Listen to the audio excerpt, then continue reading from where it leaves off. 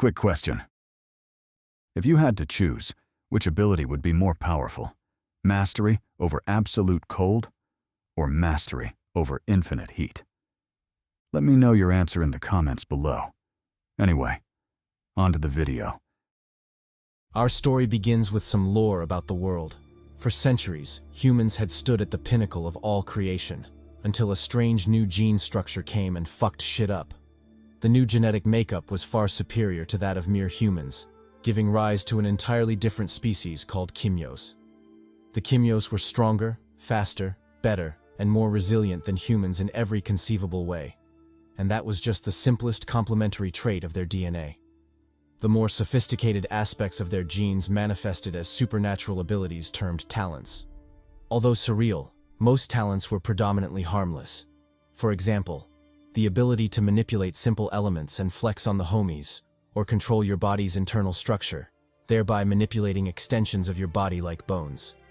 Some rare cases even involved altering the very cellular makeup of the body at will, enabling transformations into various non-human forms, like this pig bastard right here.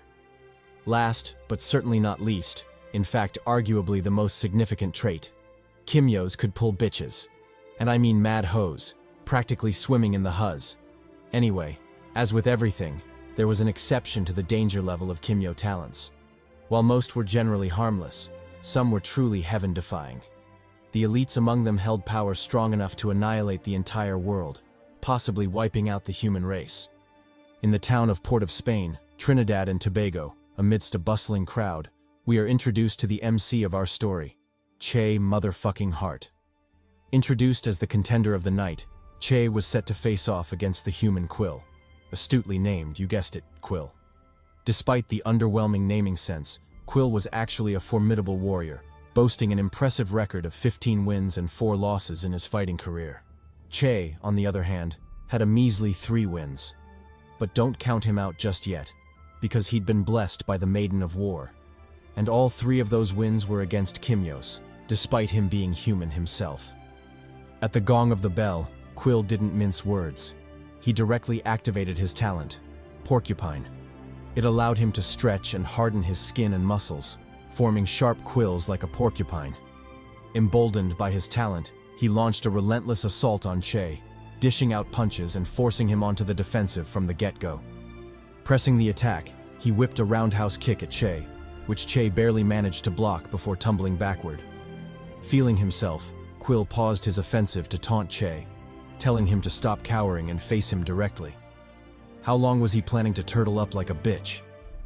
Incredulous, Che shot him a funny look. Who was he calling a turtle? Wasn't he the one with literal spikes all over his body, preventing anyone from getting close? Who was the real bitch here? Nevertheless, the challenge had been issued, and there was no way Che would cower.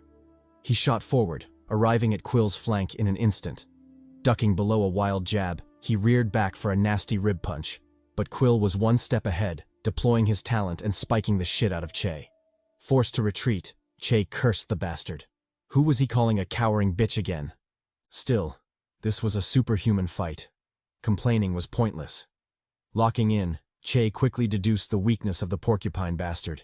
He couldn't maintain his quills for long, probably 30 to 60 seconds tops. Surprised he'd been figured out, Quill kept up his cocky bravado, taunting Che even more, telling him to come at him. Che said bet and zoomed forward, bobbing and weaving through Quill's defenses. Spotting an opening, he darted in with a quick punch, rocking Quill's shit before withdrawing just as the talent reactivated. Just like that, the tables turned, with Che dominating through careful, lightning-fast attacks. Spinning on his feet, Che lunged in for a devastating kick primed to end the fight in one move. But the smirk on Quill's lips made it obvious. This was exactly what he'd been waiting for. A trap. Sure enough, he activated his talent on his arms, waiting for Che to land the kick and screw himself royally. But contrary to his expectations, Che had seen through it. Withdrawing his attack, he landed gracefully, completing his feint before shooting forward to clock Quill in the gut. The unexpected move left Quill completely defenseless, and he was flung away like a ragdoll. Not one to miss opportunities, Che closed in with a left jab. Quill countered by activating his talent on his face, preventing any attack there. But once again, it was only a feint. The real attack slammed into his gut. Suffering 2 consecutive losses and being made a fool of, Quill finally snapped. He grabbed Che's arm and decided to play dirty, activating his talent and spiking the shit out of Che's hand, making sure the Huz wouldn't get any loving tonight. But Che tanked the pain and smiled broadly. He had him. Since Quill had already used his talent on his stomach, his jaw was wide open for a counterattack. Before Quill could curse his blunder, Che rocked his shit again, this time sending him straight to sleep. With a sickening thud, the poor bastard was laid out cold. We switched scenes to the locker room, 1 hour after the fight. Although he managed to win, Che was still just a mortal fighting a superhuman, so it was inevitable his shit would be rocked a little. He stood by the sink, nursing his wounds, while the commentary of another match echoed in the background, this one bloodier than his own, a true Kimyo versus Kimyo fight. Flexing his six-pack abs and manly physique, no homo, Che barely had enough time to admire himself before trouble came knocking. A duo of sketchy-looking dudes who clearly came for the smoke. As expected, the trouble-seeking pair clicked their tongues in annoyance before stating their purpose. They wanted compensation. Apparently, they'd bet big on Quill winning, so Che's victory was unacceptable. They threatened him to cough up cash, or else they'd really fuck him up. And he better not get any wild ideas about playing hero. They knew he was tired from his fight against Quill. Bleeding malice, they advised him to comply or face violence. Che sighed and told them to close the door. Like the iconic scene from Kingsman, he was about to manners maketh man on their asses. The goons said bet and stepped forward, whipping out knives ready for the tango. Fast forward a few minutes later. We shift to the building's lobby. Behind the counter sat a receptionist who, for lack of a better word, was hot and bothered. Seriously simping for our boy Che. Like a damsel in heat, she flashed back to their earlier encounter, her cheeks flushing at the memory. Che had walked right up to her and called her by name. Demalia. That alone was enough to get the down-bad maiden soaked. Exploiting the opening, she shot her shot, telling Che he looked particularly charming tonight, especially with the new scars, which only made him hotter. Che nonchalantly thanked her, clearly uninterested, but Demalia wasn't one to give up easily. Feigning an aggrieved tone, she invited him to a celebration party afterward, accusing him of never making time for her on the side. Didn't he know she was a prime maiden, ripe and ready to be picked? Unbothered, Che gave her the same flat reply. He'd be busy at home and wouldn't make it. Seemingly getting the hint, Demalia sighed and retrieved Che's earnings for the night. But before handing it over, she tried one last time, telling Che to look for her if he ever got cold. In other words, if he wanted cheeks, he knew who to reach. Pocketing the cash, Che said, okay. If he ever hit a drought, he'd seek her out. Then, as if remembering something, he told Demalia to send someone to his locker room. Some unfortunate souls seemed to have slipped and fell in there. Fast forward again, now to Che's home. Like a true protagonist, he monologued. Pain, although undesirable, lets us know we're alive. But why endure such pain? Why torture his body fighting superhumans while being just a mortal? He didn't say, but there was a greater motive behind it, one he hoped wasn't in vain. The following morning, a car was parked outside Che's house. By the car stood 2 figures, constantly roasting him. The woman said Che was probably inside disappointing a lady, dishing out weak strokes, which explained his lateness. The man countered that she was being too generous. No woman would tolerate Che long enough to even offer the cheeks. Exiting the house, Che overheard their chatter. His lips twitched. Did these fools really have nothing better to talk about? Ignoring them, he turned to Tevin, already knowing what was coming. As expected, Tevin called him out. He'd known Che for 15 years, and in the 7 years Che had lived in that apartment, no one had ever been inside. What was he hiding? Drugs or something? Che brushed off the accusations, got in the car, and told them to drive. Destination: the gym. Arriving at Red Ember Gym, Che looked at the building with a warm smile. This was his dojo, his home. Meanwhile, inside, an intense spar was underway. A Kimyo whipped a heavy kick toward an old man. This old man was Leo Thomas, a war hero of the Kimyo versus Human War, and the owner of the dojo. Che described him as a kind but strict man, who treated them like his own sons, and gave rogues from poor backgrounds like them a way out. As for what exactly happened in the human versus Kimyo War and what atrocities took place, that's a story for another time. Back to the spar. The Kimyo's kick was effortlessly dodged as Leo casually stepped aside. Persistent, the Kimyo readjusted and launched an unceasing barrage. Unfazed, Leo blocked and parried every strike before forcing him to retreat. Not relenting, the Kimyo blitzed to Leo's blind spot, aiming to catch him off guard. But as expected of an old man in a world where men die young, Leo wasn't to be underestimated. He intercepted the Kimyo, blocking a super punch with a single arm. Then, as if possessed by the ghost of Kung Fu, he blitzed the shit out of him, landing a flurry of punches before finishing with a savage palm strike that sent the Kimyo flying. But Leo wasn't done. Just before the Kimyo could soar off into the distance, Leo grabbed him and yanked him back into the fray. Using a judo technique, he flipped the poor bastard, sending him airborne like a hawk, only to yank him back again. Tossed, turned, and primed for a devastating finisher. The Kimyo could only watch in despair. Without suspense, Leo clocked his shit with a sidekick, laying him out flat. The force hurled him out of the arena, close enough for Che to witness his pitiful fate. Chuckling mockingly, Tevin told Che he was cooked. Once the master saw his broken face, his fate would be worse than that poor bastard. Clapping back, Che told him not to worry. He didn't need sympathy from a man-child still being chauffeured around by his girl. Fuming, Tevin took the loss in silence. Back in the ring, Leo's harsh but dedicated coaching continued. As the old man polished the young Kimyo's ass, Che and Tevin regrouped with the boys. They pitied Azam, who was getting his shit rocked by Leo. Then one of them suddenly remembered and called out to Che, telling him to get ready. The master had been looking for him. With those foreboding words, the spar ended, and Leo turned his gaze on Che, summoning him to the stage. Sweating profusely, Che stuttered a whimper before reluctantly dragging himself forward. Once there, he immediately folded under Leo's stern gaze. Like a disappointed father, Leo scolded him for his carelessness. What would happen if he faced a powerful Kimyo and ended up dead? Would he be happy then? Enraged, Leo slapped Che, venting some anger. Head buzzing and vision blurred, Che scampered away, fearing another beating. Leo sighed in disappointment, about to start the day's lesson. But before he could, a loud clap rang out, drawing everyone's attention. Following the clap came a sinister voice, asking why Leo seemed so tense. Was his age finally catching up to him? Enter the first villain of the story, Rokash Rampersad, a narcissistic bastard who'd made a name for himself in Trinidad. Recently ranked among the top 150 strongest Kimyos, his ego inflated to unbearable levels, earning him the hatred of nearly everyone. Though strong, he was now the most despised man in the country.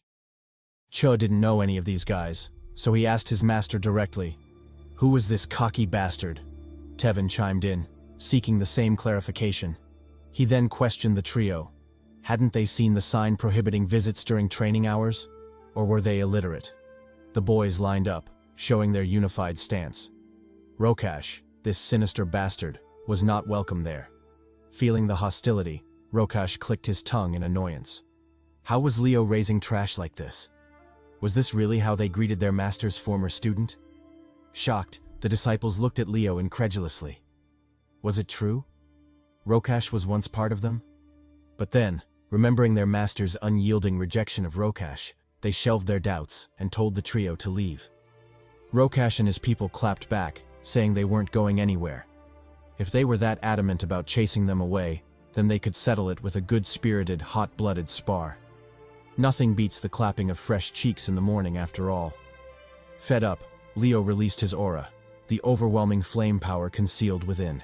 His body burst into golden flames, scorching the very air around him. Furious, he told Rokash to leave. This was his last chance. He wouldn't give him another. Though humiliated, Rokash was truly humbled by the overwhelming power radiating from Leo. He had no choice but to swallow his grievance and turn to leave. But before he did, as typical of a budget villain, he left a final threat behind. Leo shouldn't think he was hot fire, literally. The world had changed, and several formidable people had emerged. He was no longer the peak of Kimyo power, nor did he have a clue of what true strength looked like. But he shouldn't worry. because Rokash would enlighten him soon enough. Too bad that knowledge might come at the cost of his worthless life, and sooner than he thought. Having said so, Rokash swaggered calmly out of the dojo. Time swiftly passed, and soon dusk arrived. While cleaning the gym, Che's thoughts kept flicking back to the earlier altercation.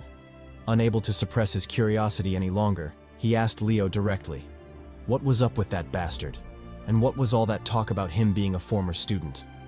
Leo replied that Rokash was indeed a former student, but his arrogance and vile nature had caused a falling out. Still, one thing remained true. Rokash was one of the strongest disciples he had ever taught. Drunk on his power and constantly craving validation, Rokash often challenged other disciples, beating them down just to prove his strength. He relished standing above others, grinning and jesting, taking his victories further and further, until he finally crossed a line he shouldn't have. One day, behind Leo's back, he organized a spar against a fellow disciple, Jacob. Things got out of control, and Rokash ended up killing him.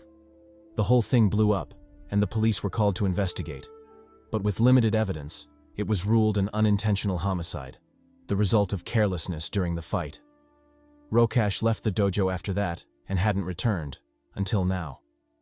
Incredulous, Che was shocked that Rokash had managed to get away with murder just like that. Clicking his tongue, he told his master not to worry. If Rokash ever showed his stupid face there again, he and the boys would kick his ass. Leo chuckled and threw some teasing jabs at him. Touched, he told Che to head out. He must have his own business to handle. Fast forward to later that day at the clinic. Coming in for a checkup, Che patiently waited for the doctor's arrival. Upon entering, the two, clearly fond of each other, exchanged some good-natured banter. The doctor reported that his daughter was pregnant again, expecting her 6th child. Shocked, Che looked at him incredulously. That daughter of his was truly a freak, obsessed with the meat. But aside from that, did he have what Che needed?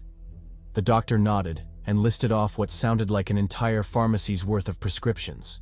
He'd even added a new drug to the mix, guaranteed to help with Che's internal bleeding. Then, remembering his last visit, he asked about Che's eye. Any improvements? Che replied that he hadn't felt any. His visibility was still at 60%.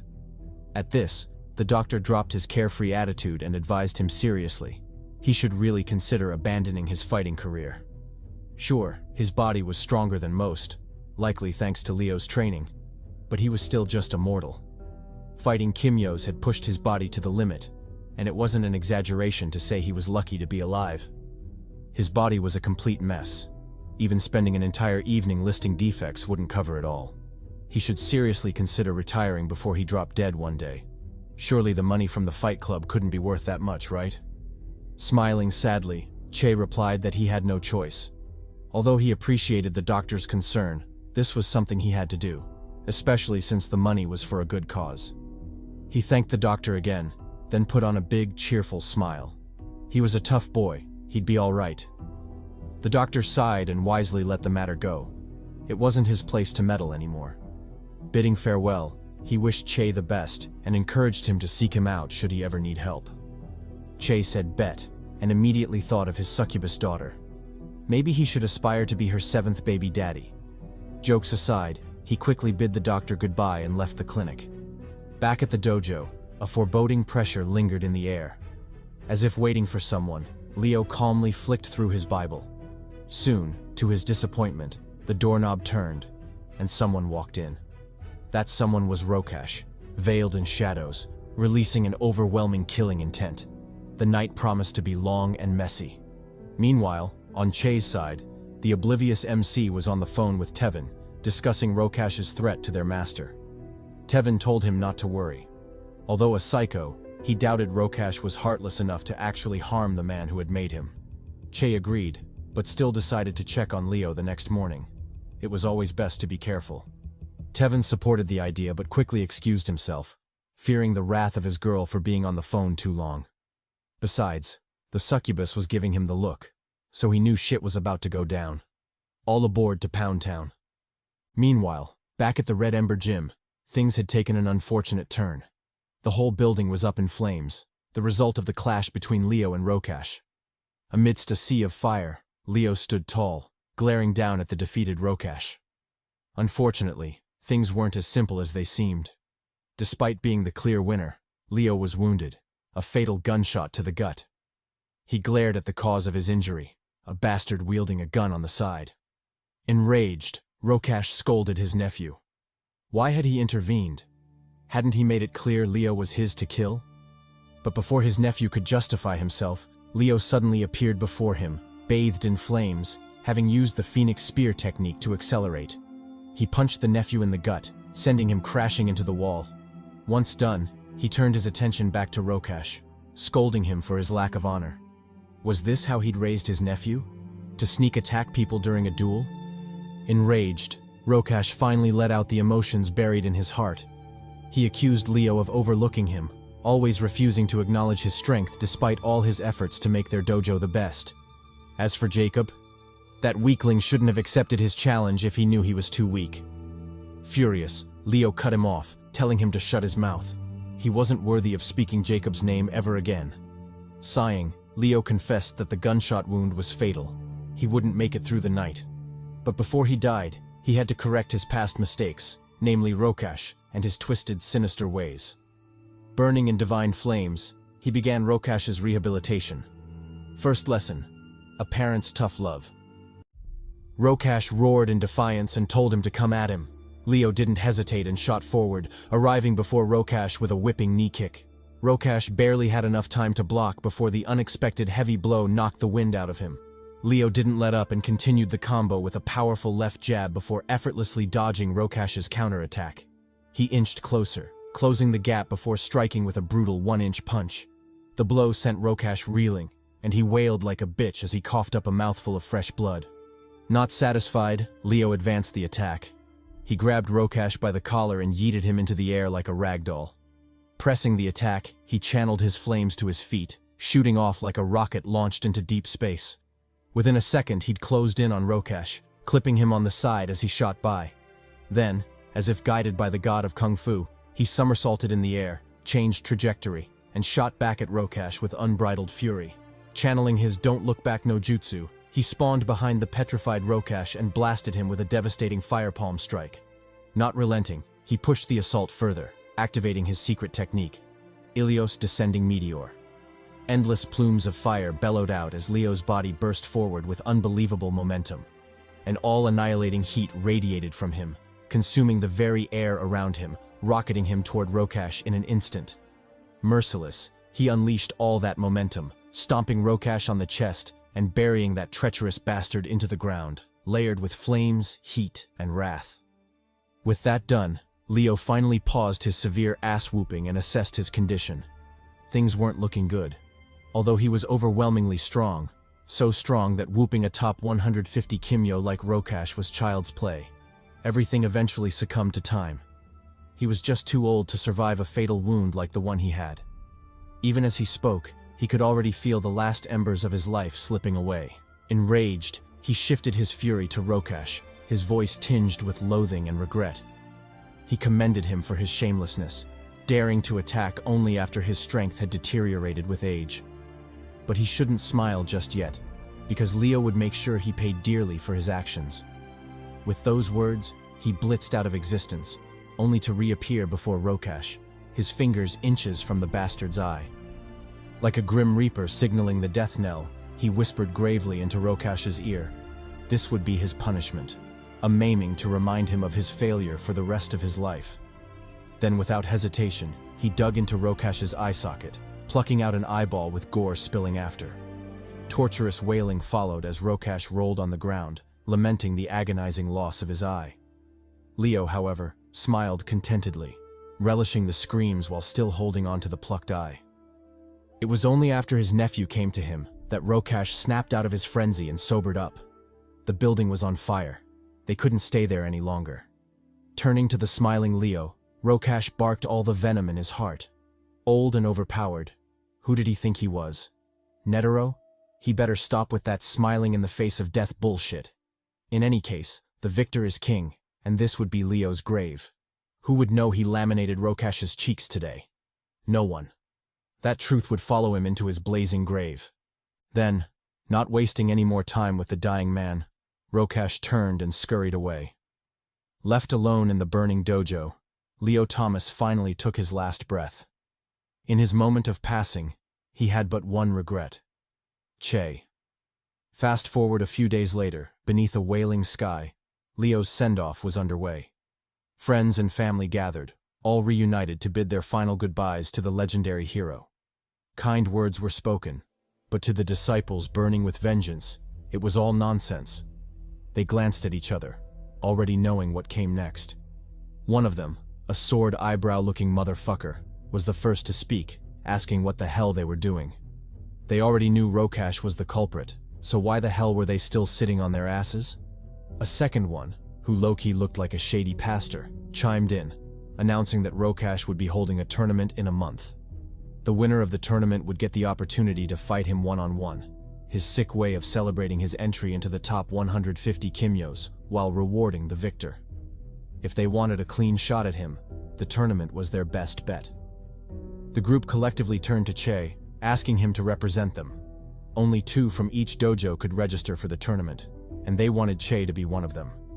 Amused, Che asked what the hell they were smoking. He was the only one in the group without powers. How did it make sense for him to register? Tevin stepped in, glazing him a little bit.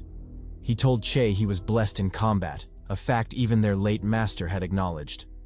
Although no one knew why the goddess of war favored him so much, handing out cheeks of talent whenever he asked, the fact remained that he was the most gifted of them all. If he represented them, their chances of winning would surely rise. Besides, he wouldn't be alone. Tevin would fight alongside him, and their master's vengeance would be just around the corner. Che looked up at them and agreed without hesitation. They already had the who, when, and where. So what the hell were they waiting for? Cheeks needed to be clapped. Meanwhile, on Rokash's side, the treacherous bastard was swimming in PTSD. Memories of his ass-whooping kept flashing through his mind, making his grip on the armchair involuntarily tighten. Though enraged and embarrassed, he couldn't do anything about it. He'd lost miserably to the geezer Leo Thomas. Consoling himself, he decided to wait for the tournament. Maybe by then the sickening defeat in his heart would have disappeared. Fast forward 4 months later, at the Rokash Combat Stadium, the venue for the fight. The whole group had assembled, including Tevin's girl who, from this angle, looked hella thick. What a lucky bastard. Speaking first, the sketchy pastor informed Che and Tevin that he'd already booked a changing room for them. All they had to do was register and wait. But he advised caution. The first day was stacked with heavy hitters, the tournament's way of building hype. Picking up on this, Tevin's girl glared daggers at him. She warned him to be careful, or else she'd kill him herself. As for the consequences of getting hurt, he already knew. No sucky for an entire month. The gang burst into laughter at Tevin's predicament. They wanted to roast the simp, but an announcement from the TV caught their attention. The news feature was about their mortal enemy, Rokash Rampersad. Unbridled killing intent filled the room as the gang collectively turned to the screen. Their faces twisted with murderous rage, seconds away from crashing out. But as expected, the TV was an inanimate object, uncaring of their feelings, so the feature rolled on. It introduced Rokash Rampersad, Trinidad and Tobago's first Kimyo to be ranked in the top 150 strongest fighters. Not only was he a so-called prodigy, he was also a self-made millionaire with businesses spanning multiple industries: real estate, fashion, hotels, and more. Though already a 61-year-old geezer, he was still the darling of many women, having pulled and slayed countless maidens in his time. But Rokash wasn't just about looks. He was also a formidable fighter, with an impressive record of 46 wins and only 3 losses in his professional career. It was no wonder the news called him a prodigy, minus the questionable trouble with the police over Jacob's death.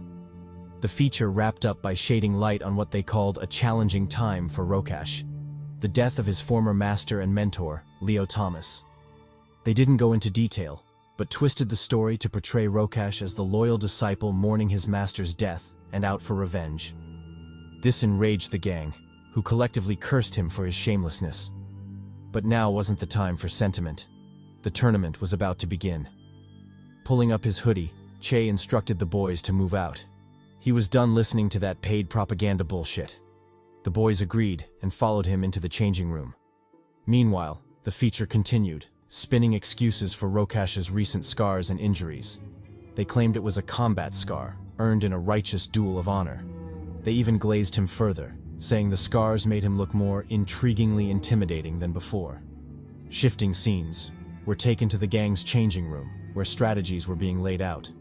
Bootleg Mike Tyson, the team's information mule, explained the tournament's specifics. Fights would be brutal contests, meaning participants were encouraged to kill each other to win instantly.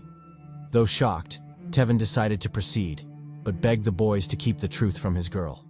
Who knew what crazy shit she'd pull if she found out? Actually, he did know. No sucky for an entire year. That is, if she didn't kill him first.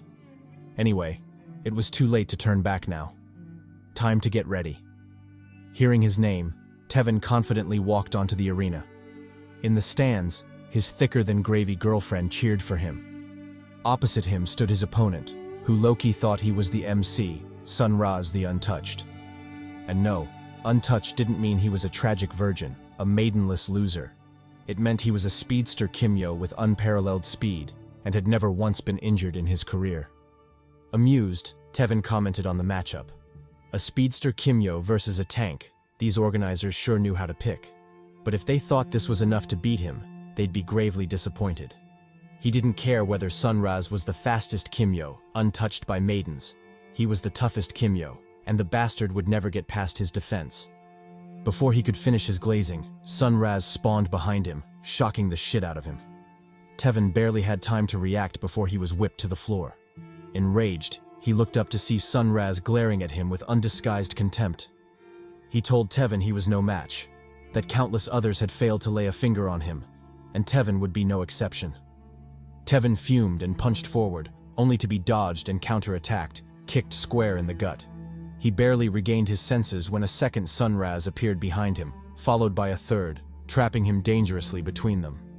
CHADY Pastor, the group's strategist, explained what was happening. Sun-Raz's talent was called Image Fusion Threshold. In short, he moved so fast his afterimages had time to materialize, creating duplicates of himself. Could that information help Tevin? Hell no. The homie was already getting his shit rocked. Chase shouted for him to get his guard up, but Tevin shouted back that he was trying. The untouched bastard was just too damn fast. All he could do was grit his teeth and take the beating. As the punches and kicks rained down, fury built in Tevin's heart. His girl was in the stands, watching him get clowned. How could he allow that? Locking in, he began his Kimyo transformation. With a deafening roar, he unleashed his energy, blasting Sun-Raz back. Under the shocked gaze of his opponent, he revealed his true form, Rhino Hide, a talent that let him create a protective shell over his body, massively boosting both defense and offense.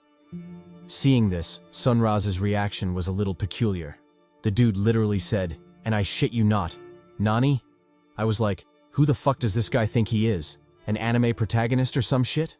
In any case, his questionable response didn't stop him from acting accordingly, narrowly dodging Tevin's mighty punch. The force from that single punch kicked up dust storms, showing just how mighty the transformed simp was, and delighting Sun-Raz for his astute decision to dodge. Otherwise, his shit would have been baked. But even then, things weren't as hopeless as he'd imagined. Dodging another jab, he quickly activated his talent, zooming away from Tevin and buying himself enough breathing room to think. Through the MC's insistent chatter, he finally gleaned the details of Tevin's talent, and he could sum it up in one word: brute. The dude was basically a walking war machine, but instead of despairing, Sun-Raz became elated. Though tanky, Tevin was now even more vulnerable to his speed than before, his agility greatly reduced because of the thick armor.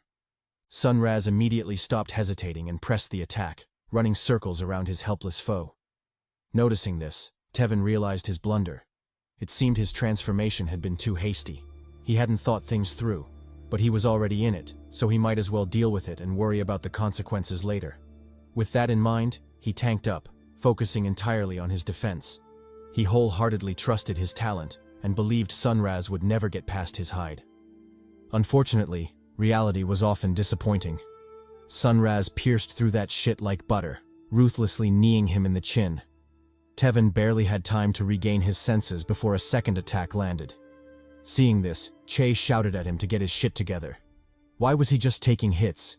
Had he forgotten the master's teachings? Find the opponent's weakness, goddammit. According to Leo, talents were exactly as their name suggested, talents. They could either be nurtured or neglected, but one thing always remained the same. Every talent had a weakness. In some cases, the talent's greatest strength, when looked at from another angle, became its greatest weakness. He called that the blind spot of talents. Reflecting on this teaching, Tevin continued his desperate struggle, clumsily fending off Sunraz's barrage while trying to find his weakness. He endured several more rounds of ass-whooping before a feasible solution finally emerged: destroy the ground.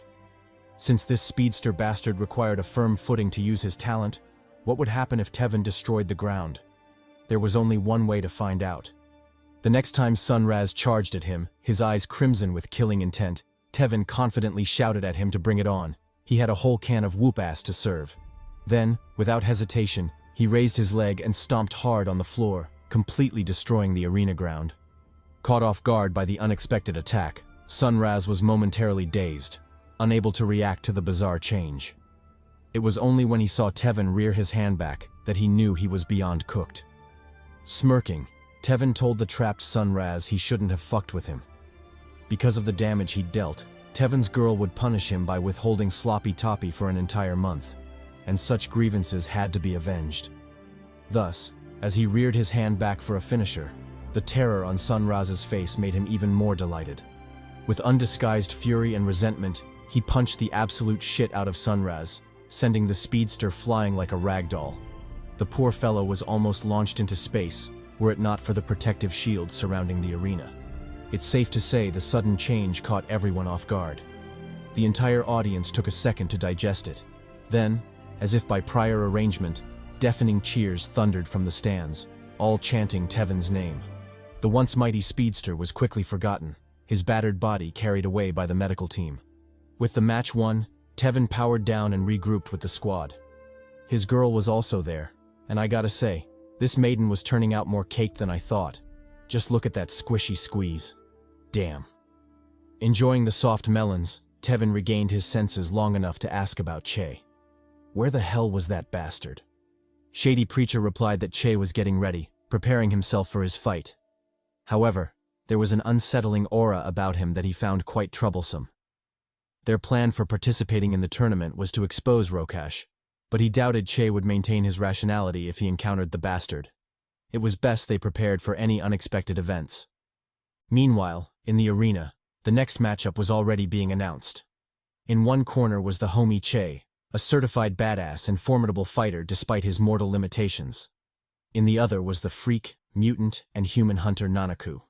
The dude was a bona fide psychopath, only participating in BC battles to kill and torment his opponents. Sensing the overwhelming malice, Che instinctively frowned. This bastard. Just how many people had he killed for his aura to be that bloody? Nanaku, however, ignored his disgusted face and expressed his frustration. This was meant to be his big debut, his great name resounding all over Trinidad and Tobago. How dare they match him up with a mere mortal? Were they fucking with him? Well, it didn't matter. He'd just kill Che and move on to bigger prey. As for Che, this talentless loser, he was already a dead man. Why would he bother with an appetizer cheek meant to be clapped while he waited for better prey? He was already being generous by granting him the opportunity of dying by his hands. Che listened to the diss and warned sternly that Nanaku should get the hell out of his way. He had family business to handle. Nanaku replied with a mocking chuckle. If he wanted him out of the way, then he had to come and do it himself. Thus the duo squared off, beginning the bout as soon as the gong rang. Nanaku opened with a claw strike, but Che easily parried that shit and countered with a gut punch. Dodging, Nanaku sidestepped and grabbed Che's hand, opening him up for a counterattack. But Che reacted quickly, freeing himself and whipping a roundhouse kick toward Nanaku's face. Forced to block, the fish bastard parried the attack before continuing his offensive. Meanwhile, by the sidelines, some interested parties were paying close attention to the fight. One of them was Rokash, who recognized Che as Leo's disciple. The others were the squad, loudly cheering for their boy and hoping Che would win. Taking advantage of the moment, Sword Eyebrow Dude asked Nanaku's team what talent he had. Was he a shark or something? Nanaku's boy, smirking coldly, told him to wait and see. His question would be answered soon enough. Sure enough, things were heating up in the arena. After exchanging multiple moves, the duo upped the ante with Nanaku whipping a kick toward Che. The latter barely dodged by leaning back, then capitalized on the opening and rushed in for an elbow strike, forcing Nanaku into defending. The two exchanged several more intense blows before meeting halfway with palm strikes. Leaning closer, Nanaku taunted Che. How did it feel to smell his own death? Had he ever thought he'd die so pathetically? Well, he shouldn't be sad. He wasn't the only one. Several others had died by his hands, and Che would just be another. But before he croaked, shouldn't he show a more terrified face? How could he relish his death otherwise? Che clicked his tongue in annoyance and tuned out the psycho. His only reply to Nanaku's creepy words was a vicious stomp on the chest, sending the bastard flying. Regaining his composure, Nanaku shrugged off the blow and tore off his shirt. This was exactly what he loved most, a prey that fought for its survival. Well then, should they get serious? It was about time he grilled the marinated cheeks. Ignoring the sussy comments, Che issued his last warning. Nanaku should really get the hell out of his way. He had a mission to accomplish. Still confident, Nanaku repeated his previous answer. If Che wanted him gone, he knew what to do. Che didn't hesitate. He punched forward, clocking Nanaku in the face. However, contrary to the dazed reaction he expected, the shark bastard burst out laughing. Was that all he had? Feeling an ominous premonition, Che immediately ducked, narrowly avoiding a lethal claw to the neck. If he'd been a second slower, the attack would have ripped out his throat. Nevertheless, he quickly calmed himself and countered with a backhand elbow strike, rocking Nanaku a little. Fed up with the games, Nanaku gave Che the Wayne Brady special, choking a bitch. He lifted him into the air, smirking evilly at the trapped prey. Then, without hesitation, he clawed into Che's chest, slashing out a gash of flesh. Terrified, the gang turned pale at the sight. Who knew things would change so drastically? Nanaku's boys, however, laughed mockingly. This was just the beginning. Things were about to get more interesting. Back in the arena, Che distanced himself to recover. Nanaku didn't pursue him, and instead shifted his attention to the sputtered blood. Slurping it up, he taunted Che, saying his blood tasted delicious. Wouldn't it be better if he bled more for him? Che ignored him and checked his wound. It wasn't looking good. The shark bastard had ripped through his armor and shredded his flesh. It would be a miracle if he could exert even 50% of his power. Nevertheless, the mission had to continue. He changed his strategy, opting to run down the clock. With that in mind, he attacked passively, throwing punches only when cornered. Of course, Nanaku picked up on this and advanced mercilessly, palming Che in the face. He chained the attack with a flying sidekick, yeeting Che halfway across the arena. Bloody and battered, Che shakily rose to his feet. He expected a finisher attack, but Nanaku's advance never came. Instead, the psycho went for the sputtered blood, slurping it up with delight. Delirious, Nanaku quivered in ecstasy, thoroughly enjoying the taste. His throat continuously gulped as he lost himself in the feeling. Finally, just as I was about to question what the hell was going on and chant, "Why are you gay at this freaky bastard?" he regained his senses and faced Che. With a psychotic laugh, he charged forward, yelling that he couldn't decide what to do anymore. Should he pin Che's head on a spike or store his heart in a jar? He couldn't decide, and it was driving him crazy. Taken aback by the psychotic behavior, Che hit him with the "don't get close no jutsu." He distanced himself from the lunatic, preparing for the next stage of the fated fight. Nanaku, on the other hand, pressed his advantage, clipping Che on the cheeks, thigh, and arms. He constantly advanced the attack, leaving Che no room to breathe. Finally, when he'd drawn enough blood, he hit Che with some wordplay, some budget Shakespeare-level poetry. The more you bleed, the less you breathe. I get what he means by that, but damn, isn't whooping his ass enough? Why does he have to recite poetry while doing it? What disrespect. The gang, witnessing Che's utter destruction in the arena, shouted for him to lock in. Did he forget the master's teachings? He should find the blind spot now, goddammit. Nanaku's boys, however, laughed at their futile and pitiful resistance. The hunting ground had already been set, and there was nothing they could do about it. Hearing those ominous words, Louise, the sword eyebrow dude, wondered what the hell they were talking about. What hunting ground? Exactly what were these bastards planning now? The thugs didn't keep him guessing for long and explained it clearly. It was already too late to change anything anyway, so what harm would telling him do? They revealed that once Nanaku draws first blood, the fight is essentially won. That's because upon drawing blood, he enters a hunting state where the opponent's blood fuels his instincts, leading to a transformation. The more you bleed, the faster the transformation, and the stronger he becomes. True to this, Nanaku's aura visibly changed, pressing down on everyone. The bloody, frenzied energy terrified Che, who was trapped with him in the arena. Realizing the unfavorable turn of events, Shady Pastor proposed stopping the fight. Their revenge wasn't as important as saving Che's life. However, Nanaku's boys told him to save his breath. Like they'd said before, it was too late to stop it now. Their boy was as good as dead. With those words, one of them gestured toward the arena, telling the squad to behold Nanaku's new form, and, by extension, the destruction of their beloved friend. Following the gesture, the group flicked their gazes over, only for their faces to freeze a second later, their skin turning ghostly pale. Nanaku had transformed into a gigantic, shredded beast of calamity, towering over Che. Its roar, or whatever the fuck sharks did to exert dominance, thundered in the arena, grating in the ears of all who heard it. Without a doubt, things had taken a disastrous turn. Watching from the sidelines, Rokash chuckled at Che's plight. What would he do now? Continue fighting and die a dog's death? Or surrender and cower away like a bitch? He was looking forward to seeing his choice. Meanwhile, Shady Pastor took one look at the transformed Nanaku, and his face changed drastically.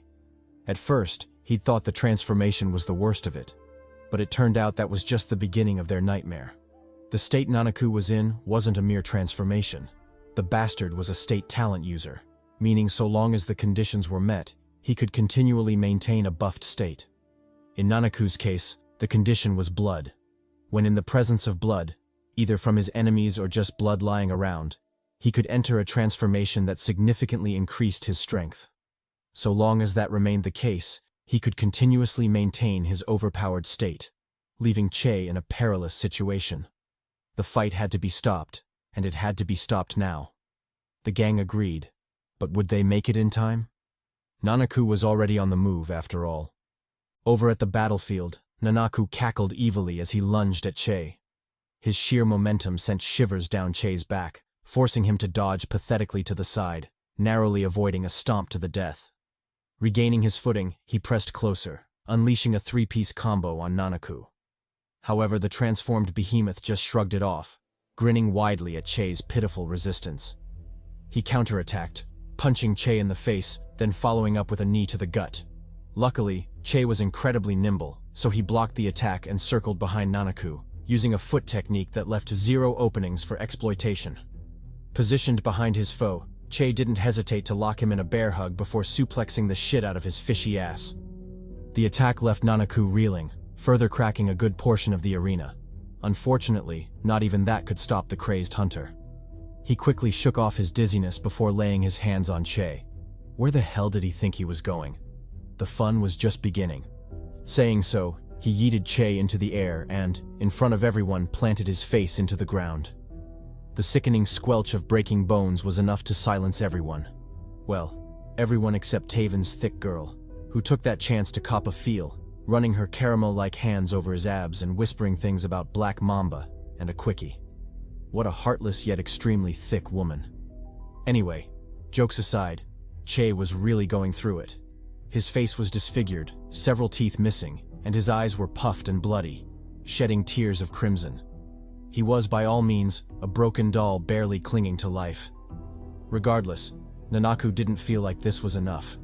He cocked his hand back for a follow-up attack, mocking Che with some dis no jutsu. He flamed him for overestimating himself, daring to face him. Hopefully his pitiful defeat would be a lesson for all those arrogant humans who believed they could stand against a Kimyo. Let his blood and death be their final warning. From then on, he vowed to kill and torture every arrogant human who dared enter a Kimyo tournament. Then, As if toying with his prey, he punched Che again, sending the poor bastard flying into the distance.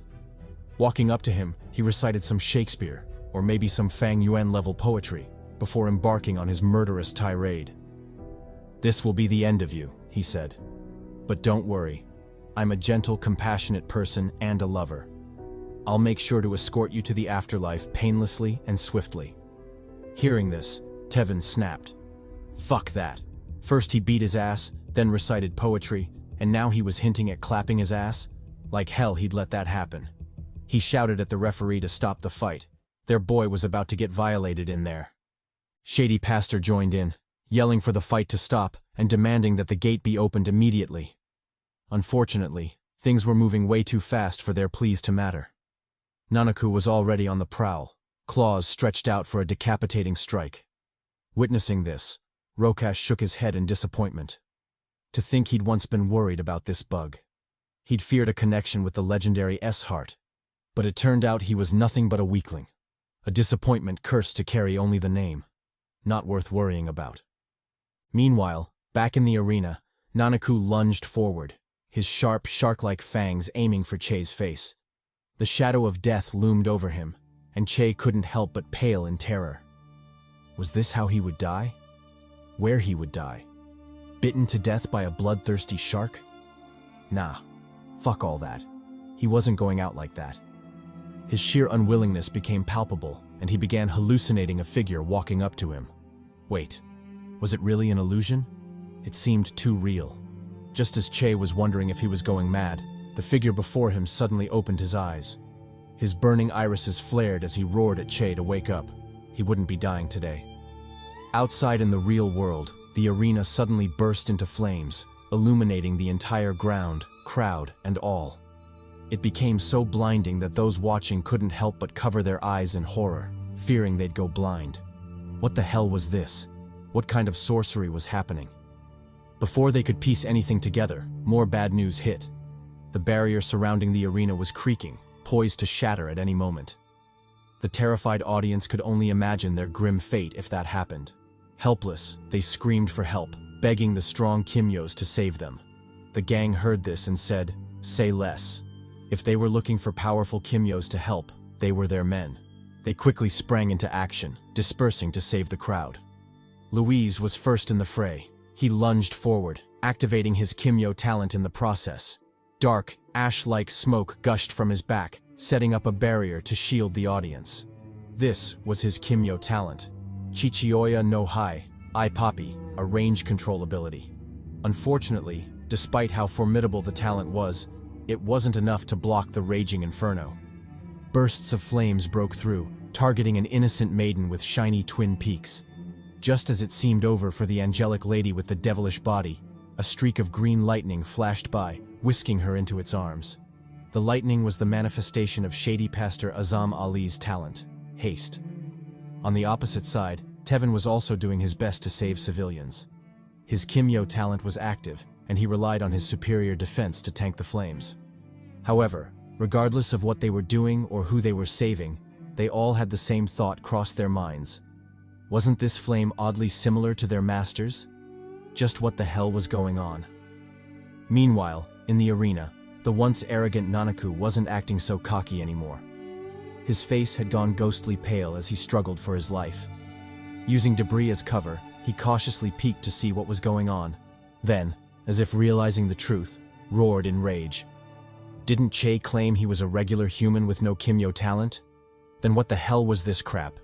Had he been deceived? Completely unforgivable. He would tear Che limb from limb for this mockery. He wanted to curse some more, but the sight before him left him stunned. The flames had died down, and Che's physique was finally visible. He looked divine, like a flame deity reincarnated into mortal flesh. Not to mention, he was packing some serious heat, literally, judging by the flames censoring the delicates. Confused by his transformation, Che took in his new form. His eyes darted across his body as he wondered why he didn't feel pain. His skin was melting, and he was on fire after all. The squad was equally stunned, unable to take their eyes off him. Was this a coincidence, or had their master done something? Che, on the other hand, marveled at his new body, feeling completely reborn. For some reason, he felt unstoppable, like he could crush anything and anyone. Speaking of crushing, where the hell was that fishtail bastard? As if reading his thoughts, Nanaku stepped forward to face him. His fury rose as he questioned Che. Had he been pretending before? Playing with him? Well, it didn't matter. He'd still kill him here. He shot forward, yelling for Che to die. From the stands, his boys screamed for him to get back. Was he insane? What the hell was he doing? Unfazed, Che watched the lunging Nanaku with disinterest. His god complex grew as he wondered how well the shark would burn. Would his skin and flesh char? Or would he be reduced to nothing but ash? There was only one way to find out. Ignoring Tevin's shouts to stop, Che raised his hand, prepared to burn Nanaku to a crisp. His palm glowed with divine might, ready to unleash hell on the ignorant foe. Meanwhile, in Rokash's private room, the villain was freaking the hell out. His scar throbbed as he suffered severe PTSD. Those flames. Was it Leo haunting him from the grave? Refusing to allow him even a second of peace? Damn that old man. Shifting back to Che, the newly risen Kimyo was out for blood. Without a shred of mercy, he lit Nanaku up, burning his fishy ass with a cyclone of divine flames. Anguished screams and pleading followed the attack, but Che ignored them and continued his merciless slaughter. Finally, when there was nothing left to burn and Nanaku's corpse was charred to a crisp, Che let up and retracted his flames. He didn't look away, as if etching the visage of the first being he'd ever killed into his memory. His eyes as cold as ice. By his side, Tevin watched the whole thing unfold in shock. He didn't know it then, but later in life, he would realize this moment marked the descent of Che Hart into darkness. So many regrets would accompany him with age, but this was undoubtedly the worst of them. Maybe he should have tried harder to reach out to Che, to let him know he wasn't alone, that it wasn't his burden to bear alone. Leo had been their master too, and it was on all of them to avenge him. If only he'd said that. If only he'd stood by Che's side during that troubling time. Maybe things would have been different. Maybe the world wouldn't have been painted with the blood of those he killed. Maybe he wouldn't have become humanity's greatest enemy. Too bad the past couldn't be changed, and all he had was the present, or, in this case, the future. Because these were the regrets of future Tevin. For now, however, they were still in the past. So it was better to slow down and enjoy the story gradually. With the death of Nanaku, a tense silence spread through the arena. There was always a chance of death in these battles, but no one thought it would come so quickly, or so brutally. It took the audience a good while to even register what had just happened. Meanwhile, the culprit stood there unfazed by the stares burning into him. He casually powered down, dismissing the flames that cloaked his body. With their disappearance, the details of his talent became visible. It was the Ilios Phoenix Flame, or Sunfire talent. It allowed the user to enter the Ilios state, the same divine flame form seen earlier from both Che and Leo Thomas. In addition, it was categorized as one of the original 4 great talents. In other words, Che was about to pull mad bitches, burning maidens left and right. Okay, maybe not burn, but grill. Dude was about to grill some Caribbean cheeks. Moving on. Che, humanity's future greatest nemesis, finally retracted his talent and dropped to his knees. The strain from being in the Ilios state was far more draining than he'd expected, almost knocking him out. Luckily, he had just enough energy left to stay conscious, barely warding off the dizziness. Seeing this, Tevin snapped out of his shock and ran over, a cloth in hand. He hadn't forgotten that Che was still butt naked, showing his ass to literally thousands of people in the stands. Handing the cloth over, Tevin asked if he was okay, if his wounds were healing.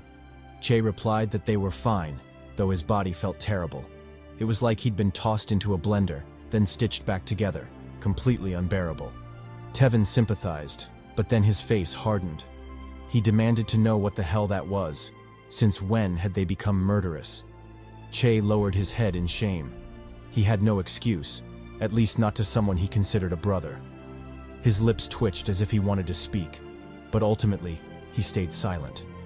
Just as the tension between them started to thicken, a loud explosion went off in the room, drawing everyone's attention. The blast came from the private lounge reserved for Rokash. Realizing this, Everyone focused in that direction, including the cameras filming the live broadcast of the event. Che and the gang did the same, their eyes burning with murderous intent. As all attention zeroed in on the lounge, Rokash suddenly emerged, his aura radiating boundless joy. To think that bastard Leo actually had such a hidden card up his sleeve. What a cunning old fox. Gazing intently at Che, he roared, demanding to know how Leo had done it. How had he transferred his power to him? Would Che tell him, or would he have to pry the answer from his tortured corpse? Che didn't flinch. He met Rokash's gaze directly and warned him not to speak his master's name. He wasn't worthy of it. Laughing mockingly, Rokash asked what he would do if he did. Would he fight him? Did he really think that just because he got a little bit of power he was all that? Super hot fire? Nah, fuck that. In Rokash's eyes, he was still nothing more than a bug. He sneered, recalling him clearly. The inconsequential human who always clung to Leo's side. The powerless mortal who didn't even qualify to lick his feet. Gaining a talent didn't change that. At best, he was just a slightly bigger cockroach, still inconsequential and easy to kill, just like his master Leo. The moment those words left his mouth, loud gasps thundered across the arena. The crowd was stunned. Leo, the war hero, killed by his own former disciple? And that same disciple dumb enough to confess live on national TV? What a dumbass. Speaking of dumb, what kind of sins did this dude commit in his past life to be born that ugly? I know it's just a drawing, but damn, isn't that too much? What an unlucky bastard. Anyway, back to the drama. Ali, the shady pastor, practically rejoiced at Rokash's slip-up. They'd planned to beat the confession out of him, but who would have thought the cocky bastard would out himself? Wasn't this gift from Lady Luck a little too generous? What was next? A group of big booty Latinas calling him Papi. He wouldn't mind. He'd gladly manifest that shit. Anyway, back to Rokash, the still taunting fool. He kept shouting insults and daring the squad to come at him. He didn't fear their smoke, he welcomed it. He didn't mind sending them to an early reunion with their master. His taunts only stopped when his bodyguard revealed the grim truth. The idiot had just confessed to murder, on live television. Rokash's grin vanished. His brows tightened instantly.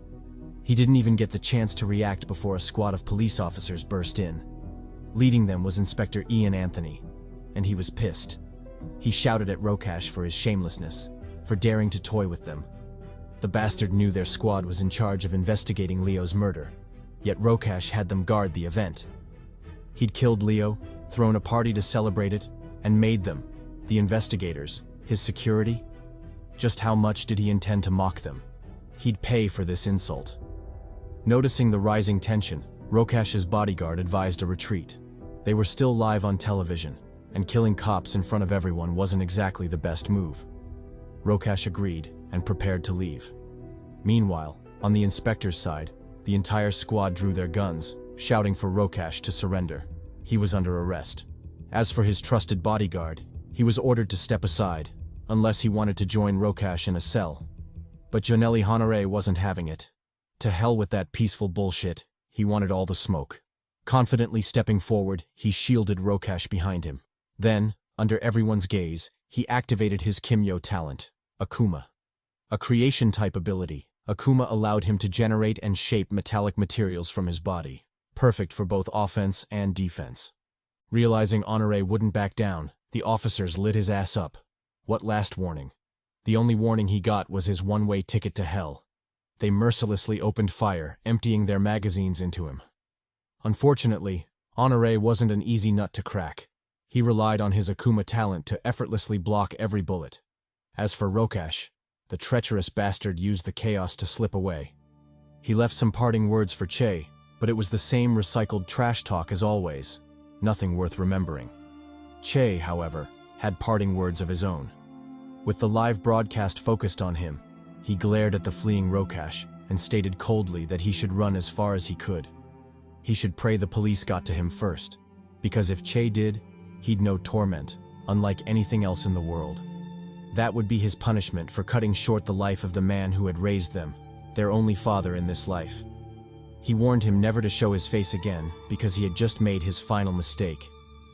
Oh, and since the broadcast was still live, He'd like to give a shout out to Ray and Antoine. Nah, I'm just fucking with you. But kudos to anyone who got that reference. Back to the story. Rokash grinned sinisterly as he made his escape. He wasn't worried about Che's threat. In fact, he welcomed the smoke. So what if he'd killed the wolf and spared the cubs? What could they possibly do to him? They were just weaklings. If the opportunity came, he'd crush them completely, along with their stupid superhero poses. Who did they think they were? The Avengers. Fast forward 4 months later. The incident hadn't died down. It had only escalated. Rokash was still in hiding, evading the police and the domino effects of Leo's murder. After his open confession, the world now knew his crimes, and that a Kimyo had used his powers outside the arena to kill someone. This led to widespread panic and fear among the general populace, fueling growing tension between humans and Kimyos. Several skirmishes broke out, and this was just the beginning. Across the country, bans on Kimyos and their talents grew harsher, further deteriorating the situation. It wasn't an exaggeration to say that things were hanging by a thread, and another Kimyo versus human war wasn't far off. Such was the state of the world. Watching all this unfold on a smartphone, a lone figure sighed in annoyance. Kimyos and humans fighting? Discrimination and vigilante attacks rising? Businesses refusing to serve Kimyos because they were non-human? If they'd known the mess Rokash would create by killing Leo, they would have killed that bastard themselves. At least it would have saved the world from going crazy. Too bad it was too late now. Either way, it wouldn't stop them from fulfilling their mission. They had a task, to locate the golden boy himself, Che motherfucking Hart. Enter the main waifu of the story, and damn, she was smoking. Putting on her earphones, the waifu continued to mull over the current situation.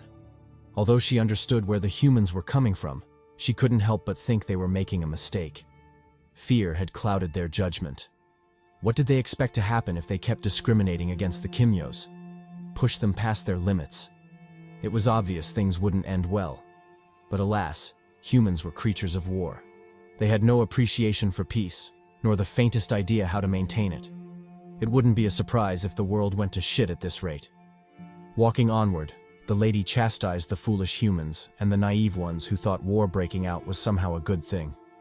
They'd been so drunk on peace that they deluded themselves into believing the last war had happened ages ago. But that wasn't the case at all. The Great War hadn't been that long ago, and the consequences and horrors it brought were still clear to anyone who paid enough attention. Speaking of war, let's dive a bit into the lore of this world.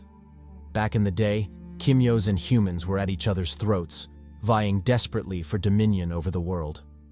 Ever since the appearance of the first Kimyo in 1542, and the subsequent propagation of their species to nearly a third of the population, they had always believed they deserved to be the dominant race.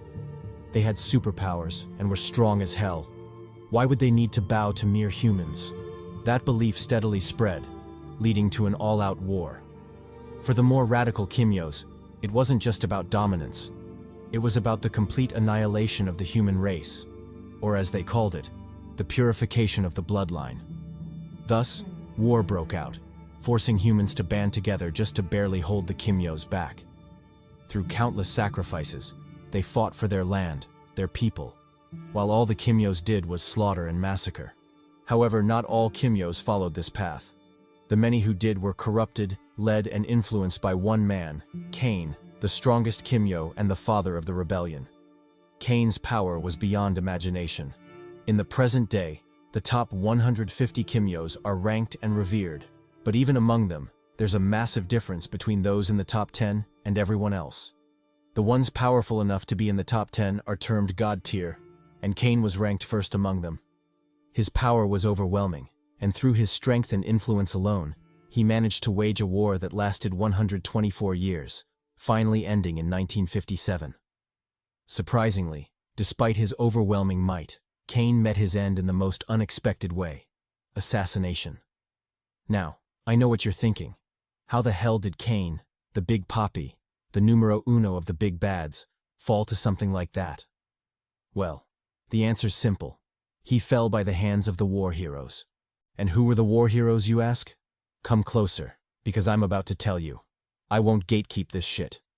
In 1942, East Kuva, Trinidad and Tobago, a group of children were assembled. Children who, unbeknownst to anyone, would one day shape the course of history. Left in charge of these kids was a menacing yet oddly seductive maiden, the lovely Colonel Catherine Forbes, better known in the streets as the Achilles. Catherine, despite her reservations, took in these kids, who were, unbelievably, new recruits for the war. In other words, child soldiers. She didn't like sending kids off to die, but the orders came from above, and the military was desperate. She had no choice. Gazing at the solemn faces of the children, she informed them that she would be their commanding officer from then on. It was her duty to make sure as many of them as possible survived and made it back home. Sure, some of them had signed up because their families and homes were destroyed, but she believed that as long as they lived, there was still hope. If they could just make it back alive, it wouldn't be too late to build another home. Growing more serious, she explained how their training would proceed. The few who were Kimyos would be trained separately from the regular recruits, but full effort was expected from both groups. Only then would they stand a chance against Cain, and maybe restore the world to the peace it once knew. Fast forward a few days later, and the story shifts to the perspective of a young trainee in the camp. After being there for a while, the place began to grow on him. He was fed, clothed, and treated well, something rare for an orphan and refugee like himself. Still, sometimes he couldn't help but wonder, why had he volunteered to come here? What was he searching for? He didn't know, but one thing was certain. He felt safe here, and that was enough. He was tired of seeing death. As he mulled over his life, a voice called out, breaking his thoughts. Looking up, he was surprised to see a girl his age, accompanied by her brother. She introduced herself as Elsa, and the boy as Kevin, orphans, just like him. They'd sought him out because he was too quiet. Everyone else was already getting along, but he kept to himself. Then, with the innocence only children possess, Elsa asked to be friends. Everyone needed company, after all. Blushing, the young boy quickly agreed, though deep down, he was a sly dog, secretly marveling at how pretty she was. Fast forward again, and trouble finally found the peaceful encampment. Several Kimyos attacked, reducing the land to a world of smoke and ash. Catherine was quickly evacuated from her tent, but judging by the scowl on her face, she was furious. How had those bastards found their location? It was supposed to be secret. Had someone snuck a spy into their ranks? If she found that bastard, she'd make sure to step on his face, which to some might sound like a reward. But fuck it, she'd do it anyway. Sensing her rage, one of the soldiers tried to cheer her up, reporting that the major had already been informed of the attack and had arrived to provide backup. Catherine visibly perked up at the news and ordered to be taken to him immediately. Enter Major Jamie Altham, better known in the streets as the Wolf Spider. Catherine met the war veteran and reported honestly, there was a spy among them. Someone was feeding intel to the enemy, including the location of their base. Jamie sighed. The last thing he wanted to deal with today was betrayal. Still, orders were orders. Headquarters was sending in an airstrike. They just had to hold out until then. As they spoke, several soldiers rushed in, bringing with them the children, except for 3, who were still missing. Jamie's expression sharpened. He commanded the troops to fall back. He'd find the kids himself. Catherine didn't stop him. She simply cheered him on, telling him to give them hell. And she had good reason to be confident. Jamie was a monster in his own right. A Kimyo. When faced with a gang of third-rate villain Kimyos, yeah, the kind that say dumb shit like this, Jamie didn't even flinch. He activated his Kimyo talent, blitzing through the crowd in an instant. By the time he paused, the entire group was bound and helpless, whimpering for mercy. Jamie showed none. He diced them like meat for the devil's dinner. Meanwhile, elsewhere in the camp, the sly boy and his newfound crush were hiding. After escaping from the Kimyos, they holed up in a crumbling building, but they both knew it wouldn't hold for long. Scared, Elsa asked if they'd be okay. The boy assured her they would, but not if they stayed. They had to keep moving. He promised to protect her and Kevin, no matter what. And just as he finished making that promise, fate laughed in his face. They were discovered. A patrolling Kimyo spotted them, forcing the trio to flee. Terrified, they ran with everything they had, But it was clear. Someone had to stay behind to buy time. Stealing his resolve, the boy told them to go on without him. He'd hold the line. Elsa tried to argue, but he reminded her of his promise. He intended to keep it. Then, to her shock, he burst into flames, charging headfirst into the fray. Using his flame talent, he unleashed chaos, burning everything unfortunate enough to stand in his path. Divine flames towered into the sky, mingled with the anguished screams of the dying. At the same time, in another part of the battlefield, Jamie was also facing off against his fair share of enemies. Crimson threads of death blanketed the ground, dicing every Kimyo that crossed his path. Then, out of the corner of his eye, he saw something that made his blood run cold. Flames. The entire camp was burning. Fearing for the missing children, Jamie finished off the remaining foes and ran toward the fire, calling their names. But nothing could have prepared him for what he found: death, flames, and destruction. And at the center of it all stood a young boy, baptized in blood and ash, surrounded by hundreds of corpses. That boy's name was Leo Thomas, and his story had just begun. Shifting back to the present, we're reunited with the homie Che Hart. After his successful Kimyo transformation, he seemed to have put on more muscle mass, practically bursting out of his tank top, with enough veins to tie down an ox. Goddamn. What didn't change, however, were his feelings toward his slain master, Leo Thomas. Occasionally, he would look at their pictures together, reminiscing about the good old days, back when it was just the three of them. How wonderful those days were. Speaking of good old days, we get another flashback to 1957, Trinidad, in the middle of the Kimyo versus human war. After fighting bravely and relentlessly against the Kimyo army, the human side was inevitably suppressed, pinned down for an eventual slaughter. Morale plummeted drastically, leading the soldiers to question their leader. When were they going to give the command to retreat? They were on the brink of being wiped out, goddammit. To this, the sergeants could only grit their teeth and tell them to wait. Help was on the way. The soldiers called bullshit on that. What kind of help could possibly turn this shitshow around? If they had that much firepower, why didn't they deploy it earlier? The sergeant simply told them to have faith. All they had to do was wait, and everything would make sense. The soldiers almost lost their shit at that reply. They were about to lose their lives. What could possibly be worth that risk? Just as they were about to crash out, an aircraft engine roared from above, heralding the arrival of reinforcements. When the soldiers saw who had come to rescue them, they couldn't help but exclaim in shock. Had that hero really come to aid them? But if so, did that mean he came as well? While they were still processing it, the reinforcement, Major Altham, also known as the Spider Wolf, let it rip, blitzing the battlefield with a machine gun. Thanks to the blessing of lead, the enemy forces were swiftly decimated, drastically reducing the pressure on the Allied side. However, not all tangos were eliminated. The big, bad, and ugly managed to survive, mounting a counterattack on the aircraft. Realizing this, Altham, the Spider Wolf, clicked his tongue in annoyance before addressing his co-pilot. It was his time to shine. The co-pilot agreed and unfastened his seatbelt, switching to active support mode. He climbed out of the cockpit, scaling up the aircraft until he was standing atop the wings.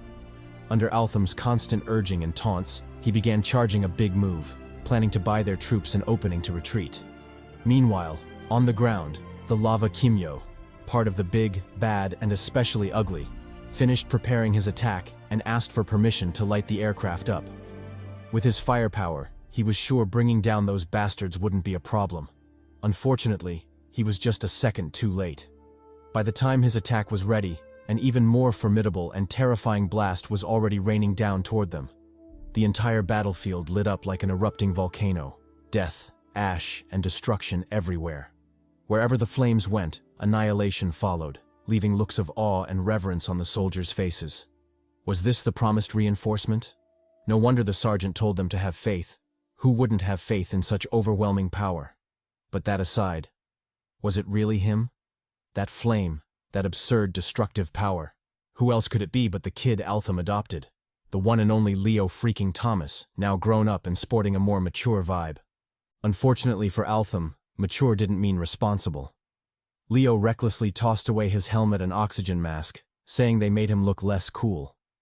What was the point of saving allies if he couldn't look cool doing it? How else was he supposed to pull bitches? To this, Altham could only grit his teeth in irritation, praying to the heavens that this thirsty bastard would grow up soon. Cursing his shitty luck, he hadn't even finished regretting adopting this maiden-obsessed lunatic when Leo came with more troubling news. He planned to jump off the plane and crash land on the battlefield, thinking he'd be more useful through a hands-on approach. Why blast them from the air when he could just blitz them with the old left-right goodnight? Incredulous, Altham told him to stop spewing nonsense. If he jumped off that plane, forget the fall, he'd kill him himself. Regrettably, Leo wasn't keen on listening to orders. How could he, when flexing and maiden-pulling points were waiting for him down below? He faked an accident before jumping straight off the plane, all under Altham's furious roars and curses. Halfway to the ground, the craziness of his plan finally hit him, and he couldn't help but regret it. Damn it, he should have at least kept the mask on. What a foolish way to go. Definitely not cool at all. Meanwhile on the ground, the Kimyos watching couldn't help but notice the absurdity, shocked that anyone could be that stupid. But hey, what did it have to do with them? At best, they could light his ass up and save him from the agony of splattering to his death. Shifting scenes, we're taken to an abandoned building at the rear of the battlefield, where an interrogation is underway. Conducting said interrogation is Major Altham, the Spider Wolf, rumored to be the last person you'd ever want interrogating you. True to reputation, the captive only endured half the torture before folding like a fan, promising to snitch on everything he knew, and even some things he didn't, just to get this psycho away from him. Altham didn't seem surprised and readily accepted his surrender. However, as he stood up, an intense killing intent flashed briefly in his eyes. He told the captive he was wise and reasonable. Too bad he couldn't say the same about the rest of his squad. Above them hung dozens of corpses, all bound and wrapped, having likely suffered excruciating pain before their inevitable demise. Grinning evilly, he told the captive to start talking. He needed to get back to the battlefield. Who knew what kind of shit show that troublesome Leo was stirring up? He had to return before the kid burned the whole place to the ground. Fast forward to after the battle. We're reunited with Colonel Catherine Forbes, and the muscle mommy is looking as menacing and sexy as ever. Joining her is the Spider Wolf, back from his mission. Impressed by his report, Catherine praised Altham for a job well done before shifting the conversation to Leo, asking how he was doing. She'd heard a lot of good things about him. The soldiers couldn't stop glazing him, especially the maidens, who thought he'd grown up into a total poppy. Altham replied that Leo was faring well, albeit a little careless, but he was confident the boy would grow out of it soon enough.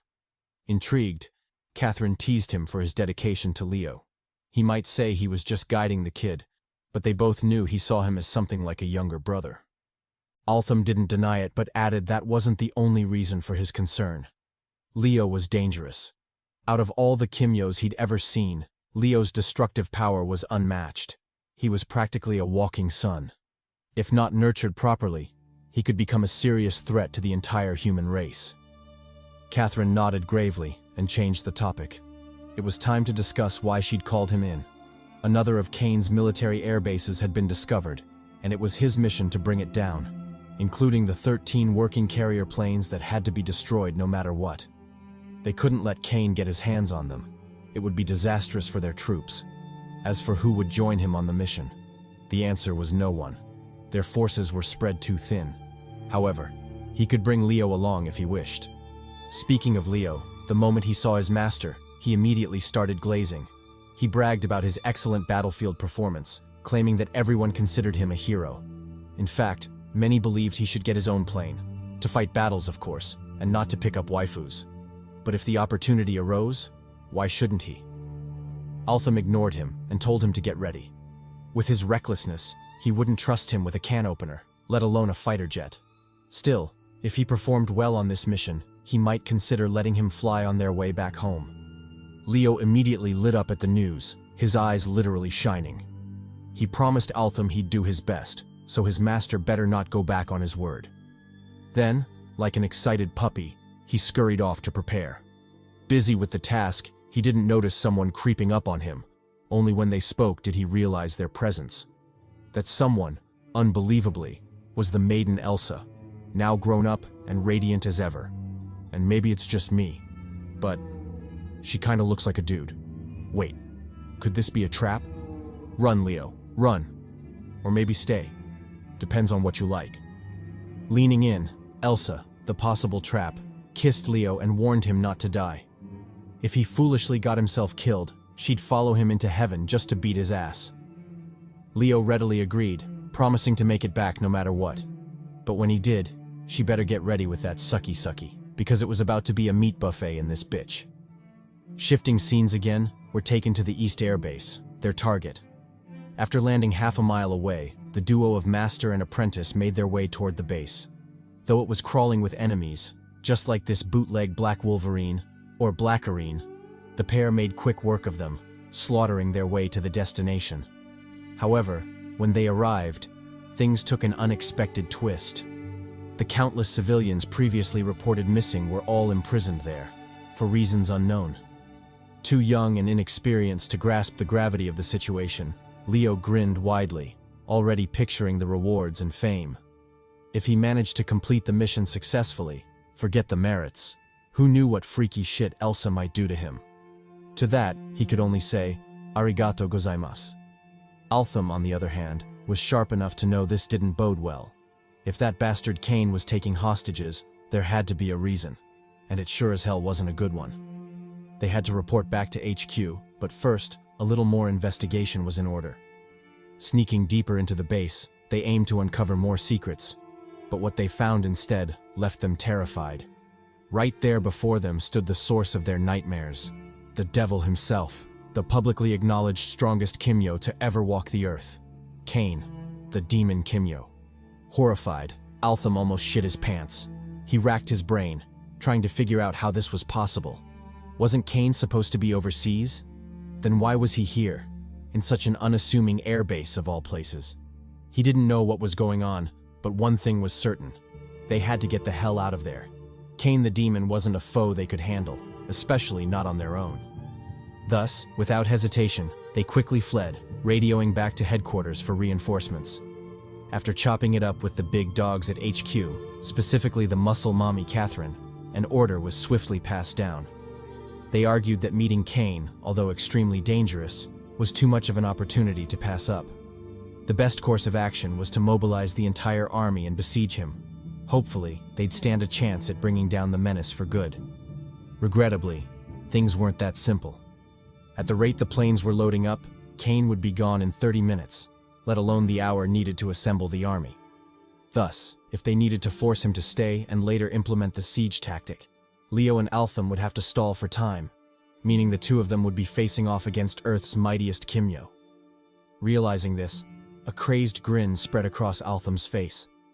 To face off against the strongest and hopefully not die. Could there be a better legacy than that? And even if they did die, could there be a better death for war dogs like them? He welcomed the challenge. His fighting spirit surged. Acting on that hype, they set to work. First blitzing the shit out of Kane's men.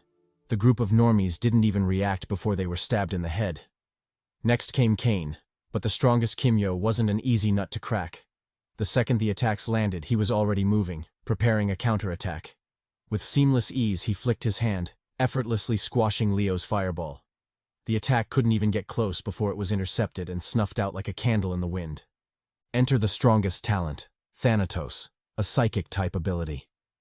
The exact details had never been accurately recorded, but the general consensus was that it was powerful as fuck. When wielded correctly, it supposedly had the power to end all life on Earth and anywhere else. In short, Kane was him. And so long as he lived, he'd undoubtedly be the biggest cheek clapper on the planet. Back to the fight. Kane finally broke his silence. His voice was grating and layered, sounding like 1,000 souls talking simultaneously. If that's hard to imagine, picture me and my 1,000 huzz whispering in your ear. Because, as we all know, I get bitches. Anyway, with that grating voice, Kane asked who they were. The army? Feeling the pressure and trying to diffuse the tension, the duo replied jokingly that they were evangelists, here to chat about their Lord and Savior Jesus Christ. And if he wasn't of that religion, he should forget the joke and come at them. Kane said, "Bet," and squared off, finally giving a full view of his magnificence. Turns out he was a 7-foot behemoth, which, in my opinion, is unnecessary. No one needs to be that tall, especially if he's already this cool looking. Come on, can he leave some maidens for us? How are short kings like us supposed to clap with such competition? Anyway, Short King rant aside, the face-off continued. Through his weird demon-like face, Cain demanded an answer. Were they from the army or not? Or alternatively, were they just two random soldiers who'd snuck in to pledge allegiance to the mighty him? Altham replied that they were neither. They were just two reckless fools who'd come in search of a good fight, and, if necessary, a good death. Cain picked up on their sarcasm and decided not to waste any more time. He stretched out his hand and activated his talent, Thanatos. Loud warning bells sounded in the duo's minds, forcing them to dodge frantically. In the spot they'd once stood, a huge explosion carved out a massive crater. The duo sighed in relief, but Cain wasn't done. With another flick of his hand, the ground tore apart, writhing to life like it had a mind of its own. Their target was Leo, dazed and confused by the absurd changes. Just as the wave-like concrete was about to smash him whole, Leo finally snapped out of it and evaded successfully, using his Ilios talent to propel forward and barely save himself. However, Cain wasn't keen on letting him escape. For every wave Leo dodged, 3 more took its place, soon trapping him in an ocean of concrete waves. Things became increasingly dire, leaving Leo with no way out. Finally, after a careless mistake and some bad luck, Leo's leg was trapped, leaving him at the mercy of Cain's barrage. The concrete waves closed in around him, sealing him in a tomb of stone and death. Luckily, Leo wasn't alone. In his time of need, his master answered the call, pushing his power to the limit. Exerting maximum force, Altham swung his strings like a madman, successfully dicing through the concrete. In addition to freeing Leo, he diverted some of his strings toward Cain, foiling his ambush with the giant serpent. Thus, Leo was free, and once again ready to wreak havoc on the battlefield. Without hesitation, he charged Cain, shooting flame bursts through the air. As he did, Altham gave him more intel about Cain and his Kimyo talent, Thanatos. Legend had it that it was by far the strongest talent, requiring 3 talents of equal strength just to barely contend with it. Undoubtedly, it wasn't something they could handle alone, so their mission today was survival. Stall for time until reinforcements arrived. Leo nodded and fired a massive fireball at Cain.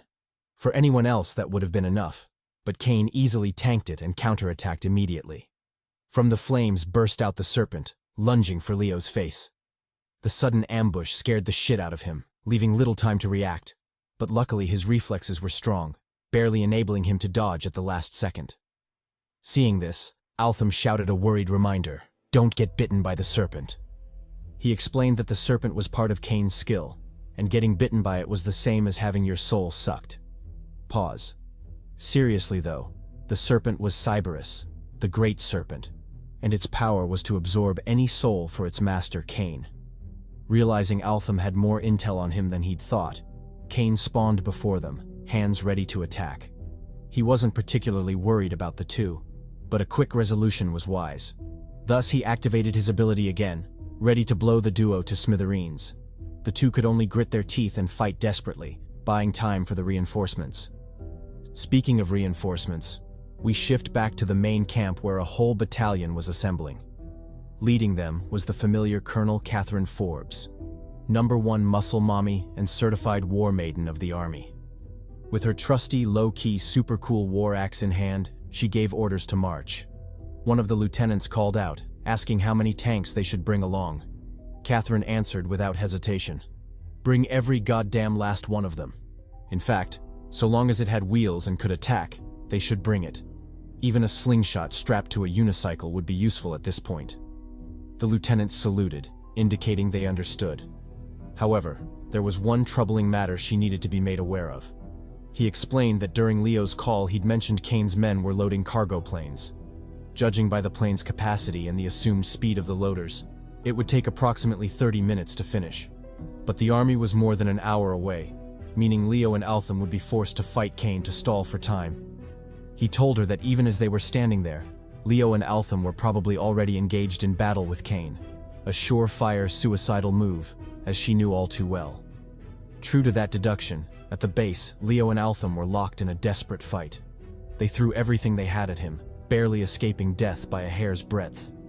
Leo charged in with a sidekick whipping toward Kane's face, but Kane effortlessly dodged, grabbed Altham, and blasted both master and disciple halfway across the room.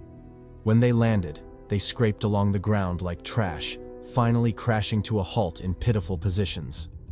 This was especially true for Leo, who, for some reason, had his cheeks arched up as if he were waiting for something.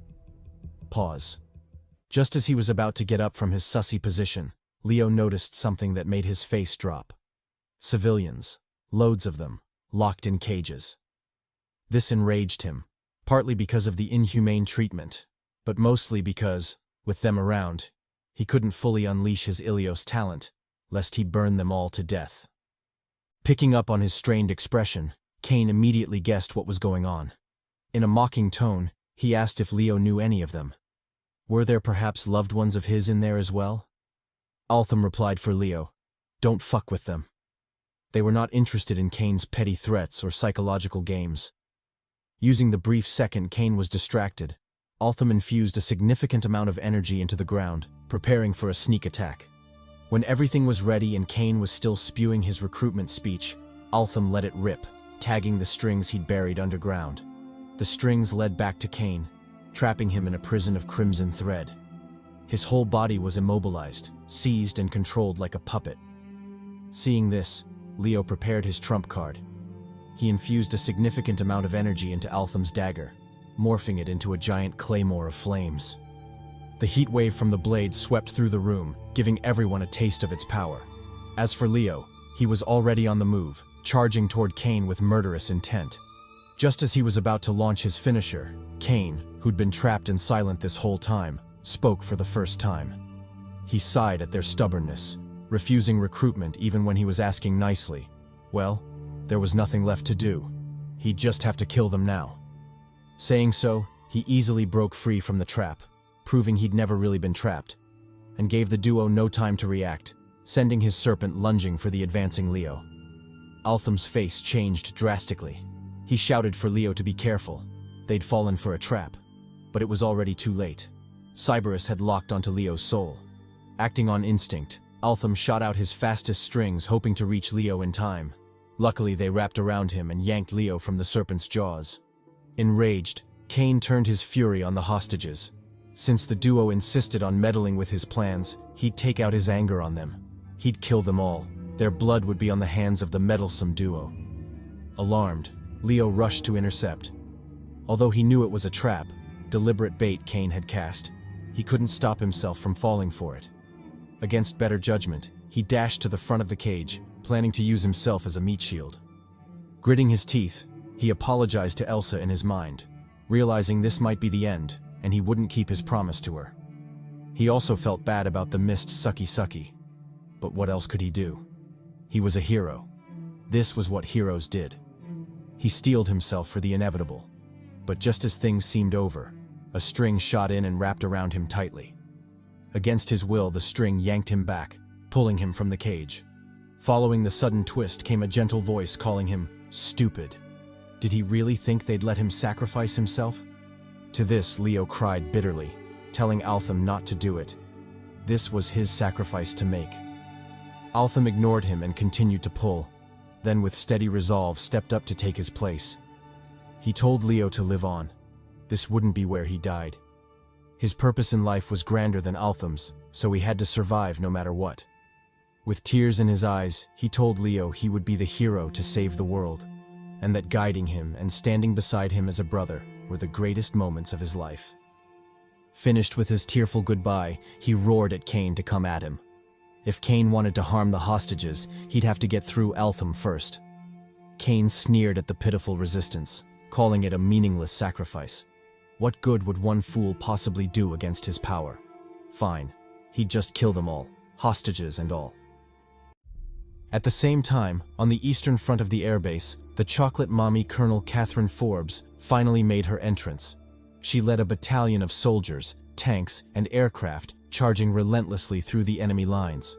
With firm resolve, but visible worry in her eyes, she urged the soldiers to get a move on, reminding them that two of their own were in danger. If they slacked off and caused the deaths of Leo and Altham, she'd personally crush them to death with her thick thighs. Speaking of thick, was it just me, or is she looking mad thick in this panel right here? There was honestly no reason to give her this much cheek real estate, but hey, I'm not mad at it. Now, back to the story. While she was giving orders to her men, one of the lieutenants called out to her, yelling that they had bad news. Kane's army had assembled on the hilltop, blocking their way to the airbase. Frustrated, Catherine clicked her tongue in annoyance and ordered her men to charge forward. A few rogue soldiers couldn't do shit to stop their advance. Meanwhile, back at the airbase, the aftermath of Kane's attack finally became visible. The whole base was a mess, completely destroyed, with the only intact place being the cage Altham had protected. He'd shielded it from Kane's wrath, but the same couldn't be said for his own flesh. His body had been cleaved in two, Gojo style, with his torso and legs chilling side by side. The scene was beyond heartbreaking, especially for Leo, who knelt defeated, mourning the death of his mentor and brother. Kane, on the other hand, didn't give a damn, and continued dissing the shit out of the slain Altham. He called him weak, with a brittle body, as expected of a lesser Kimyo. If he was that weak to begin with, he shouldn't have meddled in the affairs of the big dogs such as himself. Hearing this, Leo roared in rage. He yelled out Kane's name, pain and fury evident in his tone. Like an exploding supernova, he burst into flames, his embers scorching the entire room. Nevertheless, Kane still watched on with that same unbothered, deadpan look on his face. It was clear he didn't consider Leo a threat at all, just an insignificant bug he could crush at any moment. True to this, he leisurely gave Leo some lore about his powers. Turns out the history of the four great powers held more significance than Leo had imagined. They were, surprisingly, the very first supernatural powers to ever exist on Earth. Back in ancient Greece, before the concept of Kimyos even existed, four brothers developed the abilities that would later be termed Kimyo talents. They were Thanatos, Ilios, and two more whose identities remain mysterious for now. In a sense, the talents were siblings to each other, forever linked, and the only ones capable of truly rivaling one another. As expected, when these abilities first appeared, the people of Greece didn't know what to do in the face of such power. So, they did what humans tend to do. They treated the siblings as gods, worshipping them. Explaining up to this point, Kane wanted to continue with the lore, but Leo told him to pause real quick. Couldn't he hear the boss music playing in the background? It was time for him to power up. Saying so, he began his transformation, morphing into a half-flame, half-man deity, an omega symbol floating behind his head. He truly resembled a god, the very same kind Kane had been talking about. However, Leo was in no mood to admire his transformation. He roared Kane's name, charging at him to avenge Altham. Arriving before him, he unleashed a divine fist, blanketing the room in embers. Kane casually blocked the attack, continuing his monologue. He told Leo that they both carried the power of the gods, the talents that started it all. If they joined forces instead of standing in each other's way, they could reign again, stand above everyone as gods. Couldn't he imagine it? Mortals shaking in fear before them, nations submitting to their rule, waifus throwing themselves at them, and most importantly, clapping all the cheeks they wanted. A true cheek buffet. Didn't he want in on that? Surely he must have dreamed of tenderizing Catherine and her thick ass at least once. Well, if he joined him, he could make that happen. All he had to do was say yes. Gazing scornfully at the horny villain, Leo responded with a firm no. He had no desire to lord over others, nor did he have any particular liking for Kane as a person. Matter of fact, he actually hated his guts, believing his existence was harmful to the planet. So joining forces was out of the question. But all that aside, it seemed Kane still didn't understand the full extent of his crimes. He'd killed the one person Leo cared about the most. Did he really think he'd let that shit go? Nah. He was about to go mucho loco on his ass. Saying so, he entered his second transformation, morphing into a blue flame, winged angel of destruction. His aura became overwhelming, crushing and scorching the ground beneath him. Unfazed, Kane told him to come at him. He would make him understand the foolishness of defying him, of turning down the blissful life of Huz he'd planned for them. Leo said bet and charged forward, his thirst for revenge overshadowing his lust. Although he knew he stood no chance against Cain on his own, he was still ready to give his life in that fight. For the sake of the world and all those he cared about, he was ready to make that sacrifice. Cain welcomed his charge with obvious disdain, taunting that his death would be just that, death. There would be no honor to his sacrifice. Elsewhere, as the two titans went at it, Catherine was leading her troops through a difficult battle. She led the charge at the front, swinging her giant axe at a tank. With a deafening explosion, the tank was blown to bits, obliterating all enemies inside. Then, without so much as a glance backward, she continued her charge, yelling for her men to push through.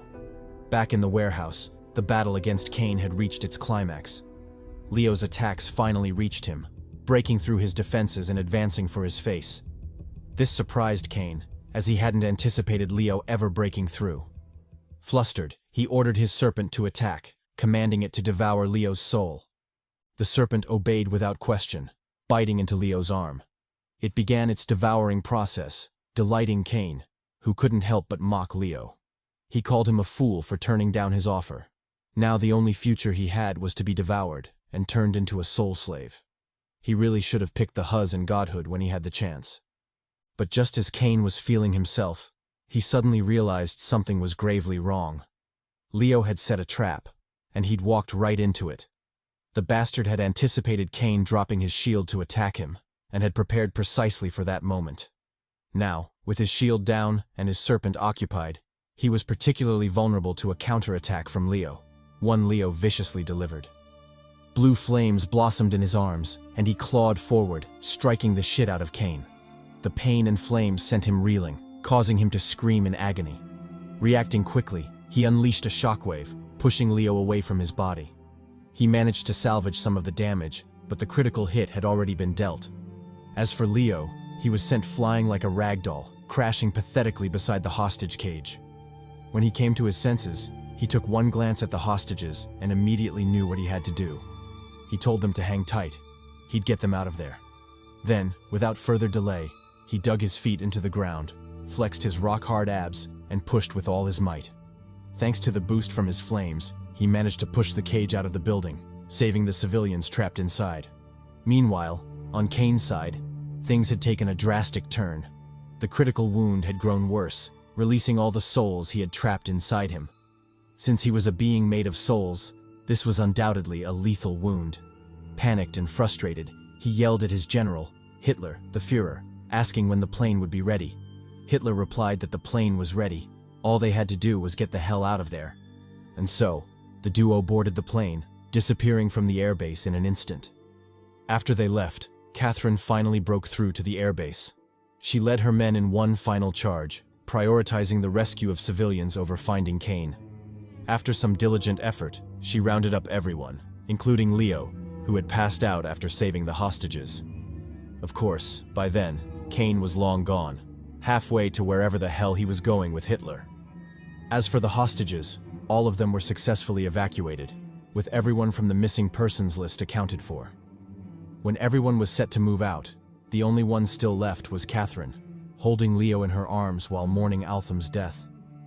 I don't know what kind of relationship they had, but judging by the tears, the dead homie was definitely tapping that.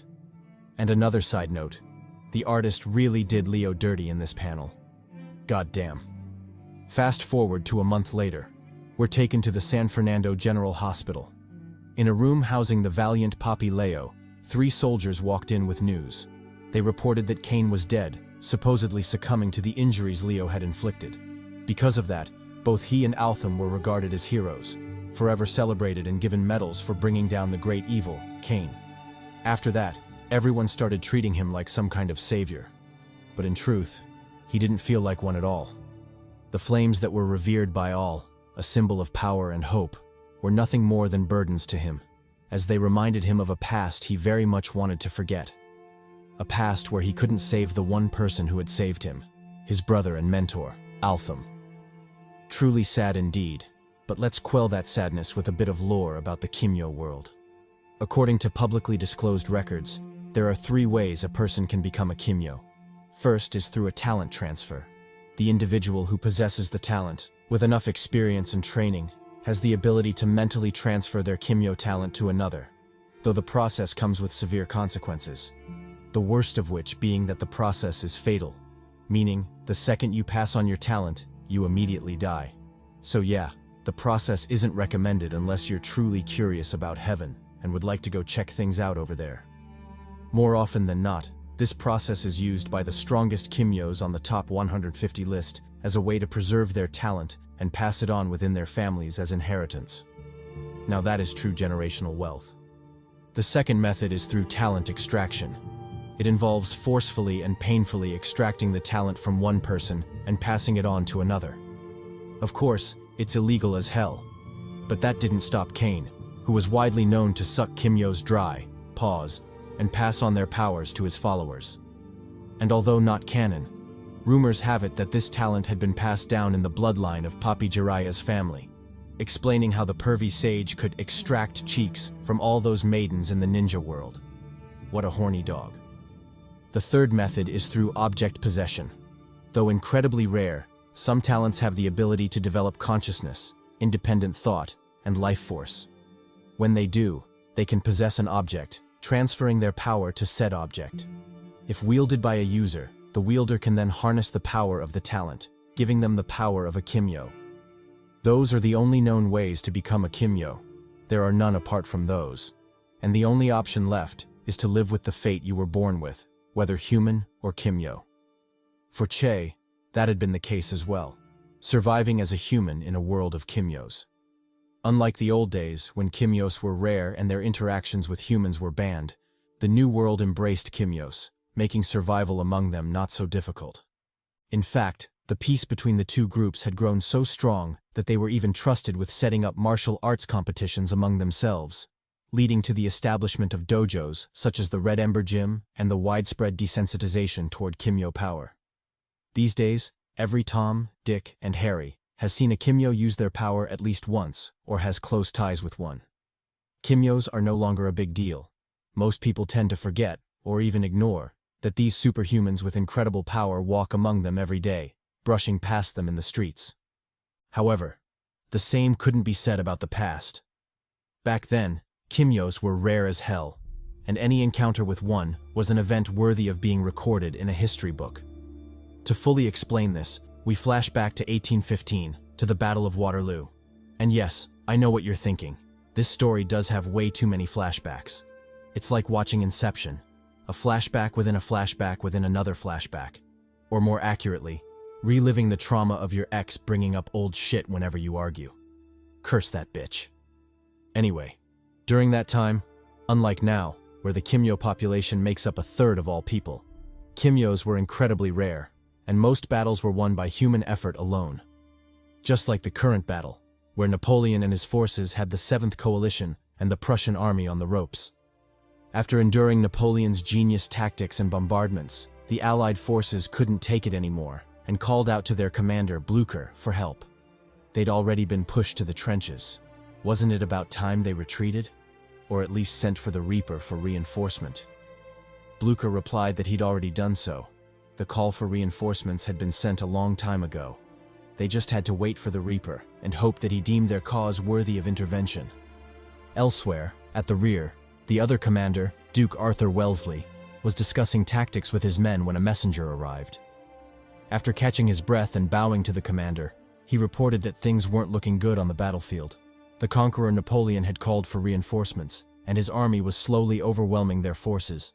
Blücher was asking for their support as well, specifically requesting the Reaper, because only he could turn the tide at this point. Arthur sighed in reluctance, but ultimately he knew what had to be done. Although he didn't want to use this card, Napoleon had forced his hand, leaving him no choice. He called out to the man sitting behind him, telling him it was time to enter the battlefield.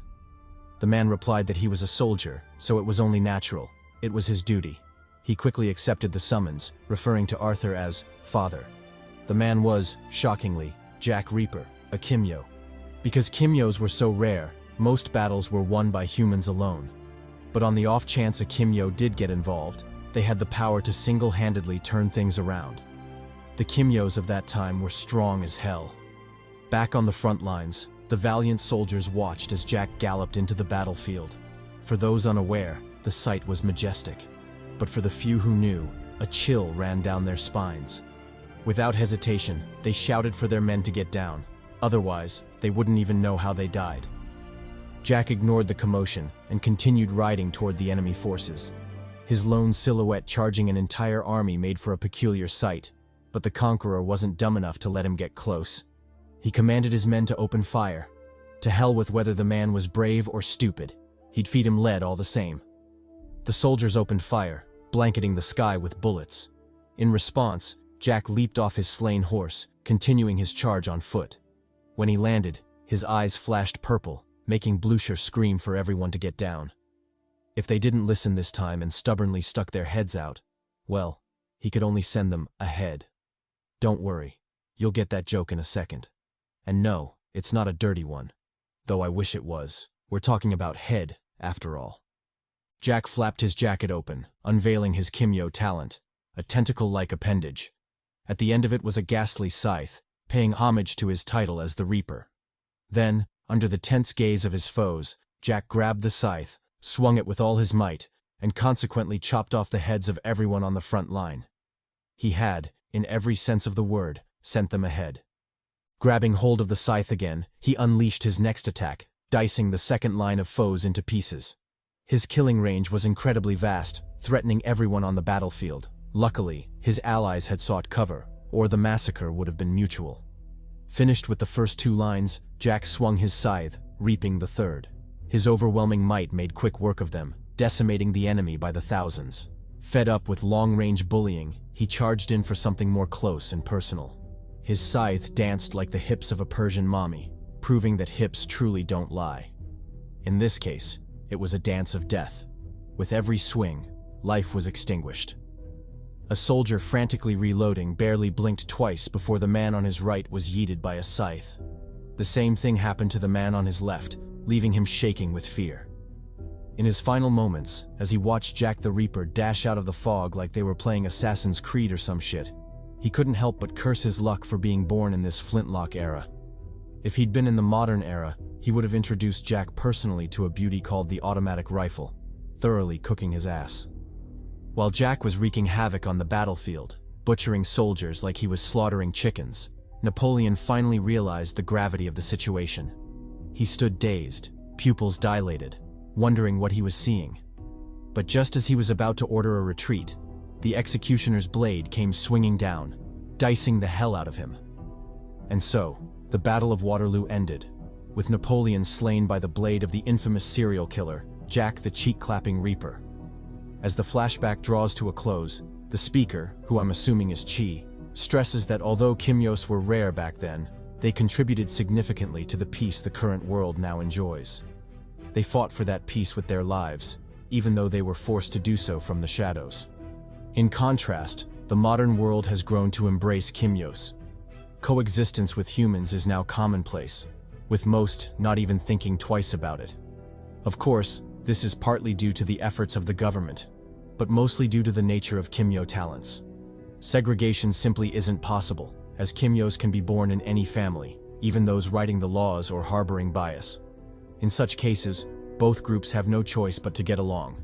Doing otherwise might very well mean alienating a loved one. In addition, coexistence with Kimyos comes with advantages. Some of their powers are so incredibly useful to society that entire industries would crumble without them. They've become so integral that life itself wouldn't function properly without their contributions. Reflecting on this, the speaker, again, presumably Che, hits us with some worldly wisdom. He says, "As you walk your path in life, make sure to protect the brother walking beside you, because their journey led them to you. And another thing, don't be lazy. Go out there and get bitches." Ending the flashback, we shift back to the present, specifically to the clinic of Che's doctor, Evan. After looking through Che's medical records, the old healer couldn't help but exclaim in shock, wondering how any of that was possible. All his injuries, from the ruptured muscles to the severe hemorrhoids, were gone, disappeared as if they'd never existed. Just what kind of steroids did he take? Or had he made a quick trip to Colombia for that sweet, sweet Escobar sauce? because only the white booger sugar could possibly bring about such miraculous results. Che responded by flashing his muscles. He didn't have to do all that, honestly. He was probably just flexing, but with a body like that, I wouldn't wear a shirt again in my life. To this, the doctor clicked his tongue in envy, mumbling something about cocky bastard and how Che still pulled more baddies than he did, before switching back to the medical records. He revealed that Che's healing factor was probably the best he'd ever seen, even when compared to Kimyo's, whose talents specialized in healing. It was to the point that even his wisdom teeth, which had been removed years ago, had grown back. Truly remarkable. Che just smiled, refraining from commenting. Maybe it was because of how the talent was acquired that left him conflicted, but the strain in his smile made it obvious that things weren't exactly rosy. Picking up on this, Dr. Evan quickly changed the topic. He informed Che that his body was perfectly healthy, but caution was definitely needed. Although all his wounds had healed, his body still bore their scars, meaning there was a limit to his healing factor, even though it was ridiculously high. He advised Che to be careful and to stop by the clinic for regular checkups over the next 2 months to make sure everything stayed fine. Che replied that he would, then turned to the doctor, feeling like he still had more to say. Hesitating for a moment, the doctor finally repeated that Che should be careful. If possible, he shouldn't involve himself in strenuous activities until the exact details of his transformation were revealed, and that included clapping mad cheeks. He shouldn't overindulge in the buns and end up complicating things. Che replied that he'd be careful, but even a dog knew he was lying. That horny bastard was definitely going to marinate some cheeks the moment he walked out of that place. 1 week later, at the Chaguanas flyover, an otherwise peaceful day was suddenly thrown into disarray. Explosions lit up the streets, the handiwork of the infamous Kimyo villains, the Samal brothers. While laying waste to the freeway, they explained that their crime wasn't one of hate, but one of justice and passion. WASA, the Water and Sewage Authority, had constantly destroyed roads and cut off water supply, all for the sake of building their pipelines and maximizing their profits. They had no regard for public interest, always moving to line their pockets. Well, all that stopped now. They were determined to put an end to it. Rising up to confront them were Inspector Ian and the police, who told them to stop spewing nonsense. They were upset WASA was destroying roads, so their solution was to show up and destroy the road. What kind of bullshit was that? They'd better stop with that nonsense and go home. If they had complaints, they should take them to the Parliament reps. Then, without hesitation, the police opened fire, lighting up the Samal brothers with a hail of bullets. Regrettably, the foe's talents specialized in defense, making them invulnerable to bullets. They easily tanked that shit, even talking shit as they prepared a counterattack.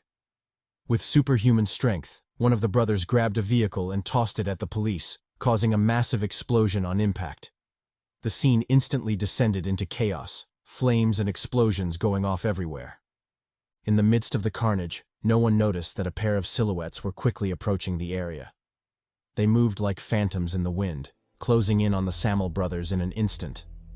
Oblivious, the soon-to-be-cooked brothers continued their rampage, daring the police to do something. They shouted some red pill, escaped the Matrix type shit, which honestly made sense. But the fact that their actions were the exact opposite of what they were preaching made it hilarious and stripped them of all credibility. Just as the brothers were done messing around and decided to end things, a truck suddenly came flying in, blitzing one of them to Kingdom Come. The change left the other brother flabbergasted, but he didn't have long to be shocked because a fireball was already racing toward him. Caught off guard, he had no choice but to eat the attack, bathing painfully in the torrent of flames. When the attack finally ended, the brothers could finally feast their eyes on who had attacked them. Who else could it be but Che and Tevin, striking a pose and seriously aura farming in their vigilante costumes. Smelling the smoke, the Samal brothers instantly activated their trump card, a fusion of essence and talent, merging into a four-armed behemoth. It exhibited the combined powers of the duo, amplifying their combat power by a shit-ton. Enter the ugly yet incredibly powerful Ultra Samal sign. Gazing nonchalantly at the transformed behemoth, Tevin dismissed it with undisguised contempt. He told Che he didn't have time for this shit and would rather get something to eat. Che replied that he was hungry as well, so they'd better wrap things up quickly. They agreed on a pincer attack, hit the enemy from both flanks. Meanwhile, As the duo prepared their battle plan, the onlooking policeman turned to Ian for orders. With how far things had flown off the rails, what were they supposed to do now? Ian replied that they should clear the area and retreat. This was no longer a battle they could interfere in. The best course of action was to prevent civilian casualties. While they were still mobilizing, the battle on the freeway had already kicked off. Che started things with a fire blast, clocking Ultra Samal in the face. Next was Tevin, who charged in for melee. Reacting quickly, Samal counterattacked with a punch of his own, meeting Tevin in a clash of fists. The force from their impact kicked up shockwaves, tearing apart the concrete beneath them. Capitalizing on Samal being tied up, Che intervened with another fireball, blasting the foe in the face. This created an opening for Tevin to slip away, only to reappear behind Samal and put the latter in a chokehold. With the enemy firmly restrained, Tevin shouted at Che to have at it. It was time to finish that shit. Che said bet, and channeled his power, coalescing it into a javelin of flame. With zero hesitation, and ignoring the Samal brothers' pleas to talk things out, he threw that bad boy, sending it hurtling toward the frantic duo. The attack struck true, blitzing the hell out of the Samal brothers. They went up in flames, soaking in the heat of a giant explosion. Eventually, when the flame cleared, the Samal brothers were already bound by restraints, pitiful and crying tears of regret. They promised to turn over a new leaf, but of course no one paid attention to that nonsense. All eyes were on the two vigilantes brazenly walking around. Picking up on this, Private Brandon Gale asked Ian for an explanation. Why weren't they arresting those two when Kimyos were clearly banned by law, ordered to be arrested on sight? Ian replied with a casual chuckle, "Arrest them? Did they even have the ability to do so? And even if they did, why would he? They were clearly on their side." Mockingly chuckling, he told his assistant to let it go. As far as he was concerned, all the Kimyos in the area had been arrested. Then, as if he hadn't been talking about them at all, he bid the boys goodbye, thanking them for their help in the incident. The duo returned the sentiment and quickly disappeared, heading back to their lair, or to grab food and huzz as they'd originally planned. Switching scenes, we arrive at the great mansion of Elon Hemlock, Lewis's uncle. After arriving at the estate, the duo of part-time vigilantes said their hellos before talking about how crazy their day had been. They knew fighting crime was tough, but damn, they never thought it'd be that crazy. Elon replied with a proud chuckle. What did they expect? The whole country had lost its mind. Besides, did they really think becoming famous vigilantes to pull bitches would be easy? They'd better lock in if they wanted to lock in some cheeks. Nodding, Che agreed with the geezer before addressing Louis. He asked how the search for Rokash was going. Did he have any luck? Louis replied that he did have something to share, but he'd fill Che in on that later. For now, they should be more worried about the Kimyo ban, since it was seriously hampering their work. And the ban wasn't the only thing, they also had their new sensei to deal with. At this rate, they were going to die. Che agreed, mentioning that he'd seen Anton training on their way in. The dude seemed exhausted, like he could pass out at any moment. Sighing helplessly, Louis shifted the topic to the bands on Che's arm, power regulators, and asked if they were working. Che replied that they were. In fact, he'd been able to keep the Ilios power in check because of them.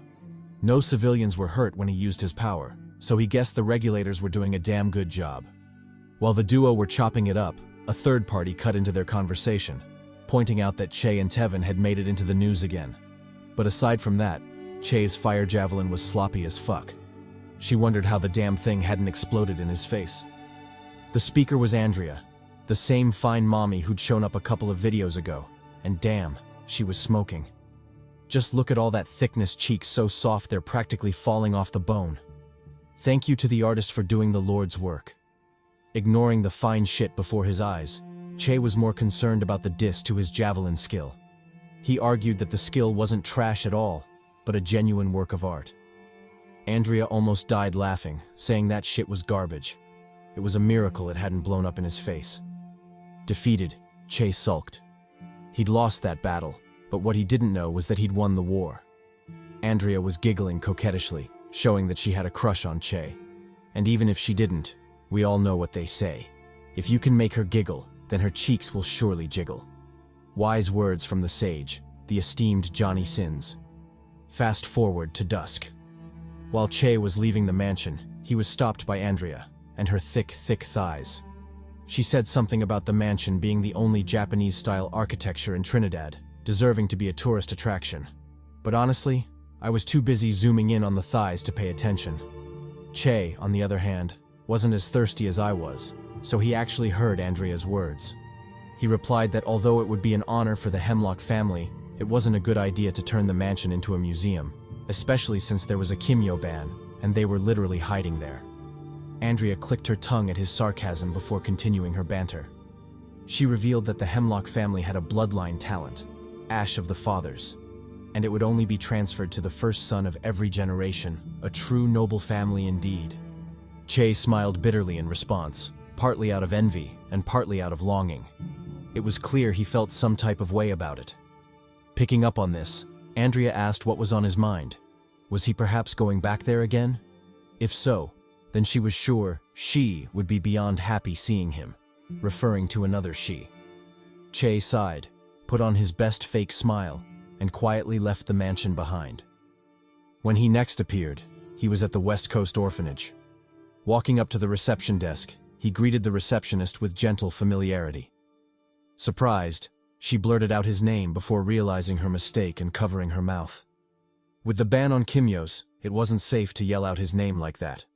Regaining her composure, she informed him that the patient had been looking for him. In fact, she'd asked about him every single day since his last visit.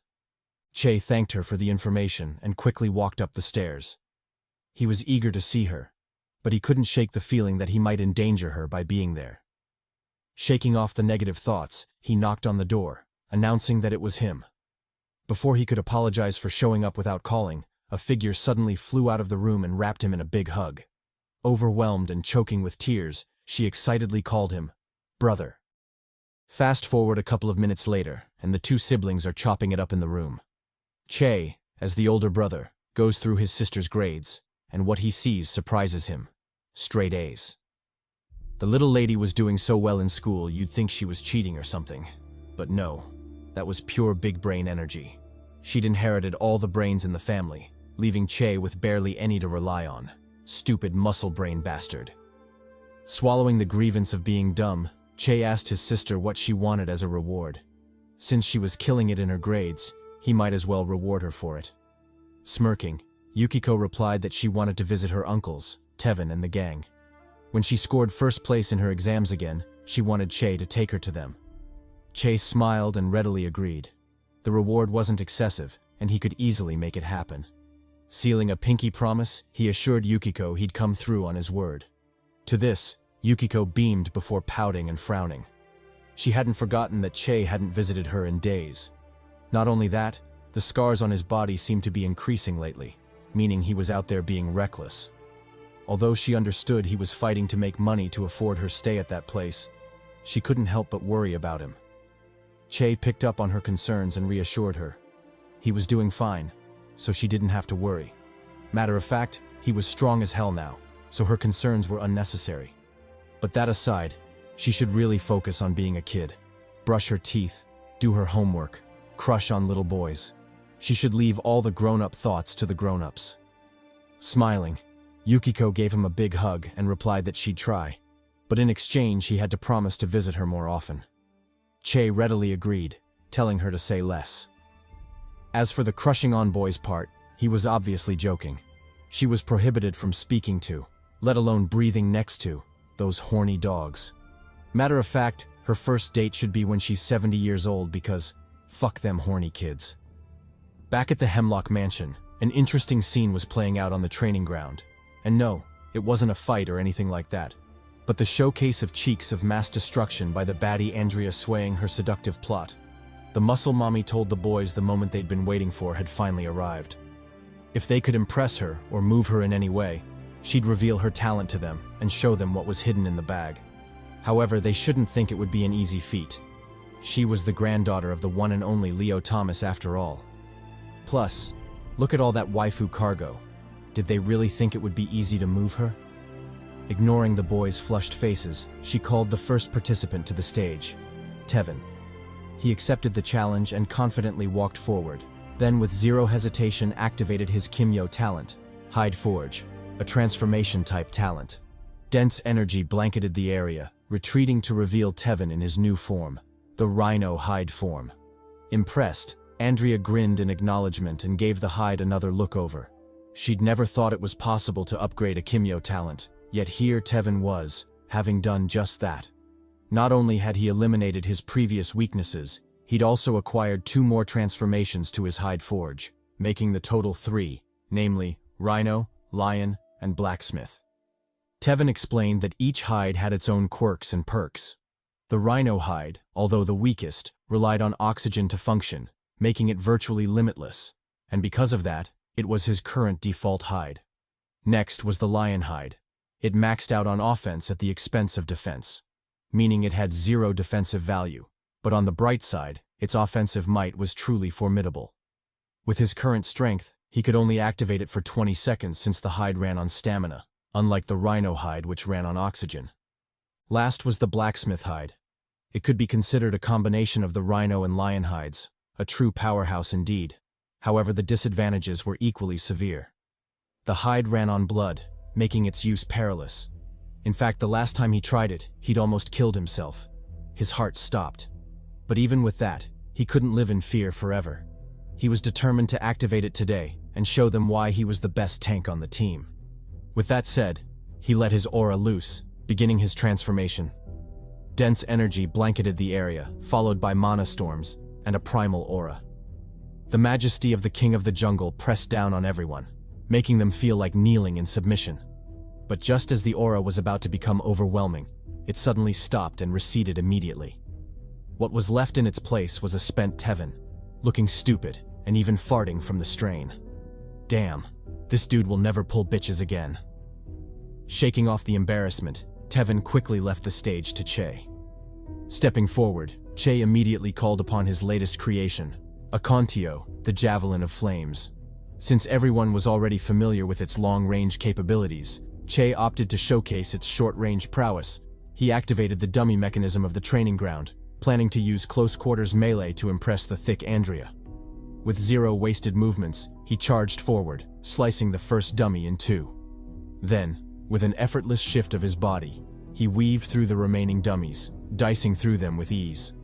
When the last dummy fell, he reversed his grip on Kimyo, planning to end things with a bang.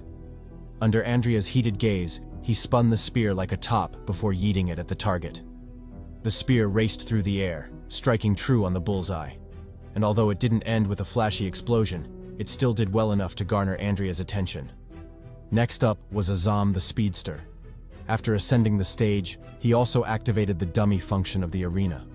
With numerous targets surrounding him, the budget Barry Allen immediately went to work. He became a blur of movement, darting between the targets. Everywhere his silhouette passed, dummies fell, crushed to bits by his martial techniques and Bruce Lee-style nunchucks. Done with his demonstration, he left the arena to Louis. As the Sword Eyebrow was stepping onto the stage, the rest of the gang shouted at him to clutch that win. No matter what happened there today, they had to see the contents of that mysterious bag. Smirking, Andrea called out to the boys. Donning her most seductive face, she bit her lip and encouraged them to give it their all. If they played their cards right, she'd open it all for them. As for what she was going to open, I'll leave that to your imagination, you horny dog. As expected, the boys immediately lost their shit. Their noses bled like crazy, making me wonder how they hadn't passed out from all that blood loss. Picking up on this, Andrea ignored the perverts and shifted her attention to Louis. She was particularly interested in witnessing the Hemlock family talent in action. Her grandfather, Leo Thomas, always had good things to say about it, calling it the most creative. Thus, she was eager to see if the talent was really worth the hype. Louis said bet and stepped forward. He unleashed his Kimyo talent, stunning Andrea with its majesty. The once harmless Ash had undergone a dramatic transformation, morphing into a hydra of cruel savagery. Deactivating the talent, he leisurely stepped off the hydra, aura farming all the way to the ground. When he arrived, he was met with Andrea's approving gaze. She was, to say the least, surprised by the prowess the boys had shown thus far. She hadn't thought they would be capable of such growth in the short time she'd been teaching them. However, this much was still not enough. If they wanted to know her talent, let alone take a peek into her mystery bag, they'd have to do way more than that. Hearing this, the last on stage, Anton, called her mean. If she didn't want to show her mystery bag, could she at least let them cop a feel of the cheeks? How else were they supposed to retain their interest in training after all? Ignoring him, Andrea asked what he could do. He'd been weirdly low-key in the story thus far. Che replied that Anton's talent was a bit special. It was essentially a two-in-one type of talent. The first part, or the passive part, was one she was already familiar with. Anton could create unbreakable rods. But the second part was more special. It was a shift-type talent, and what made it more unique was that the shift talent also had its own talent, the rods. Basically a talent within a talent. A two-for-one deal for all those who still didn't understand. What Anton was going to show next was his second talent, the shift talent. Speaking of Anton, he had already started his demonstration. He activated his beast shift, calling upon Kong at 30%. Dense dust storms billowed, blocking all visibility. When the dust settled, a crouched Anton was seen. But this time, something was different. He'd grown a tail. Not only that, half of his face had become beast-like, resembling the great sage, Heaven's equal, the one and only Monkey King, Sun Wukong. This was precisely Anton's talent, an ancient beast shift who possessed his own talent, Kong. Impressed, although only barely, Andrea praised the boys for their improvement. They'd definitely done a great job to come that far. However, it was still not enough. Their enemy Rokash was a tough nut to crack, a Kimyo ranked 87th in the tier list. If they wanted to defeat him, then they had to get stronger, way stronger than they currently were. With that said, she turned to leave. The boys hadn't measured up to her expectations, so she wouldn't be telling them shit about her talent, nor would she be revealing the contents of her bag. If they wanted to view both, and possibly her cheeks as well, then they had to work harder. That night, in a signal tower overlooking the Hemlock Mansion, we're shown a glimpse of the forces stirring in the shadows. One of them, assumed to be the master and mastermind, spied on the Hemlock estate as he talked to his assistant on the phone. Concerned, the assistant asked why they hadn't attacked already. If they continued waiting longer, things might take an unfavorable turn. The master, however, wasn't in a hurry to act. He told his assistant, Kagaya, to relax. They had all the time in the world. For now, they should let Andrea groom them, make them stronger, and when the time came, they'd deal the fatal blow. They'd crush them like the ants they were and take back what was stolen from them, what was rightfully theirs. As for whether things would blow up in their faces, how could that be possible? All the great villains always give the MC time to grow, and it always works out in the villain's favor. When had that brilliant strategy ever failed? Just look at Luffy and Katakuri, Ichigo and Aizen, prime examples of the MC getting clapped. Nothing could go wrong. Genius strategy and villain death flags aside, we shift to the junkyard where some intense action is underway. With a mighty explosion, several figures are blasted out of the dust cloud, crashing pathetically into the pile of junk and rubble. The first one was a Cable-looking bastard who had most of his body curved up. Kinda like the real Cable would have been if he'd fought Poppy Logan instead of bitch-ass Deadpool in the movie. The second was a budget Hawkgirl wannabe, obviously lacking the jerk-sesh allure the real one had. As for the last one, this bastard was mysterious to say the least. He looked like a cyborg monk while at the same time resembling a dumpling, making his features truly bizarre. Not to mention he was packing some serious heat, which made me wonder if he'd just blast people if they refused to accept the ways of Buddha. Truly a unique sight. Fighting them was a figure we've all grown to know and hate, the one and only Rokash Ramperstad. Grinning widely, the bastard Kimyo closed in on the trio, forgetting he was butt-ass naked. He flexed his chiseled muscles, telling the assailants to forgive his rudeness. It wasn't his intention to manhandle them so roughly. He hadn't received visitors in a while, so his animalistic instincts got the better of him. Blushing, the Hawkgirl wannabe told him to shut his mouth. What animalistic instincts? He was just a pervert flashing his private parts, but god damn it, couldn't he put some clothes on? Fighting him while his dangling bits swung around like that was really distracting. Rokash replied that it wasn't his fault. They'd attacked him in the middle of a sacred and serious jerk ritual. But that aside, who were they exactly? And how had they found him? The junkyard he was hiding in had been abandoned for years, so he doubted they'd just stumbled into it. They definitely came in search of him. But how had they known he was there? He had so many questions, and he would pry the answers from their lips whether they liked it or not. As for how he'd do that, well, he'd simply introduce them to his little friend, Anu Ankh, his talent. He said this while biting his lips seductively, making me wonder whether he wanted to introduce them to something other than his talent, considering he was butt naked, things still swinging about. Meanwhile, as Rokash was threatening the trio with his talent and possibly his Johnson of mass destruction, a duo of onlookers were watching the fun from a mile away. One of them was the same sword dude from before, while beside him was his aide, a man in a mask constantly wondering if they should have sent more men. To this, the demon-looking bastard told him there was no need. No amount of pawns could possibly bring down Rokash. Their mission goal was to test the strength of their pawns, and who better than the Egyptian Kimyo himself, Rokash, to do it. Speaking of Rokash, the siege on him had resumed in earnest. Leading the charge was the Hawk Girl wannabe, who unleashed her blades and charged in for melee. Unfortunately, she barely had time to shine before she was blitzed instantly, losing half her body in a ranged attack by Rokash. Advancing, he grabbed her remaining wing and yanked her from the air, slamming the big bird into the ground. Terrified, Hawkgirl attempted to beg for mercy, even promising to let him rub his face on her chiseled abs.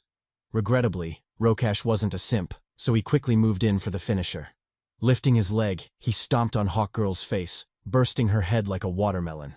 Then, with a grin that could send shivers down anyone's spine, he turned to face the other assailants, daring them to make a move. Enraged by the taunt, the cyborg monk lunged in for a smash attack. Swinging his giant mallet in a crushing blow, he aimed it at Rokash, but the nude villain was way too nimble, dodging the attack with an effortless leap. The only downside was that his cheeks were wide open, giving a clear view of things no one asked for. But since I'm your boy, I'll gladly blur out the details so you won't have to suffer the same trauma I just did. As for the cybermonk, he wasn't keen on letting Rokash escape so easily. He quickly activated his Kimyo talent, generating a powerful attraction force that locked onto Rokash, pulling him toward the giant mallet waiting in ambush. But even with that, the nude Rokash was still too formidable, breaking free from the force and dodging the downward swing with a graceful backstep. Then, as if he was toying with his foe, he leapt over the next attack, making sure to position his exposed cheeks right in the monk's face. Enraged, the cybermonk said, "Fuck melee," and pulled out the heat. He emptied an entire clip on Rokash, but as usual, the crazy Kimyo dodged that shit, even making a spectacle of breezing through a particularly threatening shot.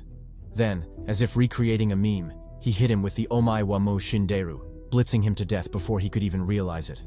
Advancing, he activated his Anu Ankh impulse, tapping the monk's tummy for the decisive finisher. Blood and entrails blustered out, marking the official end of the battle. While that was going on, Rokash's reinforcements finally arrived on the scene. And just like the assaulting foes before them, they asked why Rokash was naked. Did he have a fetish for showing cheeks while fighting? What was going on? Rokash gave the same excuse. It wasn't his fault. They'd attacked him in the middle of a shower and possible jerk sesh. What did they expect him to do? But that aside, shouldn't they handle the last vermin before sorting this shit out? It's not like his cheeks were going anywhere. Agreeing, the trio of villains turned towards the last survivor, Budget Cable. Closing in, they asked how he'd found them. They were sure it wasn't a coincidence, so he better not lie. Chuckling, Cable told them to piss off. He had no intention of surrendering. On the contrary, with death so close, he vowed to take the whole lot down with him. Activating his trump card, he yelled for the three bastards to join him in hell before detonating a massive explosion, blanketing the sky in smoke. Watching from the sidelines, the two onlookers shook their heads in disappointment. They'd hoped the pawns would draw out more of Rokash's power, but all they managed to do was get toyed with. Moving on from the dissatisfying display, the main villain instructed his assistant, Kagaya, to test the boys next. It was about time they knew just how strong they were. However, he emphasized caution, because although presumed weak, they were still led by the Sunfire's kin, Che motherfucking Heart. Meanwhile, back on the battlefield, the last of the smoke finally cleared, revealing an orb in the middle. The orb was a Kimyo ability, the very same they'd relied on to survive the catastrophic explosion. Emerging from the shield, the trio couldn't help but click their tongues in annoyance, wondering where the hell that attack had come from. It would have wiped them out, if not for the quick reaction of the lead goon. Analyzing the charred remnants, Beanie Boy shared that the explosion was a photon blast, which didn't make sense considering such technology shouldn't exist at this time. It only served to highlight the significance of the matter, because their enemy seemed capable of remarkable feats while striking from the shadows. A truly formidable foe indeed. Nonchalant, Rokash brushed the concerns aside. If the enemy was really that strong, then why did they feel the need to hide in the shadows like a coward instead of attacking directly? As far as he was concerned, such people weren't worth worrying about. As for who he thought it was, his best guess was Putin. Only that Psycho would do something so crazy. Shifting scenes, were taken back to Hemlock Mansion. A heavy pressure hung in the air as the gang watched the latest breaking news report, a terrorist attack on the city. Several lives were lost, coupled with millions in damages to property and businesses. And the ones responsible for this massacre were a group of cybernetic Kimyos who showed up out of nowhere and began laying waste to everything and everyone in their way. The current death toll had already reached 38, with numbers expected to rise by the end of the massacre.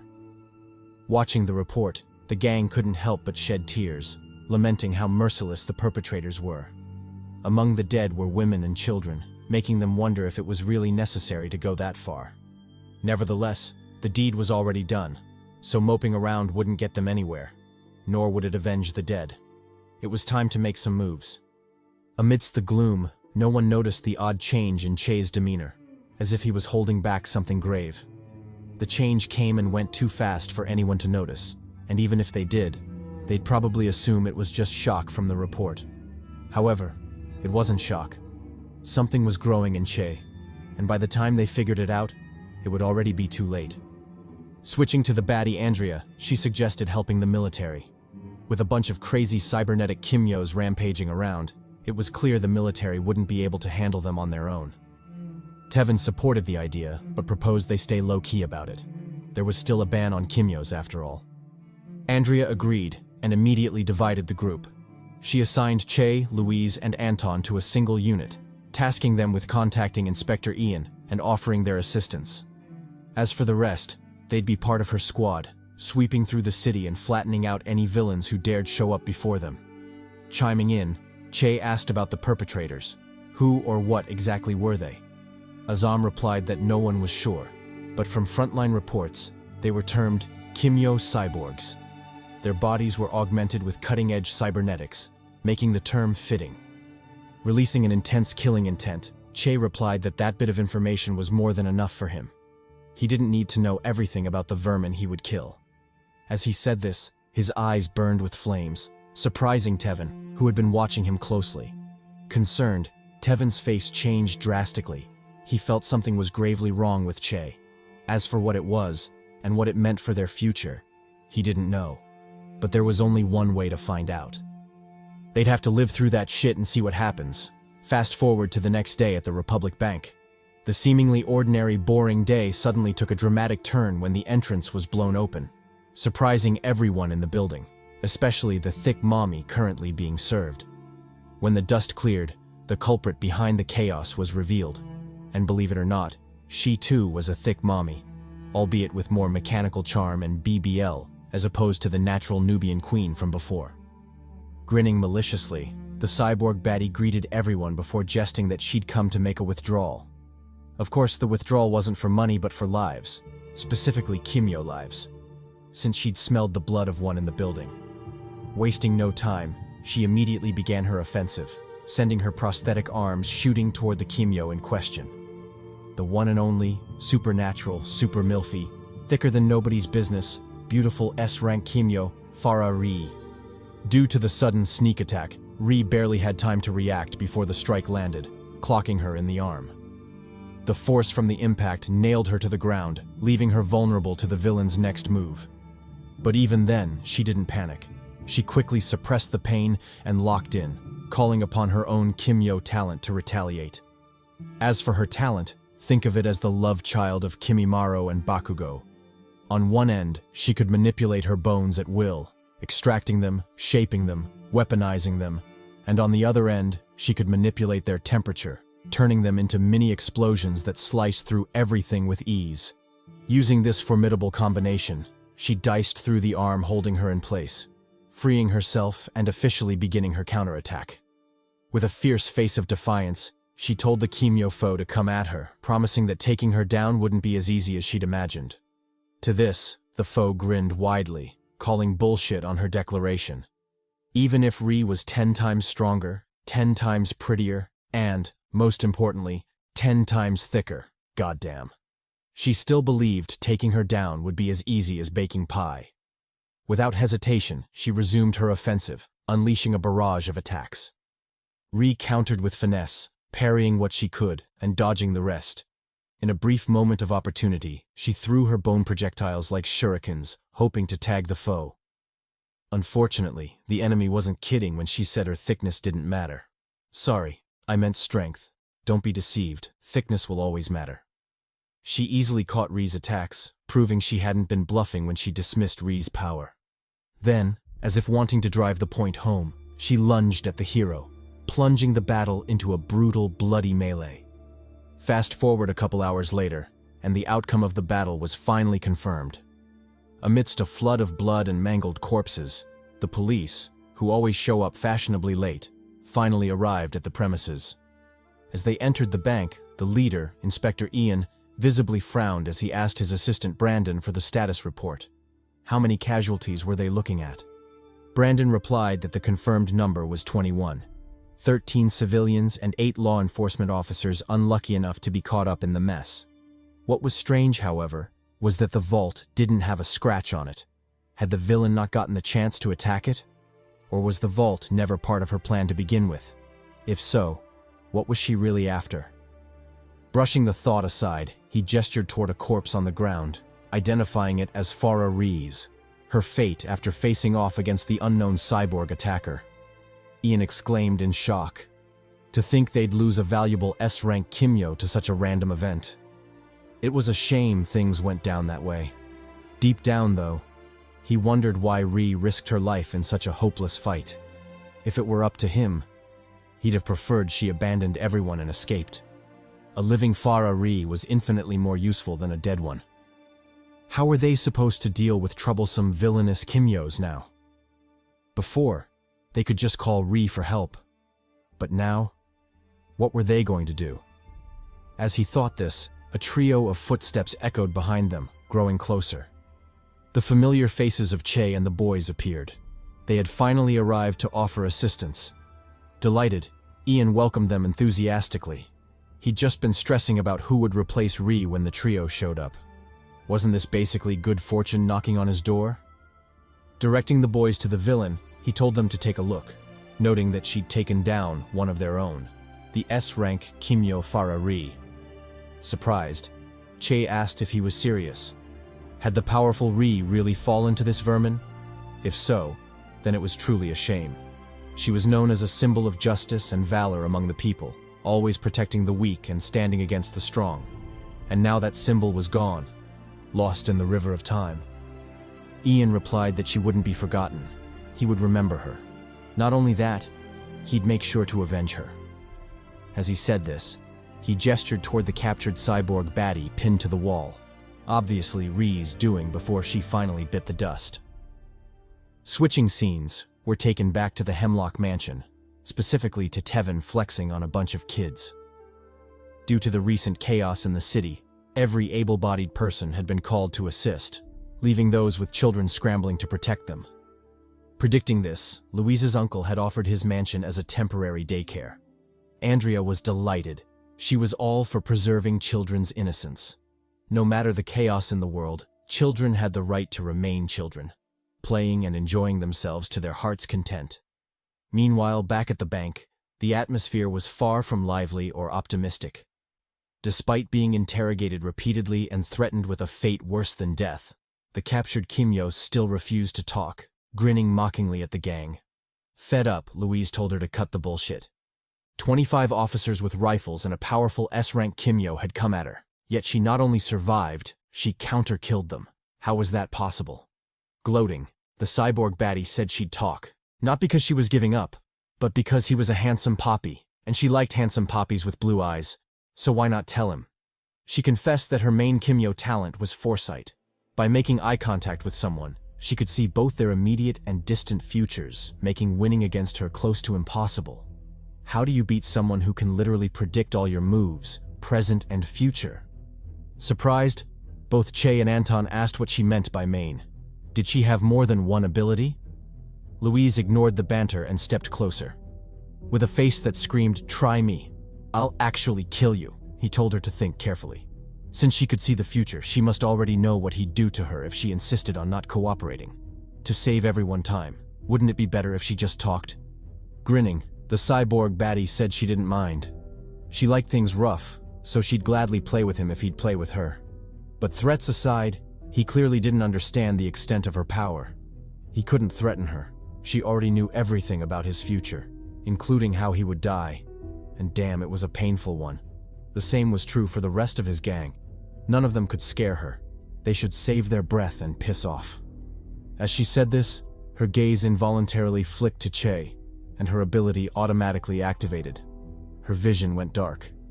When she regained her senses, she found herself in a city of flames and calamity. Everything around her was in ruin, burning and withering away under the intense heat. But the most bizarre thing amidst the chaos was the figure standing in the flames completely unaffected. Focusing on the figure, the cyborg Kimyo realized it was a face she recognized, though slightly different from the one she'd seen seconds ago. This one was more poppy, covered in battle scars with a domineering aura to match. Unfortunately, the cyborg baddie was truly foolish. She ignored all the obvious danger signs and marched right up to him, yelling at him to take her back. She didn't know what he'd done to bring her here, but he better send her back before she got all domestic violence on his ass. Didn't he see her thickness? She was clearly Latina, the last person he'd want to mess with. She was mucho loco for real. The figure, future Che, gave her a sideways glance like, "Bitch, please." He'd been dealing with Nubian baddies his whole life. Did she really think she could shake him? Besides, couldn't she see how cool he looked right now? Would someone this poppy really be threatened by the likes of her? He gave her one last look, clearly saying, "Be gone, thought. Thou shalt not interrupt my sauce." Back in the bank, the cyborg Kimyo started losing her mind. After seeing the calamity that was future Che and the destruction he would cause, she didn't want him anywhere near her. Whenever he approached, she'd start screaming at him to back the fuck up. Confused, the gang realized getting anything useful from her would be pointless. If they wanted to figure out how she had more than one ability, they needed another method. Hearing this, Anton decided to give it a try. He called upon his talent, the great sage who claimed to know everything, Kong. Upon being summoned, the great sage took exactly 1 second before flipping out. He attacked Anton, demanding who gave him the guts to summon him. Didn't he know he hated his guts? Seemingly used to this, Anton took it in stride. He calmly addressed Kong, asking him to answer their questions if he knew the answers. Sighing, Kong called them foolish before explaining. The phenomenon within the cyborg baddie's body was the result of a forced talent transfer. Initially, she only had one ability, but due to the forced transfer, she'd gained 2 more, giving her a total of 3 abilities. Alarmed, Inspector Ian paled at the implications. Forced talent transfers weren't just illegal, they were fatal. Every such act resulted in the death of the Kimyo being plundered, meaning there were 2 innocent Kimyos who'd lost their lives for this woman to become what she was. And if he thought further, and if this was true for all the cyborg Kimyos attacking the city, then the number of innocent casualties was astronomical. Meanwhile, back at the Hemlock Mansion, the once peaceful day was about to be ruined. Arriving on the scene was the villain Kagaya, accompanied by a towering giant, clearly a Kimyo as well. Introducing himself, Kagaya stated that they were villains and had come to fuck shit up. Hemlock drew his blade, telling them to come at him. If they thought they could swagger into his home and do as they pleased, they were gravely mistaken. The villains responded by stepping closer. They came here because they wanted smoke. Did Hemlock really think he could scare them off with some words? Hell no. They were about that life for real. Saying so, the giant Kimyo's eyes shined crimson, marking the start of the battle. At the same time, on another side of the mansion, the squad heard the commotion and immediately moved. They ignored the looming foes and focused on evacuating the children. Unfortunately, the villains weren't going to let that happen. They launched 3 missiles toward the kids. Reacting quickly, Tevin stepped in. He activated his lion hide, using his sharp claws to dice through the missiles. When the smoke cleared, he low-key praised himself for his quick thinking. If he'd opted for rhino hide, he would have tanked the explosion, but the shockwave alone would have decimated the kids. Luckily, lion hide let him destroy the missiles before detonation. Off to the side, Andrea and Azam watched the scene in worry, then relief. Worry because things looked grim. Relief because with Tevin protecting them, they didn't have to fear for the kids. At least for now. Even so, they understood it would be up to them to fend off the attackers while Tevin focused on protecting the children. With that in mind, Andrea called out to Azam for a favor. She told him to create an opening and run to her room. There was something she needed him to retrieve. Her red bag. In other words, she needed her loadout. Azam said bet and focused once again on the fight. At the same time, Kagaya ignored their little side banter and confidently found a place to rest. He knew his great general, giant Papi Grimdora, would get the job done, so he casually sat back to watch the show, or rather, the ass-clapping. Speaking of Grimdora, he finally locked in, removing the cloak wrapped around his body. This exposed his true appearance, and I gotta say, I genuinely don't know what to compare this freak to. Legs like a thick-ass sumo wrestler, a neck so vascular you might think he snots pebbles for fun, and finally a hat that either resembled a goblin's hat or an OG fighter jet helmet. Either way, this dude was a walking mash of bizarre. But he was kinda thick though, so I guess it's alright. Pause. Facing off against General Thick Thighs was the duo of Azam and Andrea, who didn't hesitate to tag team him. Azam struck low while Andrea attacked from above, landing a nasty axe kick on Grimdora. Coincidentally, she also had thick thighs, so the conquest quickly became a contest of thickness. Of course, Andrea won, because who in their right mind would choose this ghoulish creature over the Nubian queen with divine thighs like our muscle mommy Andrea? Jokes aside, Grimdora acknowledged Andrea's strength, vowing to fight her seriously before the scene shifted to Ian and his team. They were currently in a surveillance van, scouring the streets for the cyborg vigilantes who'd been causing mayhem lately. One of the men, in charge of compiling eyewitness reports, shared that based on the info they'd gathered, the team of vigilantes called themselves Titans. Another chimed in, saying the vigilantes' attacks were coordinated as fuck. Every attack was perfectly timed at 7-minute intervals, meaning they knew exactly what they were doing. Matter of fact, it almost seemed like they were trying to send a message. Ian frowned and asked about their progress in capturing them. Had they at least apprehended even one? And if they had, were any of them talking? A squad member replied that they hadn't captured shit. The attacks were so unexpected and so spread out that they couldn't catch any of them even if they tried. In fact, it was already a miracle they hadn't run out of personnel, given how thin they were stretching their resources. Another maiden chimed in, saying she had something to share. But honestly, if it isn't a complaint about her makeup artist, then her priorities are seriously messed up, because what the hell is this shit? On a positive note, her lineup is pretty crispy, so I guess there's that. Let's just hope she's thick as well, because having that hairstyle and no cheeks to match it is a crime against humanity.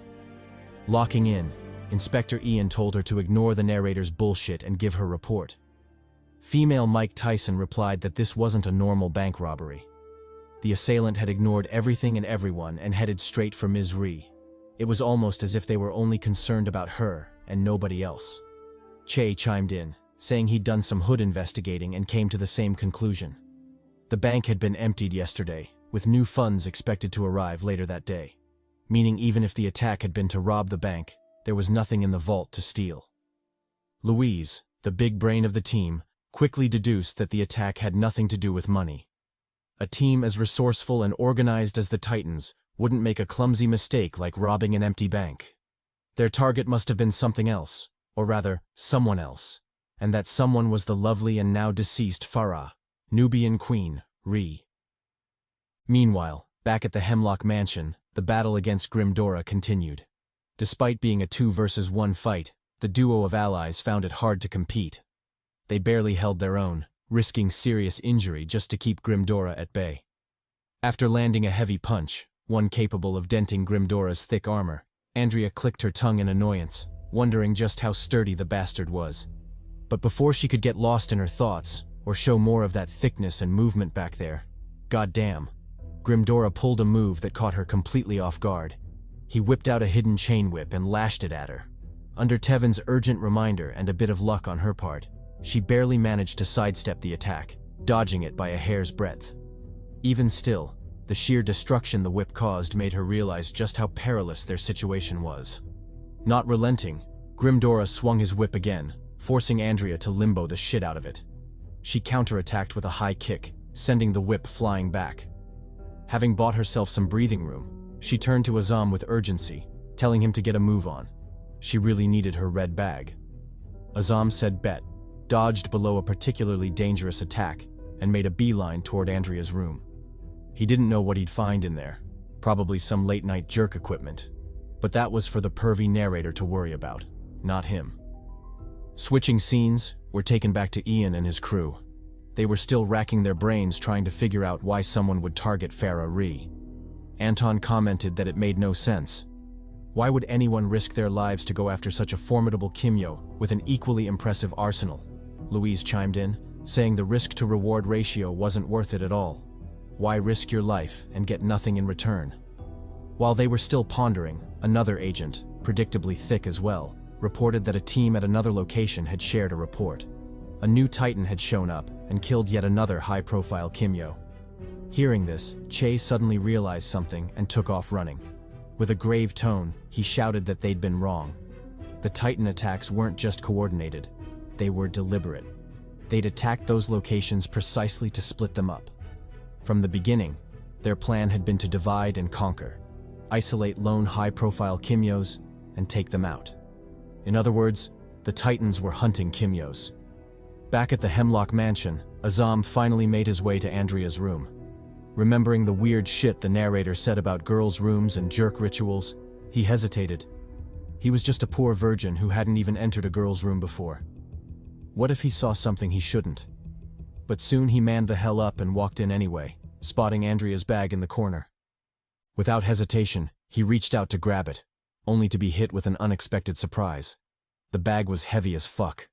It weighed well over 200 pounds, crashing into the ground the moment he lifted it. Surprised, Azam realized just how much of a muscle Mommy Andrea really was to be carrying this thing around like it was nothing. But still, how did she expect him to carry it? The bag was truly heavy as fuck. Speaking of Andrea, she was still holding her own against Grimdora. After dodging another whip attack, she countered with a right hook, sending it flying. But to her surprise, Grimdora didn't press the attack. Instead, he targeted Tevin and the kids, firing 2 rockets straight at them. Acting fast, Tevin rushed forward to intercept. He slashed through them with his sharp claws, making quick work of the explosives. Even then, the shockwave from the detonation hit him hard, making him wince in discomfort. Realizing things couldn't continue like this, he shouted a warning to Andrea, telling her he wouldn't be able to keep it up for long. Pause. Andrea said bet and engaged Grimdora in melee. Although she didn't quite like the choice of words Tevin used, she had to admit things couldn't continue like this. With that in mind, she backpedaled, hoping to come up with a new strategy. Unfortunately, Grimdora wasn't keen on letting her think. He switched up his attack style, widening his mouth to charge a breath attack. Under Andrea's incredulous gaze, he unleashed a laser beam, tearing apart the ground. When the dust finally cleared, the full extent of the damage was revealed. Pure carnage. The training grounds were set ablaze, flames spreading to nearby buildings. As for Andrea, she barely escaped with her life, and it was clear she wasn't in great shape. Just as things were looking more and more dire, Azam finally arrived with the bag. Calling out to Andrea, he shouted that he'd brought what she desired, and if she wanted to reward him, he wouldn't mind copping a feel of those cheeks. Without further ado, He activated his talent to the fullest, shoulder-bashing the hell out of the bag and sending it flying toward her. Grinning, the Nubian baddie thanked him profusely before locking the fuck in. She raised her muscle mommy legs and stomped hard on the incoming bag. Confused, Grimdora asked what she was so happy about. It was just a bag. It wasn't like it could win the fight for her. She was still going to get clapped. In response, Andrea smiled even wider. She told Grimdora she was smiling because he was now her prey. He might not know it yet, but the roles had reversed, and now it was his turn to get clapped. Sensing the shift in the air, Kaguya frowned beneath his mask. With an uncomfortable sigh, he realized Andrea wasn't just some random Kimyo. She was a legend. Matter of fact, she wasn't just a legend, but one of the best. Because Andrea, apart from being a certified muscle mommy and glorified eye candy, was ranked 147th on the strongest Kimyo list. Meaning she was her. And those abs weren't just for show. When this revelation dropped, not just the enemy, but the gang was shocked as well. They'd never imagined that the Nubian princess and certified baddie Andrea was that formidable. Of course, they knew she packed weapons of mass destruction, but that was in reference to the cheeks and cakes. It had nothing to do with combat prowess. In any case, the truth was out now, leading to an awkward silence among those present. Deeming it a good time to flex, Andrea unsealed her red bag, revealing what lay beneath. A mysterious subspace-like object astutely named Pandora's chest. As you might have guessed, this was a talent object. Its defining feature was an endless interior capable of storing virtually anything. However, it had one major limitation. Only the contracted user could access or summon the items stored inside. Being far more experienced in the Kimyo world, Kaguya recognized the chest instantly. He'd heard rumors of the talent object before, but he never imagined that its current contractor was Andrea Thomas, nor that she'd be here right now actively dismantling his plans. Nevertheless, he shelved his curiosity about the chest, and more importantly, how it had ended up in Andrea's hands. He locked in. After all, he still had a fight to win. Meanwhile, the still green boys were struggling to process the shock. On one hand, they were stunned that their sensei was such a powerful fighter. On the other, she owned a talent object that most people would literally die to get their hands on. The day was becoming increasingly unpredictable.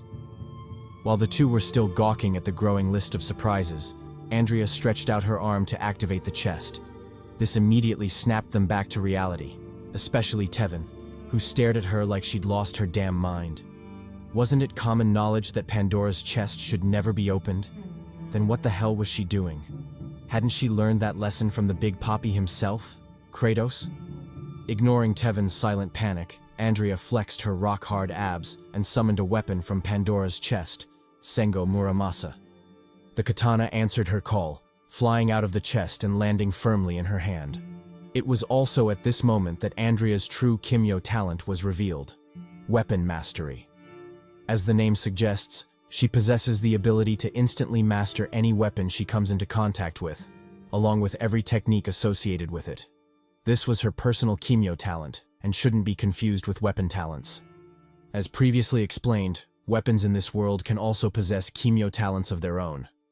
Even so, obtaining a weapon talent that perfectly complements your own Kimyo talent is exceedingly rare, something Kaguya was clearly aware of, judging by his growing wariness. With Pandora's chest at her disposal, Andrea effectively wielded an endless arsenal, making her a truly terrifying opponent. Worse still, some of the weapons stored inside were destined to be talent weapons themselves, amplifying her threat even further. Take Muramasa, for example. When the blade landed in her grip, her body underwent a strange transformation, donning armor that perfectly matched the weapon's aesthetic. It became clear that with every weapon she summoned, especially talent weapons, her form would subtly shift to synergize with it. Whether this was for enhanced combat efficiency, or simply an artistic choice to make Andrea more MILF-coded, is up for debate. Personally, I'm not complaining, so we'll leave it at that. Done with her summoning, Andrea turned her gaze toward Grimdora, eyes sharp, predatory, sizing up her prey. Uncomfortable under her stare, Grimdora barked at her to stop immediately. Her gaze was unacceptable. Andrea responded with a simple, calm mutter. "Calm down." Contrary to Grimdora's belief, she wasn't speaking to him. She was speaking to the sword, attempting to soothe Muramasa's raging bloodlust. When her words failed, Andrea had no choice but to draw the blade and let it taste blood. Perfect timing, too. Grimdora launched his first attack, his chain whip lashing out. With a swift and graceful draw, Andrea met it head-on, slicing through the whip like butter. She even struck a pose afterward, one that may or may not have had me gawking at the panel for hours, because goddamn, just look at those thighs. She could probably strangle a bear to death with those things. Anyway, thirst trap aside, Andrea immediately closed the distance, pressing forward for a follow-up attack. Sensing the danger, Grimdora fired missiles at her in response. Unfazed, Andrea sheathed her blade, then redrew it in a smooth arc, slicing clean through the incoming explosives. She pressed the assault, engaging Grimdora in brutal melee. With a casual swing, she severed his arm clean off. A quick twist redirected the blade, slashing through his gut. Before Grimdora could recover, Andrea shifted into a two-handed grip and carved a wide, vicious wound across his chest. The giant staggered, retaliating with a savage punch, but Andrea effortlessly dodged it. From her elevated position, she lunged forward and stabbed Muramasa deep into Grimdora's chest. Unfortunately, his half-cyborg body meant even that wasn't fatal. Realizing this, Andrea quickly withdrew, creating distance. Grimdora laughed, boasting about his near immortality. Attacks like that wouldn't work, he claimed. If she wanted to bring him down, she'd need to do far better. And it wasn't like he'd just stand there and let her try. He'd kill her for real. She was destined to get clapped. Pause. Hearing this, Andrea broke into a wide smile and summoned yet another weapon. This one shot from Pandora's chest, titties and all, and landed firmly in her hand. The talent weapon Elliot the Traceless. Her body transformed again, taking on a far more flamboyant appearance. I don't know about you, but our boy Elliot is proving to be a zesty fellow, because what the hell is up with those feathers?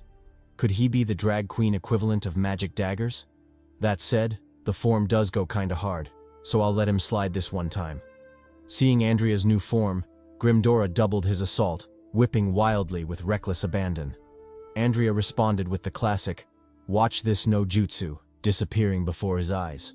When she reappeared, she was already on him, shredding his thighs without mercy. The damage was severe, forcing Grimdora to collapse to his knees, his legs a bloody mess. But Andrea wasn't finished.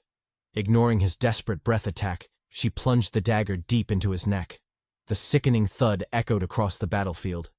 Still not done, Andrea used Grimdora's head as a springboard, launching herself into the air while summoning yet another weapon. This time, she wanted something heavy. She was done fucking around. Responding to her call, Pandora's titties launched its contents skyward, revealing not one, but two weapons. The legendary dual axes Asgear. And while we're here, can we talk about how muscle mommy Andrea looks right now? If her abs were that solid, why even bother with weapons? She could have just grated Grimdora to death with those thick mommy abs alone. Jokes aside, Andrea stayed focused and delivered her finisher. She brought the axes down, cleaving through Grimdora's neck in a violent explosion of force, kicking up a massive dust storm. When it settled, all that remained was a devastated training ground, and a visibly impressed Kaguya, applauding sincerely. Andrea, however, wasn't finished. She retrieved her weapons, triple-wielded them like she was the homie Zoro, and turned to face Kaguya. Unfazed, he maintained his relaxed demeanor, advising her not to be hasty. Instead of rushing into battle, she should at least hear him out. If she was lucky, he might even explain why he was there. Before he could finish, a flaming javelin shot toward his head, forcing him to duck. Enraged, Kaguya watched the destruction in silence, fury simmering beneath his mask. Didn't the attacker know basic etiquette? Who launches a sneak attack without even saying hello? And worse, why shout the technique's name while doing it? What did they think this was? A shonen? Were they planning to win with the power of friendship and love? Nah, fuck that. This was the real deal. And they were all his prey. It was about time he taught them the true essence of manners maketh man and all that Kingsman bullshit. They could come at him, one at a time or all together. He was down for whatever. The boys said bet and charged in, moving strategically to trap Kaguya in a pincer attack. Meanwhile, over at Tevin's side, The fatal danger to the kids had finally passed. He handed them over to their moms, telling them to leave the area as fast as possible. Then, with resolve but clear helplessness, he turned toward the ongoing fight. A fight he very much wanted to take part in, but knew he couldn't. Using lion hide had drained his stamina, leaving nothing in the tank to effectively contribute to the fade. As for Che and Anton, they lunged in like hungry wolves, unleashing a myriad of martial techniques on Kaguya. Anton went first with a downward swing, followed by a flurry of strikes aimed at Kaguya's face. But the villain was faster, nimbly weaving through the attacks with minimal movement. Eventually, Anton grew frustrated and swung wide, hoping to land a hit using the half-moon technique. Regrettably, the villain was indeed mighty, leaping over the attack and landing atop Anton's staff like the whole confrontation was some sick joke. Before he could bury Anton with the aura he was farming, an attack flew in from the side, forcing him to backpedal. The attack was clearly Che's. Seeing his brother get humiliated, he decided to step in. Nevertheless, his intervention was still child's play to Kaguya, who laughed at the duo, still not taking the fight seriously. He even found time to engage in friendly banter, telling Che that he had the same look on his face that his father once had, implying he knew more about Che's origins than he let on. Ignoring this, Che created an opening for Anton to attack, and the latter didn't waste it. He called forth a flurry of endless staffs, yeeting them toward the frustrating Kaguya. But once again, the villain made easy work of them, weaving through the attacks with the playful agility of a monkey. None of the staffs came close to touching him. Seeing this, Anton followed up with a sneak attack, aiming for a headshot at the spot Kaguya's head was bound to land. Unfortunately, Kaguya read the move as well, tilting his head to dodge the seemingly unavoidable strike, further proving how outmatched the duo was. Little did he know, Anton's attack was merely the first part of a two-pronged assault. Che was already upon him, fists bathed in flames and ready for the follow-up. He blasted through the wall, demolishing everything in his path, hoping to land a hit on Kaguya as well. But once again, the villain proved too slippery, escaping Che's all-out attack. He reappeared a few meters away, throwing shade at Anton and Che, telling them to stop with the violence and just talk it out. Since they were so trash that landing a direct hit on him was troublesome, why not try a different approach and use their words instead? Surely a battle of tongues would fare better than the disastrous display they were putting on. Che gritted his teeth and continued attacking, showering Kaguya with a flurry of punches, all of which were effortlessly dodged. Unperturbed, Che pressed on, unleashing a 1-2 combo as he questioned Kaguya. Was he responsible for Farah Ree's death? Was he the mastermind behind the tragic demise of such a fine maiden? Feigning shock, Kaguya nimbly avoided Che's strikes as he exclaimed in mock confusion. Was Farah Ree dead? Who could be responsible for such madness? This enraged Che, who signaled for Anton to move. It was time to end this shit. Anton said bet and rushed in, hands pressed together to summon his next staff. With the weapon in tow, he charged forward, joining Che and trapping Kaguya in another pincer attack. Che managed to corner Kaguya at the edge of the roof, causing him to slip up and leave himself vulnerable. The boys didn't miss the chance and lunged in, unleashing their mightiest techniques. The air itself trembled from the force, followed by a devastating explosion that tore the roof apart. But when the dust settled, instead of victorious grins, only shock filled their faces. They'd missed. Not only had they missed, Kaguya had baited them into attacking each other, with the duo tanking the hits meant for him. It was a bizarre and humiliating outcome. Incredulous, the boys stared toward Kaguya's new position, wondering if their suspicions were correct. Did this bastard just teleport, or were they tripping? Kaguya confirmed it. He had indeed teleported. Matter of fact, with their trash skills, the duo had no hope of reaching him, let alone touching him, unless he allowed it. So wouldn't it be better to just talk things out? He had a lot to tell them, and wasting time on this pointless battle was, well, pointless. As the trio spoke, Azam arrived, supporting an exhausted Tevin. The homie looked like shit, making me wonder why he'd even come over when it was obvious he'd only be a liability. But that aside, the squad was finally assembled, ready to face the big bad villain Kaguya. Kaguya flicked them a single glance before shifting his focus to the sky. Someone else had decided to join the party, and he found them far more interesting than the small fry on the ground. Who else could it be but Mommy Andrea? She shot in like a rocket, obliterating the roof, the building, and everything else upon landing. As the dust settled, her sultry voice rang out, informing the boys that their enemy wasn't as simple as they thought. He was Kaguya the Shepherd, one of Cody's most wanted threats, and a Kimyo who had ranked 102nd on the strongest Kimyo list before mysteriously disappearing. Code, the Kimyo Organized Defense Enterprise, was a council-led organization responsible for the protection, regulation, and placement of the Kimyo race. They handled everything Kimyo-related. Upon learning Kaguya's identity, Che's expression shifted drastically. This was no longer a mission to apprehend a villain. It was a fight for survival. Kaguya, however, took it all in stride, unbothered by his identity being revealed. On the contrary, he struck up a conversation with Andrea, telling her it was a pleasure to finally meet her. The others weren't nearly as calm.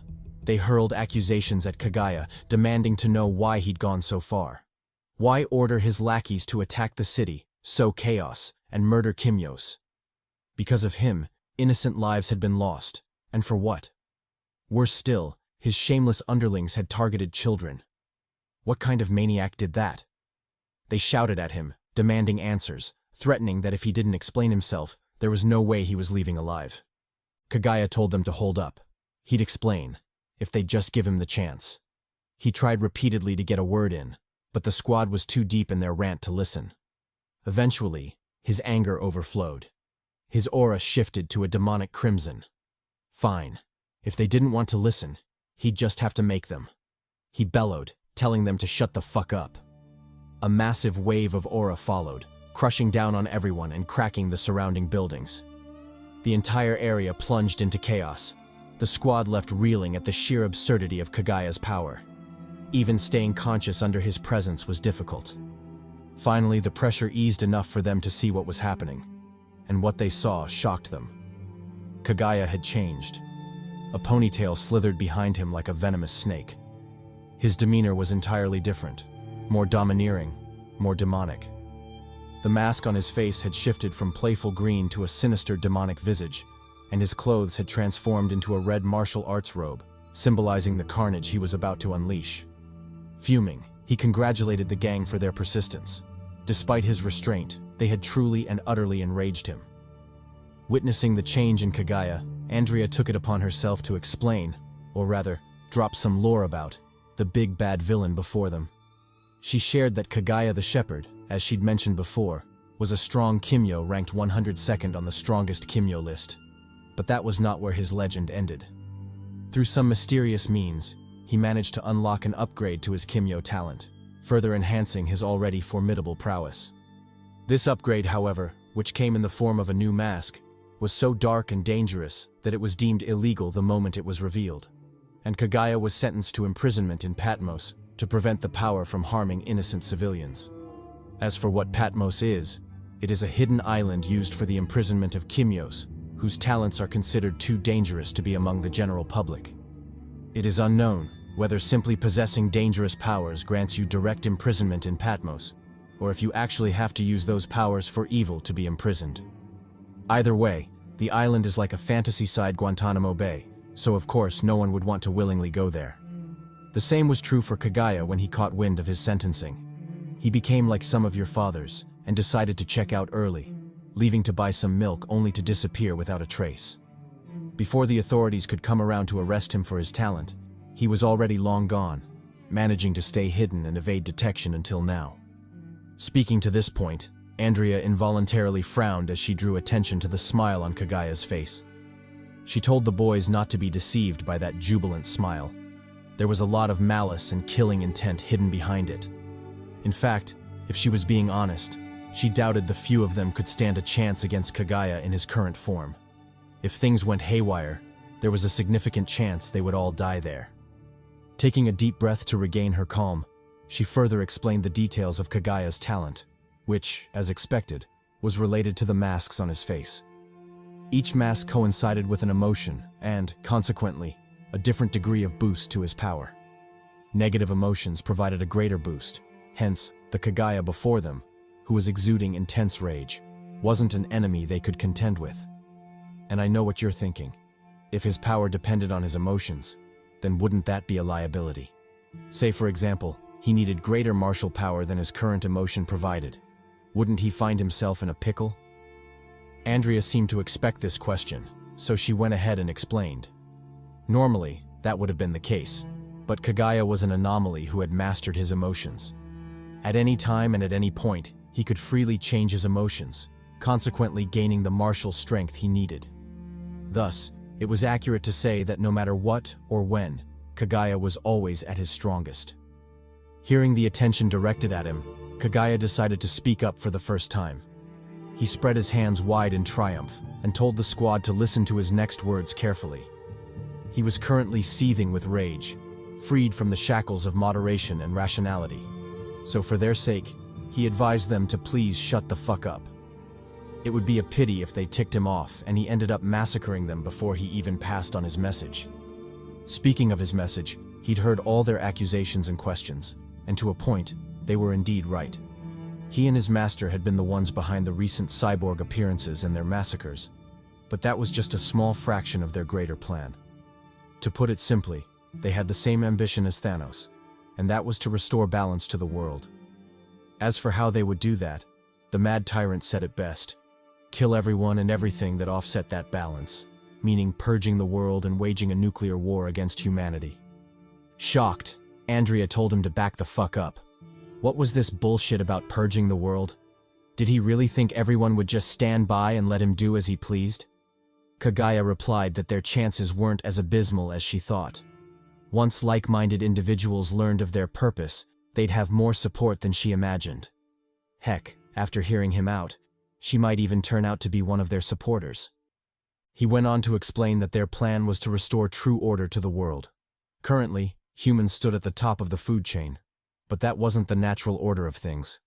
Sure, in the past, and without Kimyos, that was the case, but that stopped being true the moment Kimyos were born. From the second the greater existences that were Kimyos entered the world, its fundamental hierarchy changed for good. Kimyos became the apex of the world, led by the first 4 Kimyos to ever exist, the Great Four.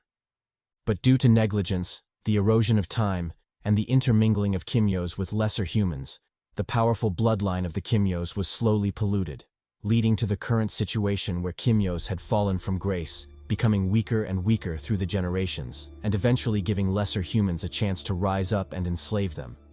Because what else could you call abiding by the rules of clearly inferior humans, if not slavery? However, that would soon cease to be the case.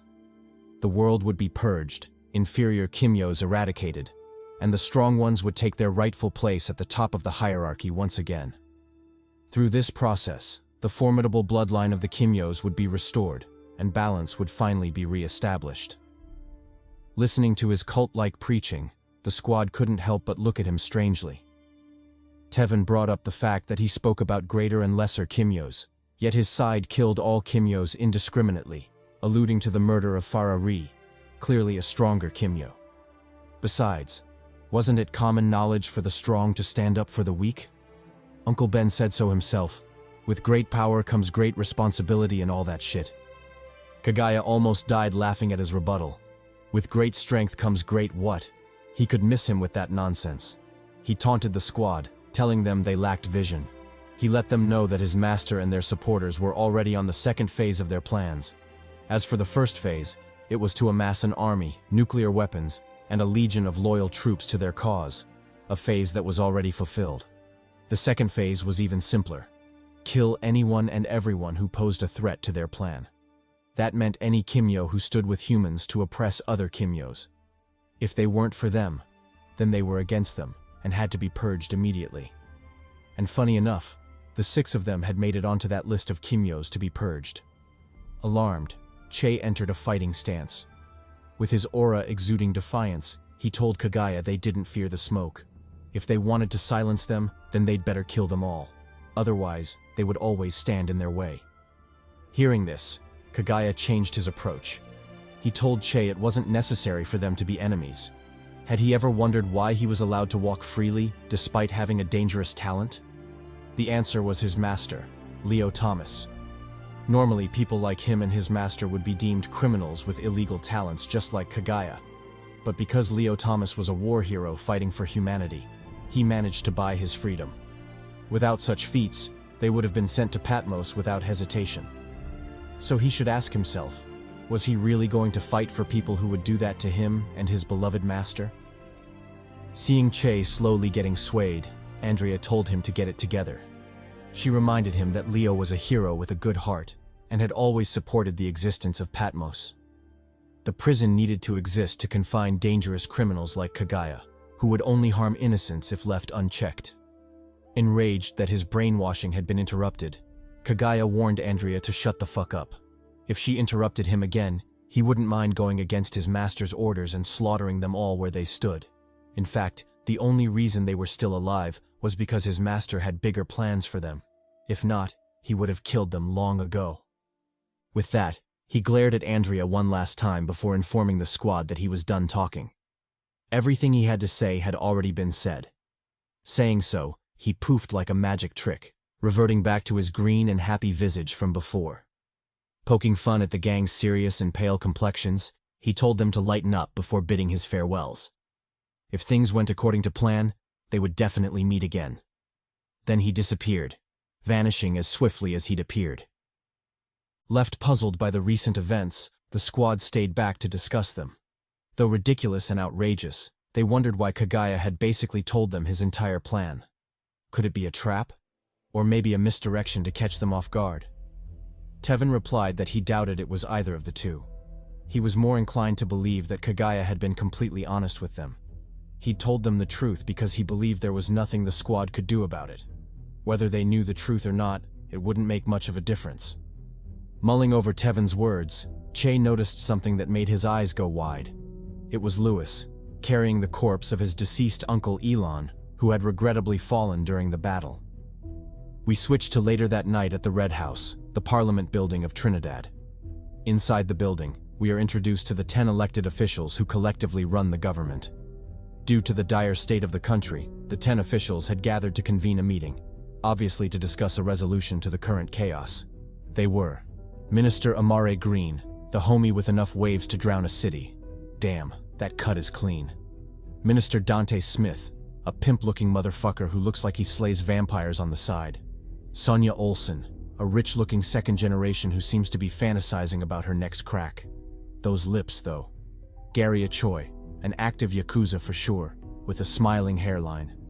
Richard Devertoy. I won't say much about him except that he needs to be locked up immediately.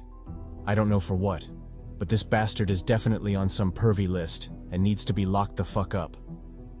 Barbara Devertoy, kin to Richard, and also giving off mean stepmother vibes.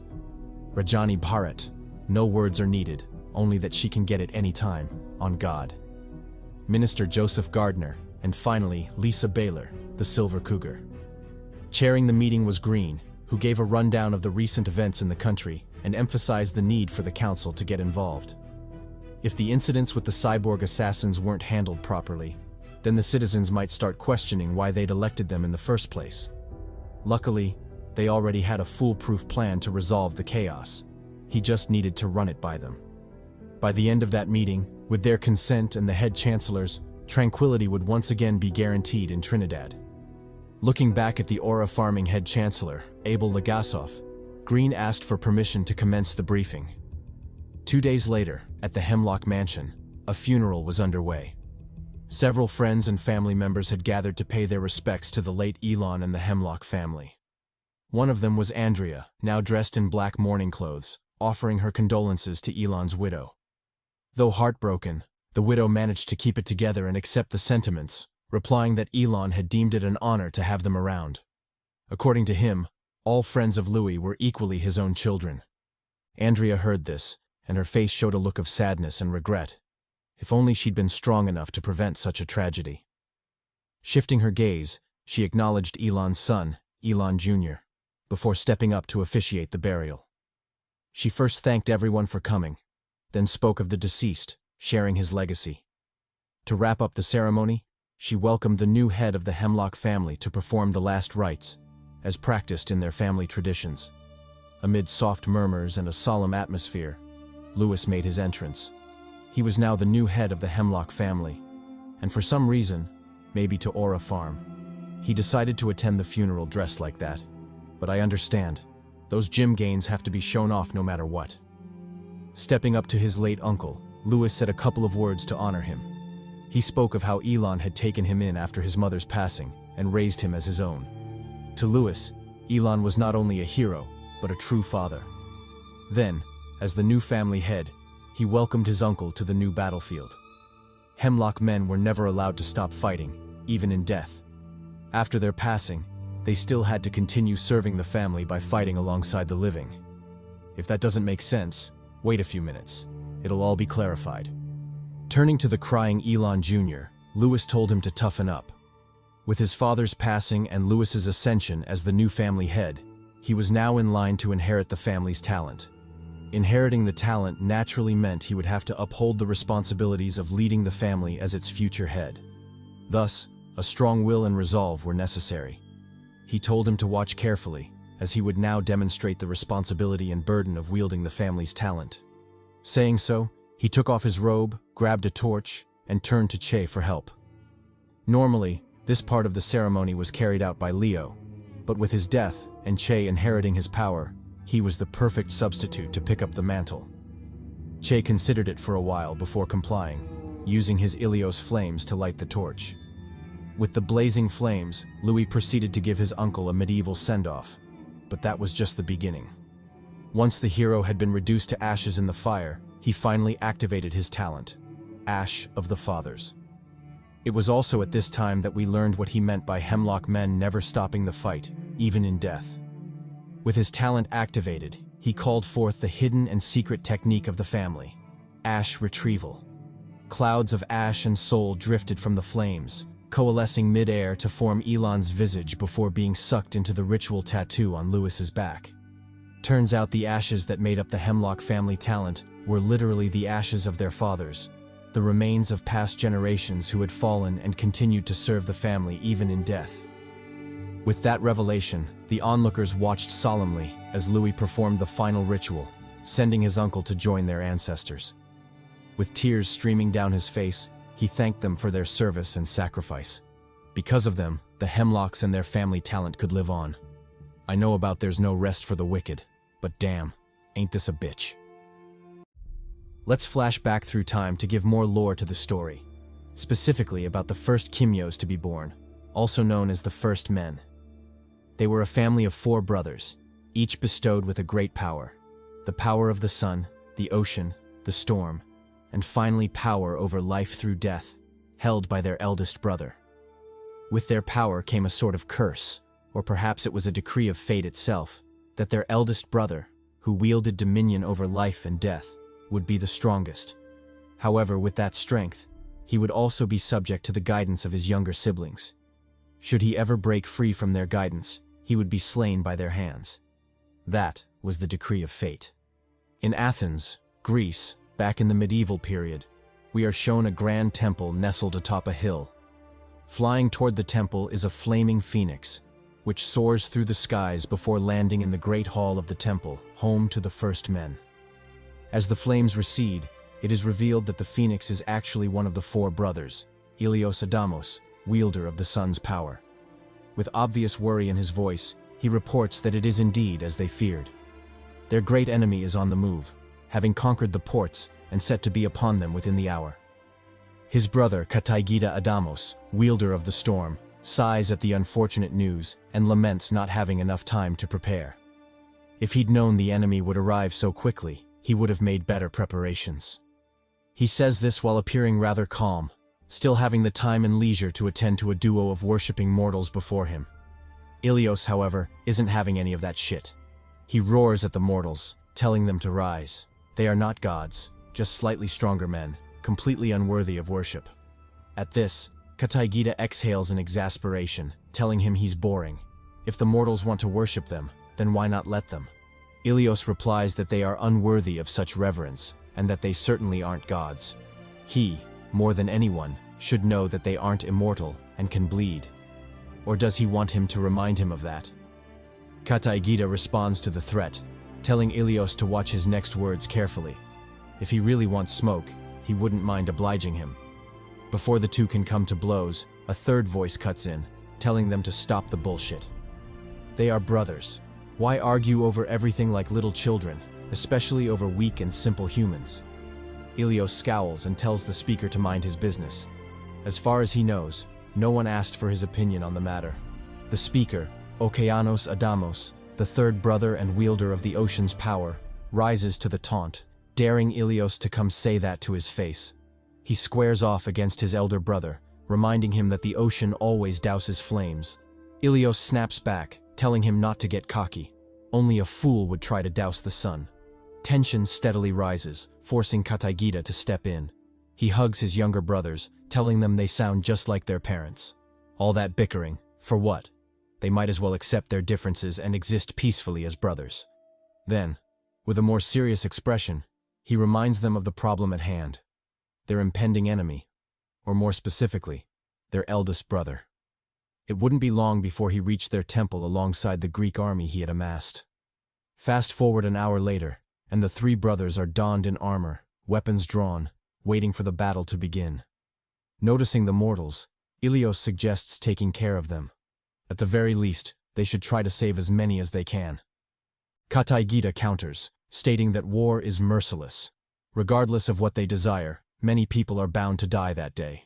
Besides, their army is essentially a motley crew, a band of mismatches, farmers, porters, even shopkeepers. Expecting them not to die is a pipe dream. As he laments this, a soldier cuts in, declaring that they will lead the charge. As Greece's true remaining soldiers, it is only right that they lead the civilians into battle. The speaker is none other than the hero Achilles, the greatest warrior to ever exist. Ilios turns to him and greets him warmly, saying it is a pleasure to see him again, though he wishes it were under better circumstances than the battlefield they now stand on. Achilles replies that it is only natural for warriors to meet on the battlefield.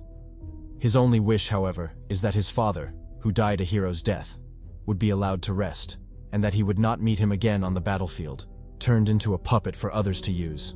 Ilios sympathizes but responds that this is not guaranteed. Their enemy has found a way to reanimate corpses, so there is a possibility they may meet again on the battlefield. He sincerely hopes Achilles is ready for that. Achilles sighs ruefully and puts on his helmet, nodding that he understands. Then, with firm determination, he leaves to assemble the army, awaiting Ilios's address. Back in the ranks, two soldiers converse, hyping themselves up for battle. One of them, a maiden with fiery hair, shares that she isn't scared of the battle itself. What she fears is meeting her husband out there on the battlefield. Even so, she is determined to fight, especially since she wishes to avenge her fallen husband that day. As they chat, Ilios swoops down, levitating before them. He tells the army that their enemy, Thanatos, is mighty. He commands an undying army, but that does not mean he himself is undying or invincible. With his brother's help, they stand a chance to slay him, but for that, they will need the mortals' help.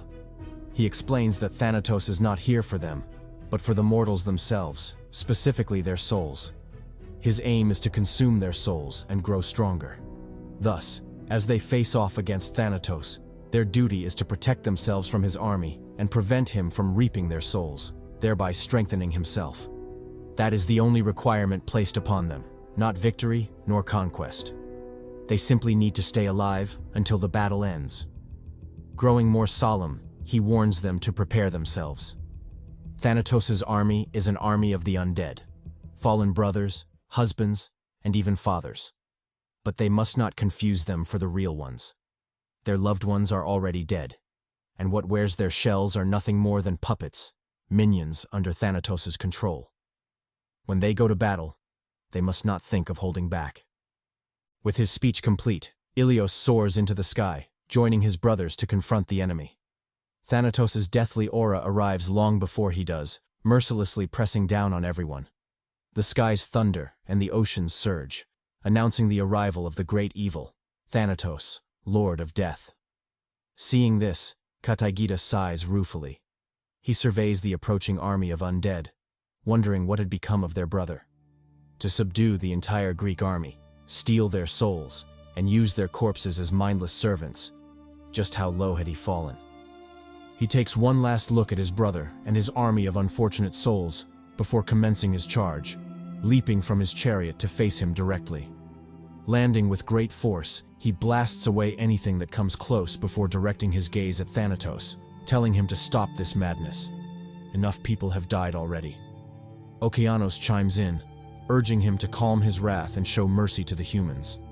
They may be weak, but they were never theirs to oppress. In response, Thanatos calls them ignorant and foolish. He asks if they have ever taken the time to consider things from his perspective.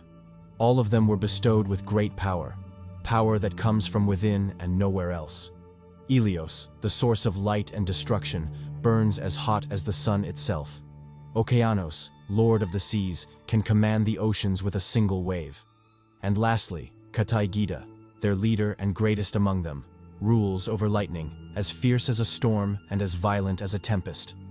All of them possess power that relies solely on themselves. All except him. Thanatos' power relies on energy, without which he would be powerless, no stronger than a mortal. To grow stronger, he must absorb energy, and no source is as efficient as consuming human souls. In fact, the souls of humans are richer in energy than 1,000 years of absorbing sunlight. Under such circumstances, why wouldn't he choose the easier option? He sighs, telling his brothers not to interfere. Even if they refuse to help him, they should at least not stand in his way. Ilios roars, reminding him that things don't have to be this way.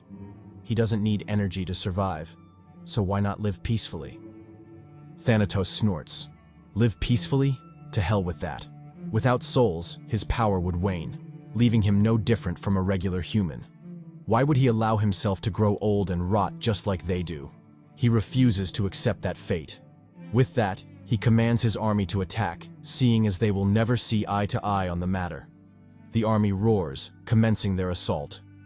On the opposite side, Achilles mobilizes his men, charging forward to meet them in combat. Witnessing the bloodshed, the brothers roar, demanding Thanatos call back his troops. This much death is unnecessary. Thanatos refuses. Seeing this, Kataygida draws his swords, his aura releasing to its fullest. With tears in his eyes, he begs his brother to stop. Otherwise, he will have no choice but to oppose him. Thanatos does not stop. Thus the ties are severed, and war begins. The three brothers charge at him, Ilios being the first into the fray. He swings his spear, shooting a torrent of flames at Thanatos, but the latter reacts swiftly, blocking the attack with ease. Kataygida presses from the side, hoping to catch Thanatos off guard with a flanking strike. But Thanatos reads his intent, turning in time to block the attack.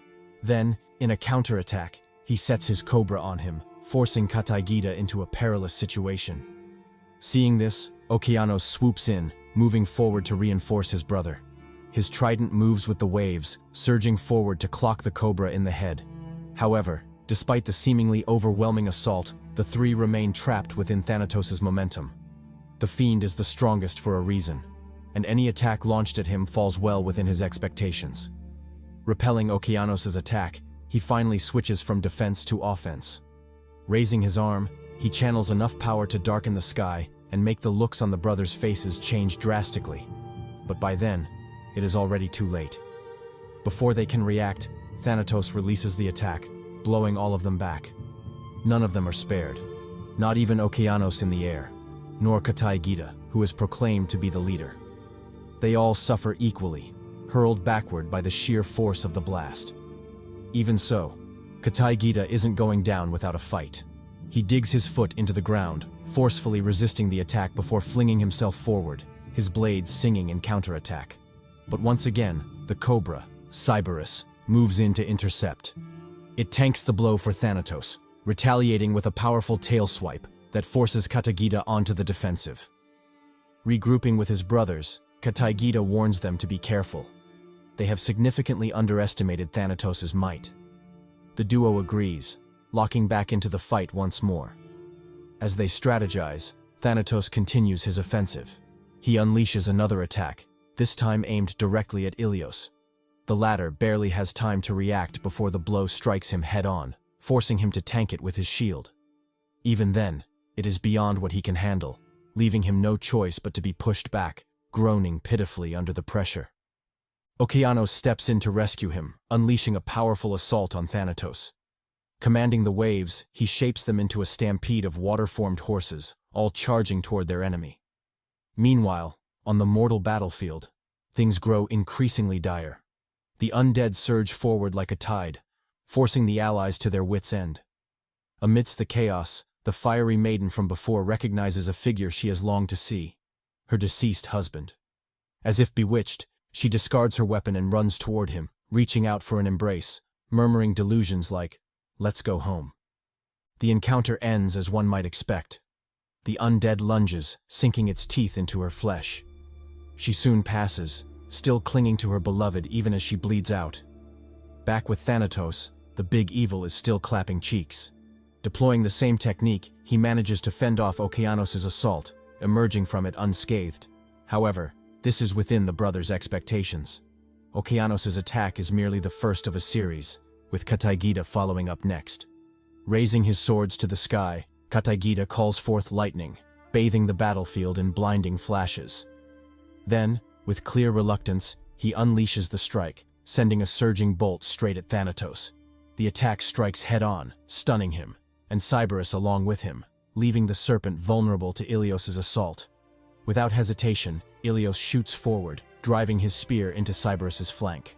A torrent of flames accompanies the strike, surging wildly into the serpent's flesh and burning it from the inside out. Before Thanatos can react, the flames ignite fully, reducing the once mighty serpent to a pile of ashes.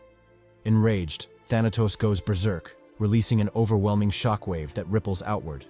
In response, Ilios exhales flames, creating a fiery surge that counters the attack.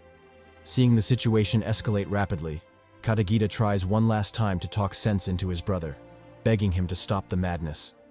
But once again, Thanatos tells him to miss him with that bullshit. He will kill them all and consume their souls. Nothing will stop him from achieving his goal. Hearing this, the three brothers collectively shed tears, knowing they are far beyond the point of return. Moving forward, they have no choice but to do what must be done. With that resolve, Kataigita calls out to the youngest, instructing Okeanos to make his move. Okeanos complies, conjuring massive arms of water that wrap around Thanatos, trapping him in place. Next comes Kataigita, who unleashes a raging lightning storm, following the channel of water to strike Thanatos directly, stunning him. Lastly, Ilios moves.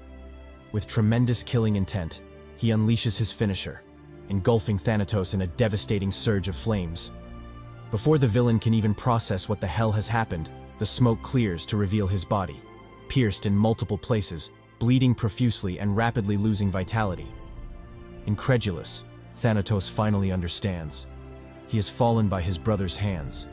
Memories of their earlier years flash through his mind, and he can't help but wonder where things went wrong. When did they come to hate him enough to betray him like this? Their own blood. Fine. If they wish to sever ties forever, he will oblige them. He will show them the error of their ways, the horror of standing against him. Back to the present time at the Hemlock Mansion. Quite some time had passed since the funeral, and the gang was now in the gym, pumping iron to process their grief. After grinding at it for a while, Tevin finally thought of something and called out to Andrea, the only maiden in their midst. Andrea responded, glancing curiously at Tevin, probably wondering what the dude wanted. Could it be some cheeks? She sure hoped not, because the fool was taken, and there was no way she'd be the other woman. Not with all that cargo she was carrying. Oblivious to Andrea's wild thoughts, Tevin brought up a totally unexpected topic. They'd recently learned that she was this big and powerful Kimyo, officially ranked 147th on the strongest Kimyo list. That was cool and all, but shouldn't her close friends know more about her than the media? He could forgive her for gatekeeping her rank, but surely she didn't mind telling them about her scar, like how she got it. Andrea smirked at the request before jump-scaring the shit out of the boys. She menacingly approached them, saying she would show them firsthand, probably leave some nasty scars on them while she was at it. This scared the shit out of the boys, who involuntarily stepped back, bodies shaking in fear. It took them a second to realize she was only joking. Still, that scared the hell out of them, and even Andrea's jumpy melons, as she put on that act, weren't enough to convince them to try that shit again. Nevertheless, their terrified faces brought a smile to Andrea's face, so I guess it was worth it. She giggled at their reaction before deciding to open up, revealing that the scar was a mistake from her first rookie mission. As mentioned before, CHADY is a globally acknowledged group of individuals tasked with the protection and placement of the Kimyo race. Their goal is to nurture peace between humankind and Kimyo kind. And just in case you didn't know, Andrea too is part of CHADY. Flashback to 5 years ago, back when she was still a rookie. She's shown in a meeting with the 7 heads of CHADY, undergoing an evaluation. The heads, including the chairman, had nothing but good things to say about her, consistently praising her for her tenacity and mastery over her Kimyo talent. They acknowledged her strength and officially recognized her as one of the top 150 strongest Kimyos to exist at that time. Flustered, Andrea accepted the promotion with gratitude, vowing to live up to their expectations. Done with the evaluation, she'd barely left the building when a voice called out, demanding her attention. The voice belonged to Aldrich Ross, the same shadowy figure from before, and also the chairman of CHADY. Greeting him warmly, Andrea asked what a dignified man such as himself was doing there, and whether he should be exposing himself like that. Aldrich told her not to worry. His safety was more than secure. She might not know this, but everyone currently around them was part of his bodyguard squad. Shocked, Andrea looked around incredulously, wondering if he truly meant everyone. Surely that baby in the stroller couldn't be one as well, right? To her surprise, the little fella was indeed part of the force, rocking shades and equipped with the strap. For all intents and purposes, he was indeed him. Back to the meeting between Andrea and Aldrich. After settling down, the chairman couldn't wait to glaze Andrea, saying that her talent was incredible. It kinda reminded him of Leo, her grandfather. Matter of fact, he could confidently say that their mastery over their talent was indeed rare. Few could hope to compete. Speaking of Leo, he wished the old man could return to the organization, formally taking up the position of rank 1 on the strongest Kimyo list.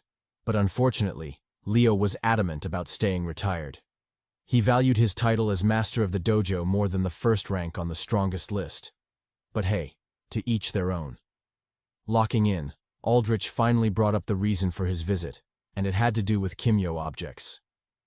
As explained before, objects in the Ordeal world have a chance of developing Kimyo talents, granting superpowers to those who wield them. Of course, for most objects, the talents developed are often harmless. For example, a garden hose developing the ability to produce water on its own. But as with everything in life, there is always an exception. Some objects tend to develop talents that are truly powerful and lethal to human beings, one example being Noroigiri, the reason for his visit today. Noroigiri is considered a legendary blade, a secret 6th of the original 5 swords under heaven, the last of the Tenka Goken.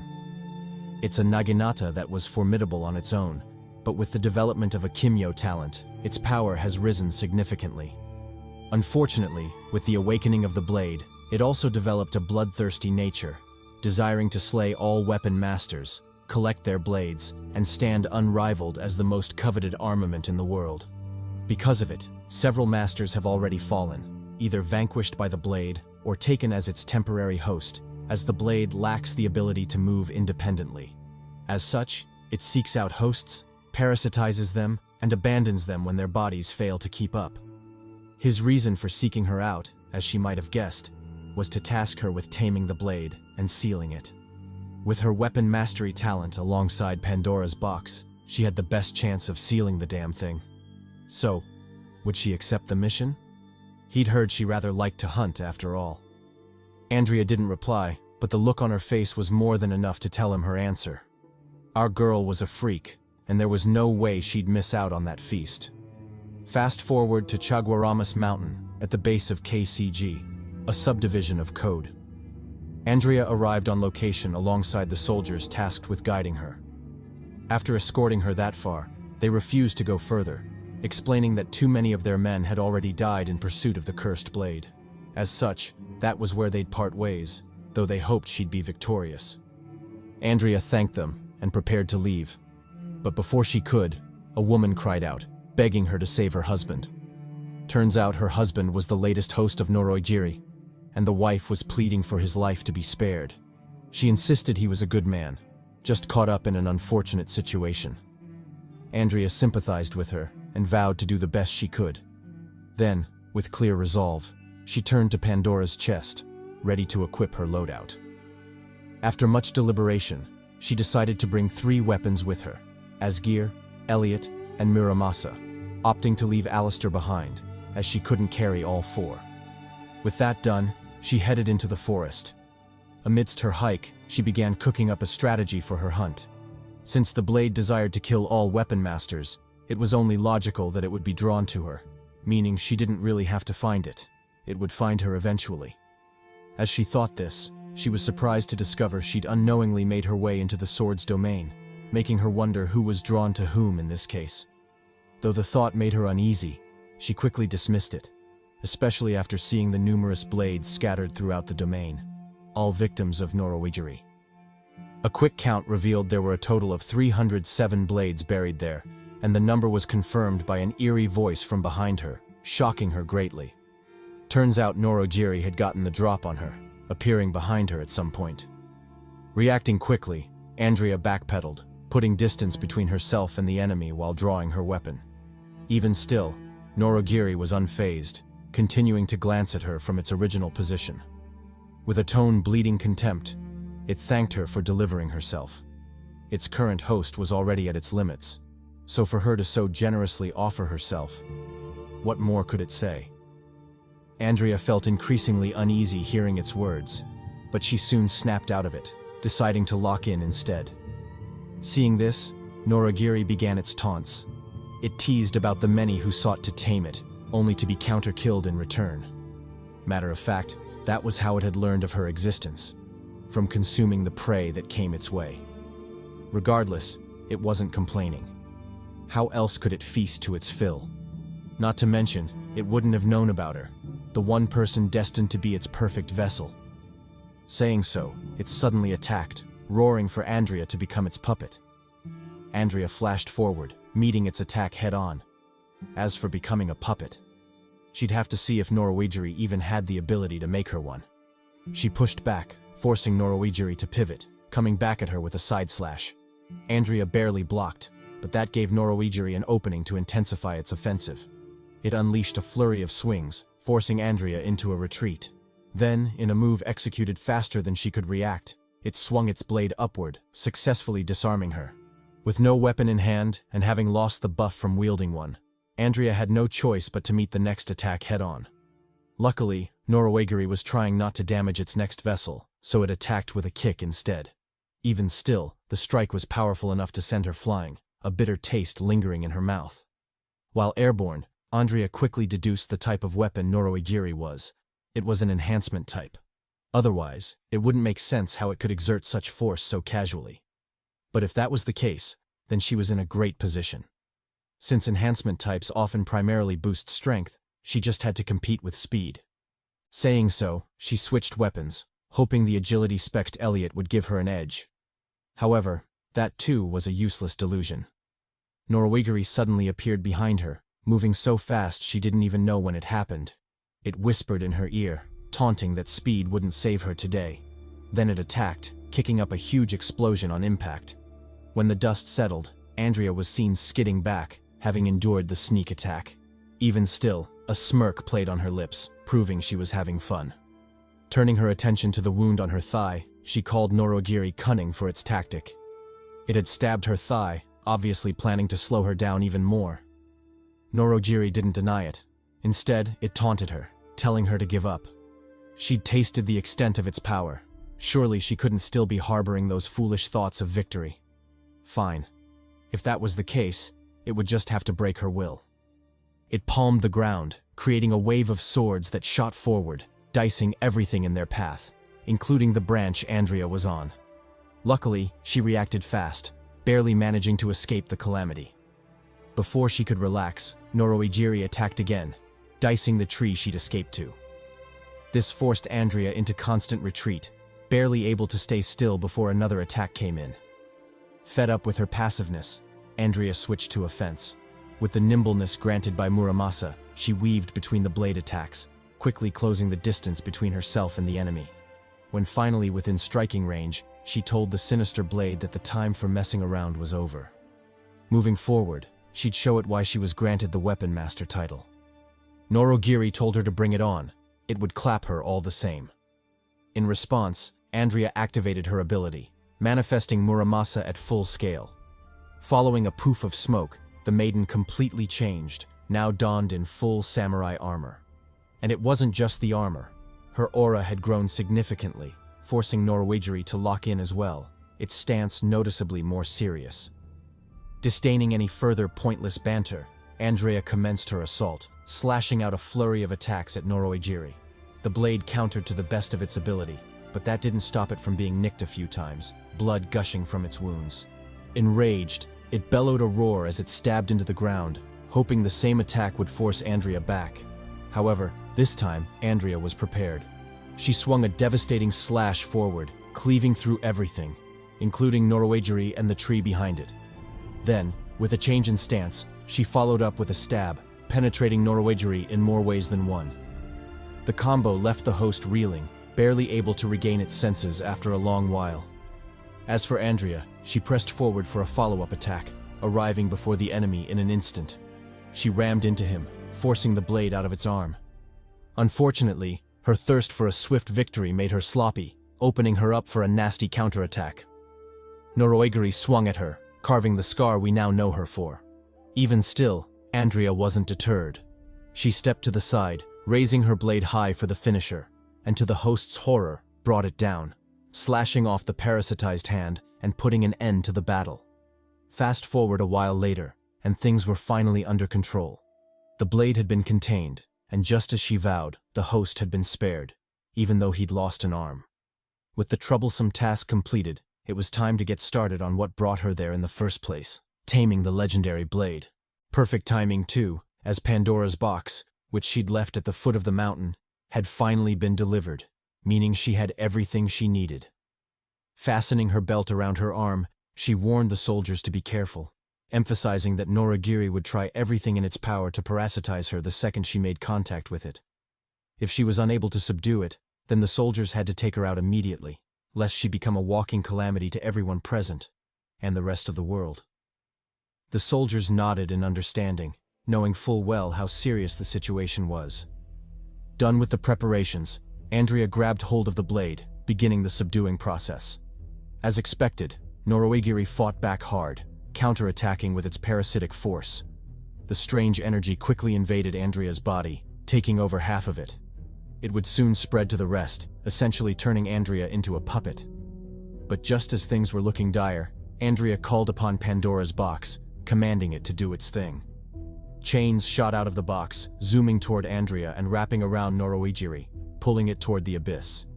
The blade tried to resist, but under the overwhelming power of the sealing artifact, it quickly lost, effortlessly dragged into the box and disappearing within its starry space.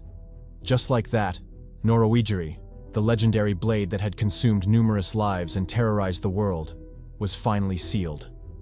Andrea, the baddie with a new scar on her face, smiled broadly, having just added another legendary weapon to her collection. Back to the Hemlock Mansion in the present time. Under a gloomy rainstorm, the gang is seen holding a meeting to discuss the various shit they've been through lately.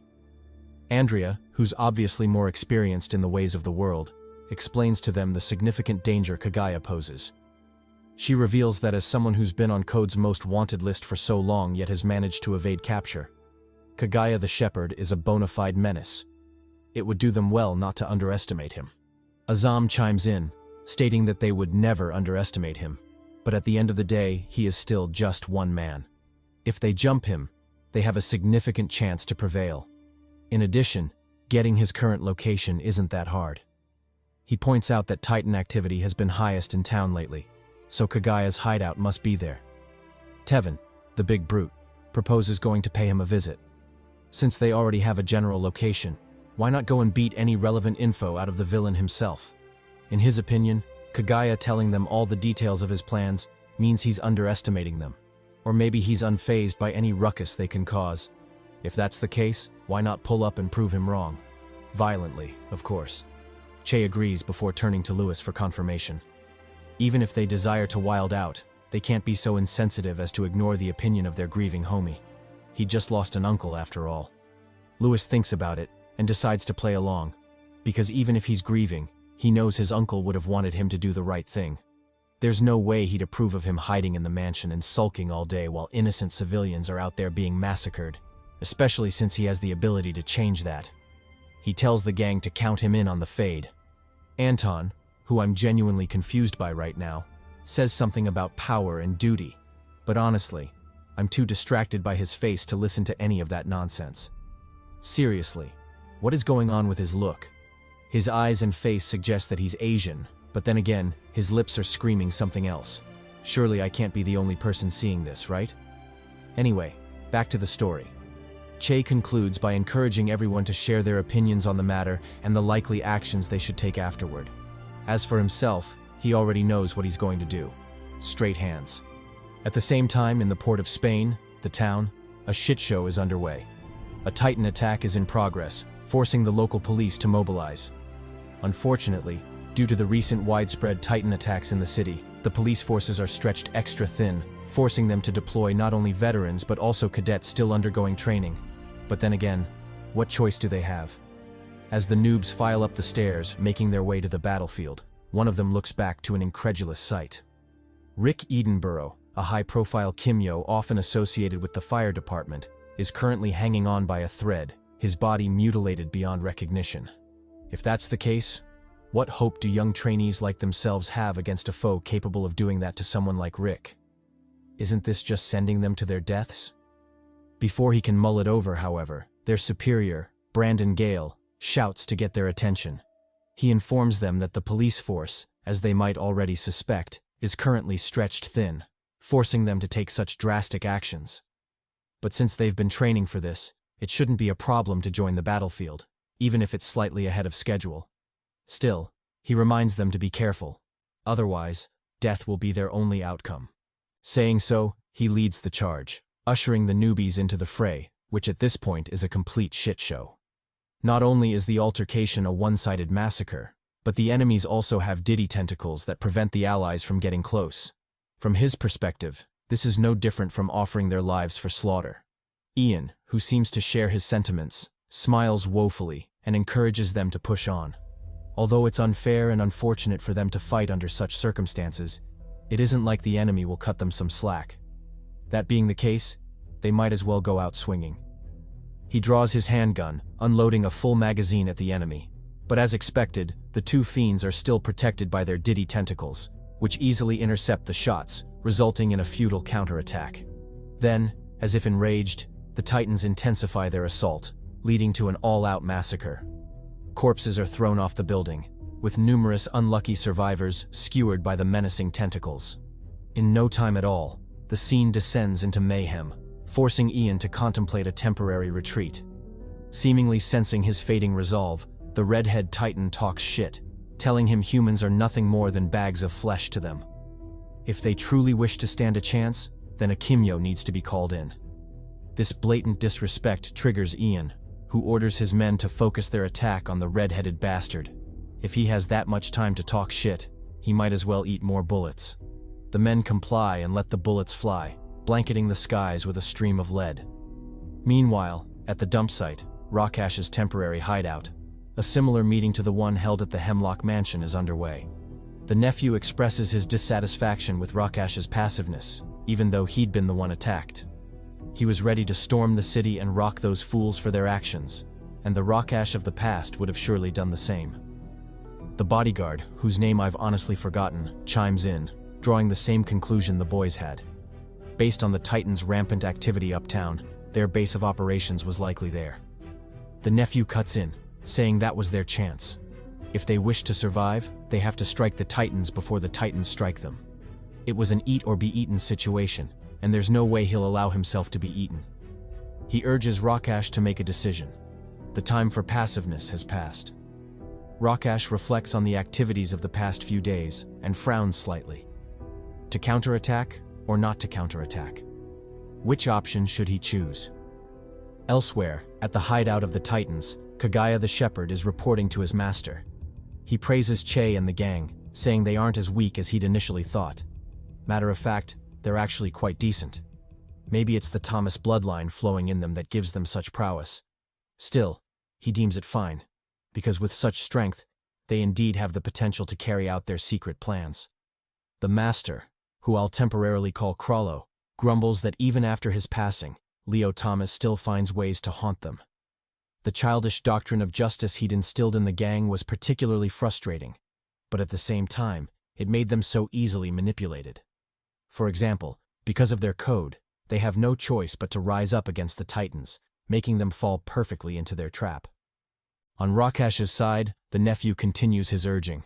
He tells Rakash that passiveness is not an option, as the Titans know where they are and have already sent trouble their way.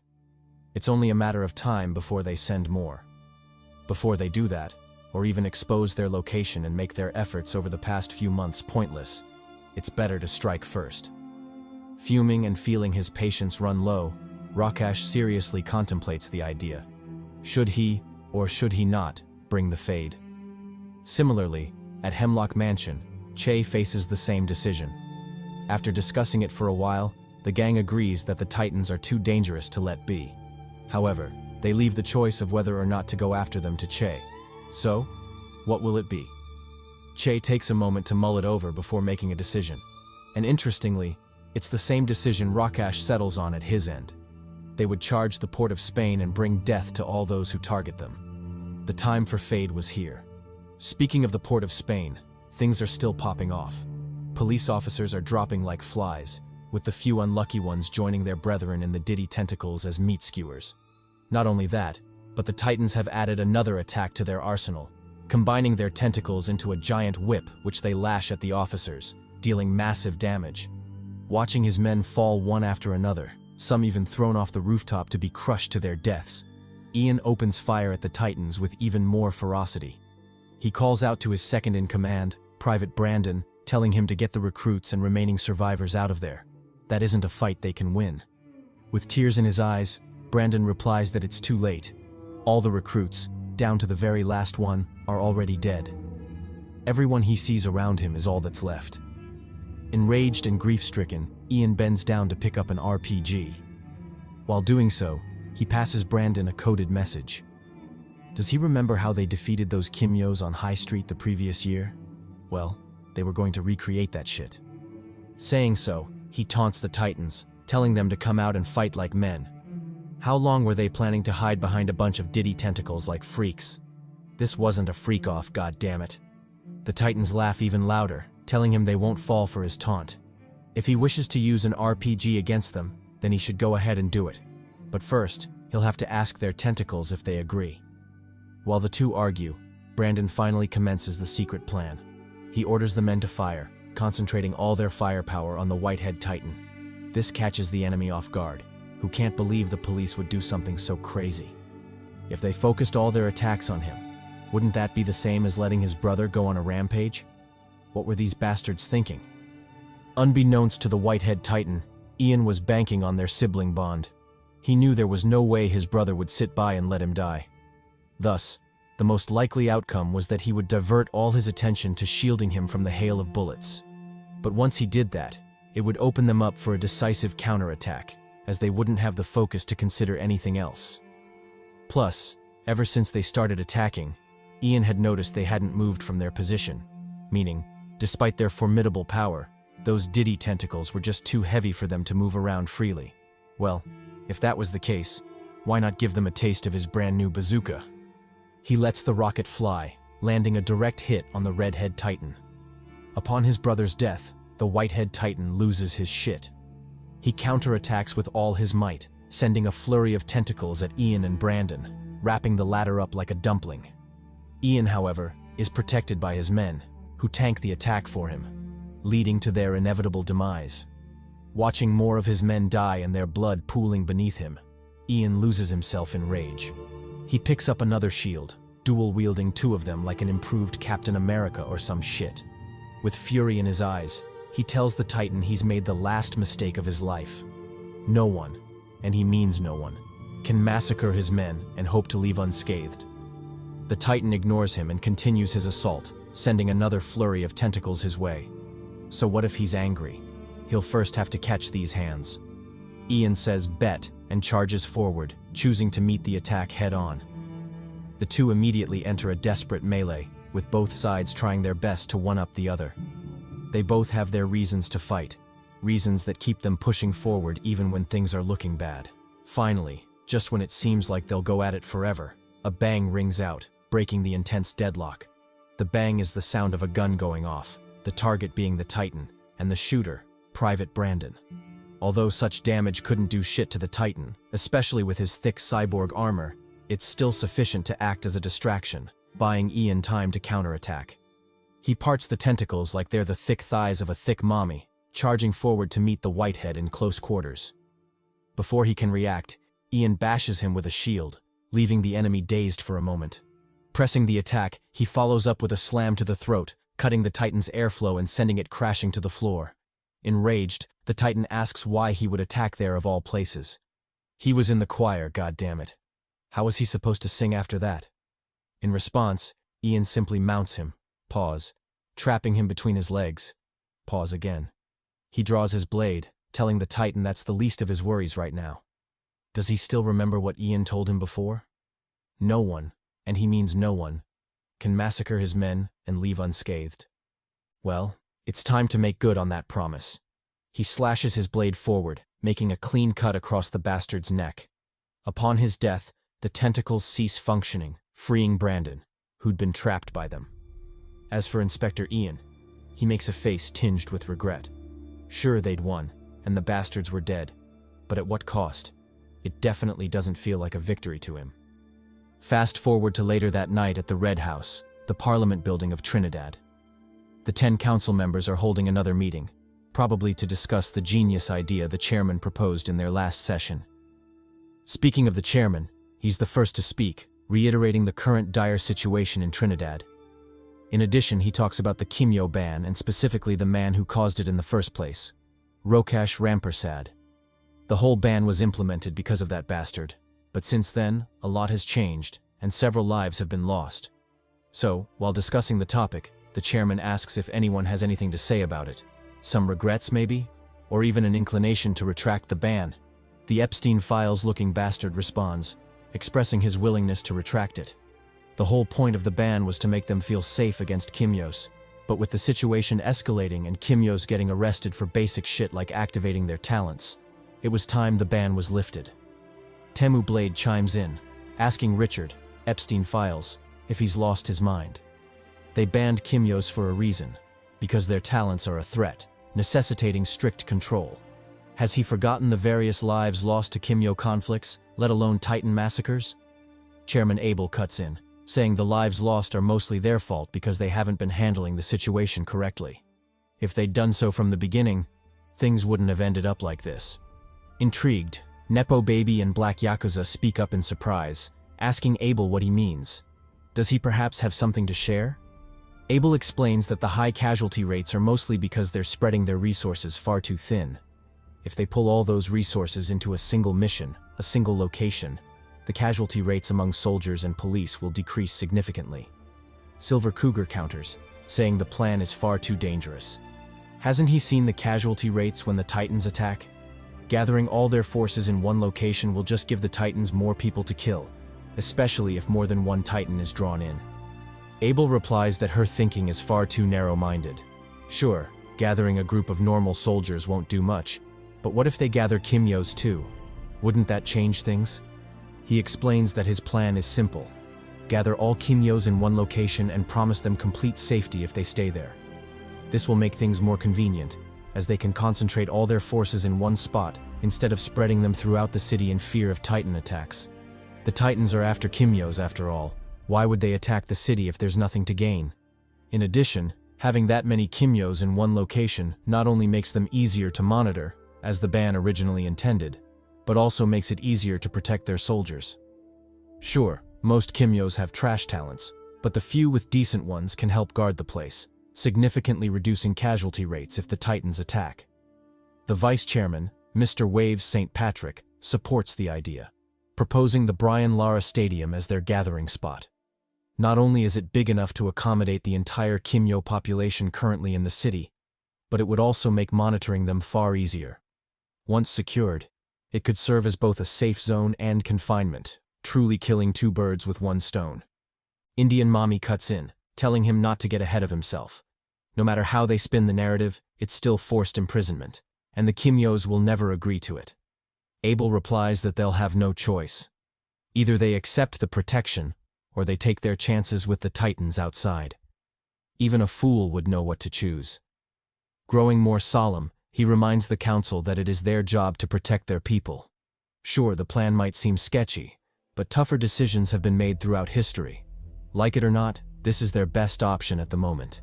He asks for their help in passing the bill, promising that if they do, he'll do his best to protect everyone. No longer will they have to live in fear of fiends like Rokash and his ilk. Old Man Sage cuts in, saying he's in. Despite the sketchiness, it's the only viable plan they have. Abel grins and calls for a vote. He assures the council that if the bill gets 5 or more votes, he'll put it into effect immediately. So, what will it be? Do they fuck with his plan, or nah? Elsewhere, at the Hemlock Mansion, Che is busy training. He dishes out a right punch, setting the air ablaze with flames. Dropping into a crouch, he gathers momentum before springing up with a high kick, bursting into a split like he's Van Damme or something. As he trains, a figure slowly joins him, eventually drawing his attention. It's obviously the maiden, Andrea. Puzzled, Che asks what she's doing there and where the rest of the gang is. Andrea replies that they're out making final preparations. Since they'll be fighting Kagaya in a few hours, some, like Tevin, have gone to bid their loved ones goodbye, just in case they don't return. As for the others, they're probably doing their own thing. Sullen-faced, she admits the fight worries her. Kagaya is a monster, and it wouldn't be strange if some of them didn't make it back alive. Che comforts her, telling her not to worry too much. He urges her to have faith in them. She was the one who trained them after all. Andrea brightens at his words, but soon her frown returns. She tells Che that during the fight, he'll most likely have to enter an Ilios state. Maybe he doesn't remember what it was like the last time because it was still new and his mind was fuzzy. But she insists. It was a disaster. It's probably best if he trains to fix that before the fight. She explains that state talents like Ilios possess a mode where the user remains in a sustained offensive form. Its purpose is to transition the user from a passive state to an awakened one, but as expected, it's difficult to control. That being the case, they should start training immediately. She instructs Che to enter the Ilios state, reminding him not to be afraid of what he can do. Sure, he'll break his restraints and might lose control, but she believes he has far more potential than the pitiful, restrained flames he's been using. Maybe a little loss of control isn't too high a price to pay. Besides, as they say, when it's scary and you're afraid to jump, that's exactly when you need to jump. Otherwise, how will you ever know what you're capable of? She encourages Che to let loose, to jump. She'll handle things if he loses control. Che nods, focusing on his talent, imagining the flame within him slowly taking shape. It morphs into a majestic omega symbol, signifying his entry into the Ilios state. His body is bathed in flames, their range rapidly spreading outward. Andrea, acting as trainer and #1 waifu cheerleader, urges him on. She tells him to push through the pain, ignore the fear clouding his mind, and lock in, because things are about to get painful. Before Che can process what she means, his skin begins to peel, bringing unimaginable pain. Flesh burns from his back and arm, leaving a ghastly mess of muscle and bone. Under Andrea's encouraging gaze, the state expands, covering half of Che's body and consuming much of his flesh. Just as things seem to be going well, Che suddenly winces, followed by a groan of anguish. Taken aback, Andrea asks what's wrong. Is the pain too much? Contrary to her expectations, the pain isn't physical, it's emotional. Che's heart bleeds from the loss of his father and mentor, Leo Thomas. Like an emotional bitch, he cries out that he misses his Poppy. Leo was everything to him, the father he never had. How could he lose him like that? Why couldn't he save him? Why didn't he do anything when Rokash threatened him? He was right there, goddammit. How was he supposed to live with that guilt, to live without him? And why did the old geezer leave his talent to him? How could he waste it on someone so unworthy? If Che could give it back, he would. Listening to Che's outburst and bitch-ass ramblings, Andrea walks toward him, braving the blazing flames and ignoring the searing heat. Reaching the sobbing, pathetic Che, she gently grabs his face and tells him everything will be all right. He isn't unworthy, and it wasn't a mistake for Leo to pass his talent on to him. Sure, she misses Leo dearly and wishes he were still with them, but she sees him living on in Che. As for being worthy, aside from the emotional bitching on display, Che is absolutely the best person to inherit the talent. Choosing him was the best decision Leo ever made, and she's sure he believed that even in death. It wasn't an accident. Leo saw something in him, something worth entrusting his spark to. Che should believe in his master, even if he can't believe in himself. And if that still isn't enough, she tells him to be like the homie NotNPC and focus on her cakes instead. Can't he feel all that bounciness pressing against him right now? Surely he isn't immune to that tenderness. Cakes practically falling off the bone. At her words, Che finally snaps out of his stupor, a slight blush creeping onto his face. He considers copping a juicy feel, doing one for the boys, but something else catches his attention. Andrea isn't hurt at all. Despite walking through the inferno, her skin is pristine as ever. When Che asks about it, Andrea tells him she'll explain everything if they survive the night. Whatever he wants to know, whatever he wants to feel, she'll give it all. With tears in her eyes, she confesses that going after Kagaya is beyond reckless, but they owe it to everyone to try. Their loved ones, those who come after them. They owe it to the world to take down that fiend. And with Kagaya's overconfidence and negligence, he'll be vulnerable. It's the perfect time. It's now or never. Later that night, in Port of Spain, a trio of familiar faces is also on the move. After infiltrating Kagaya's suspected hideout, they make their way deeper inside. Walking through the crowd, the bodyguard, whose name I still can't remember, comments on the absurd number of civilians around. Wasn't this supposed to be a hideout? Then why were so many civilians here? Regardless, he came for Fade, and whatever happens to them isn't his problem. The nephew chimes in, adding that the civilians are just cattle. Even if a bunch of them die, it won't matter. But more importantly, what are they waiting for? Shouldn't they storm the castle already? Rokash chuckles knowingly and tells him to work on his perception.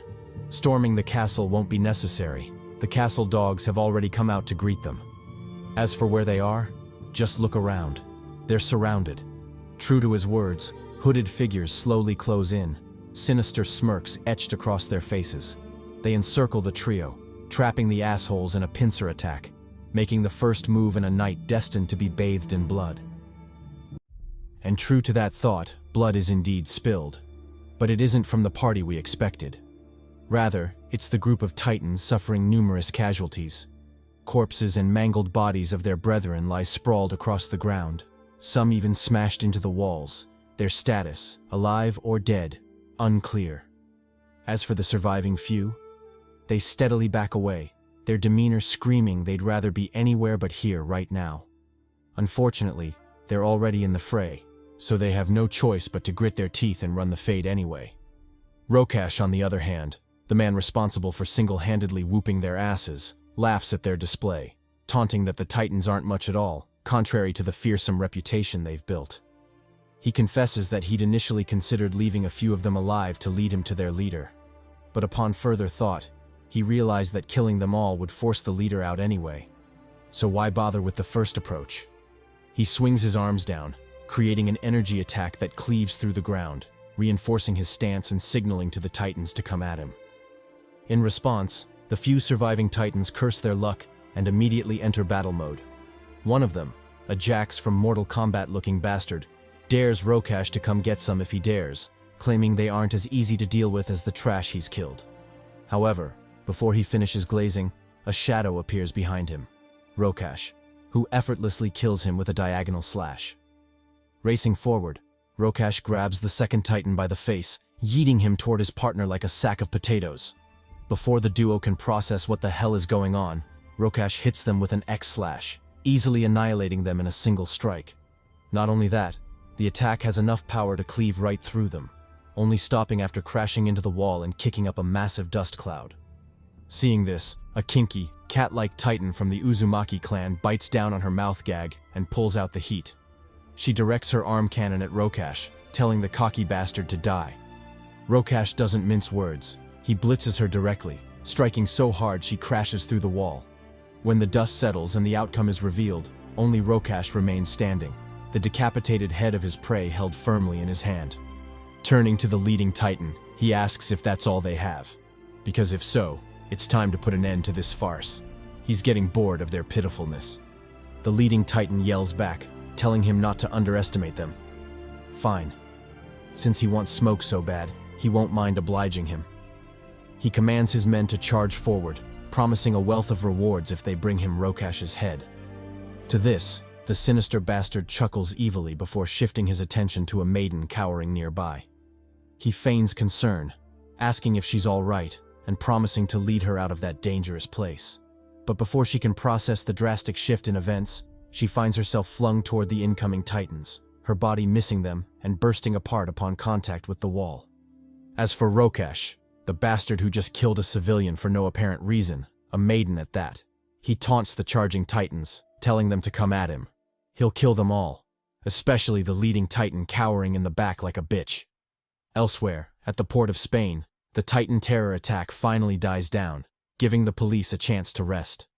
As they do, Captain Avril Hoff calls out, telling them not to get too comfortable. The battle isn't over just yet. She reveals that the Titans have waged war on the city, and it's their duty to stop them. But they shouldn't worry too much, because they'll have reliable allies by their side. On cue, the gang arrives, aura farming as they usually do. Leading them is the maiden Andrea, thighs so thick they could block out the sun. Goddamn. Captain Avril acknowledges their entrance, reassuring them not to worry about the Kimyo ban, as Inspector Ian has already vouched for them. She proceeds to explain the situation, saying that things are looking particularly bad. Not only have the Titans launched an all-out war against the city, they're doing so with manpower and technology the police can't hope to match. So far, the only reason the city hasn't fallen is because several Kimyos have come to their aid. Still, it won't be long before even they are overwhelmed. Continuing, she says their best bet is to carry out the plan Inspector Ian just came up with.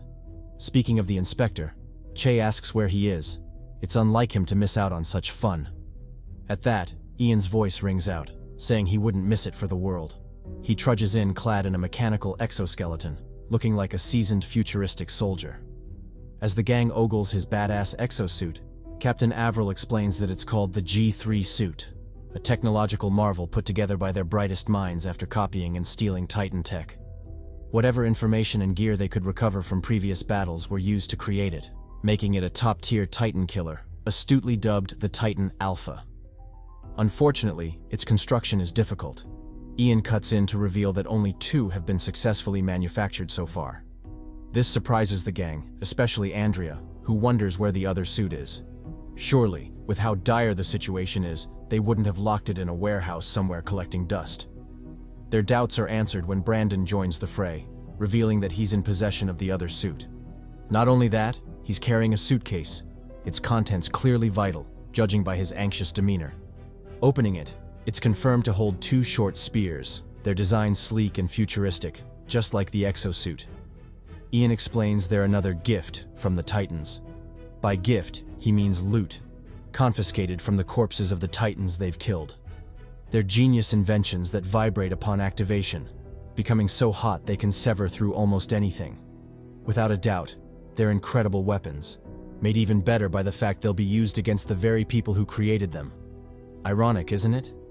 Turning to his men, Ian orders them to gear up and split into 2 factions, Halo Battalion and Greyhound Battalion. Halo Battalion is to focus on rescue and evacuation. So long as a survivor still has life in them, they are to extract them, no matter what. Greyhound Battalion, on the other hand, is for war. Ian orders them to follow him into battle. They're about to show the Titans they messed with the wrong fuckers. Andrea chimes in, instructing the gang to get moving as well. They're to assist with evacuation while she follows Greyhound Battalion and fucks shit up. As for Anton, she has a special mission for him. Get to higher ground and act as their eyes in the sky. If he spots Kagaya, he's to report back immediately. Anton nods and leaps away. Fast forward, and the gang is dutifully carrying out their mission, scouring the ruins for survivors. As they do, a disdainful voice calls out, saying he knew they'd be here, labeling them nosy and incapable of minding their own business. They turn quickly, and lo and behold, it's none other than Rokash's nephew, Cass Santiago. Taken aback, Che immediately locks in. If Cass is here, then that bastard Rokash can't be far off either. Before he can act on that thought, Lewis yells at him to remember the mission. Their task is to rescue survivors, not chase down their op for revenge. He instructs Che to take Tevin and continue the plan. He and Azam will stay behind and deal with Cass. Reluctantly, Che agrees and dashes off. Elsewhere, Anton, the Monkey King, is seen scouring the city for Kagaya. While mid-search, a sneak attack shoots at him from a blind spot, clocking him before he can block. Crashing and skidding to a stop, he looks up at his attacker, letting them know they now have his full attention. And he's pissed as fuck. The attacker?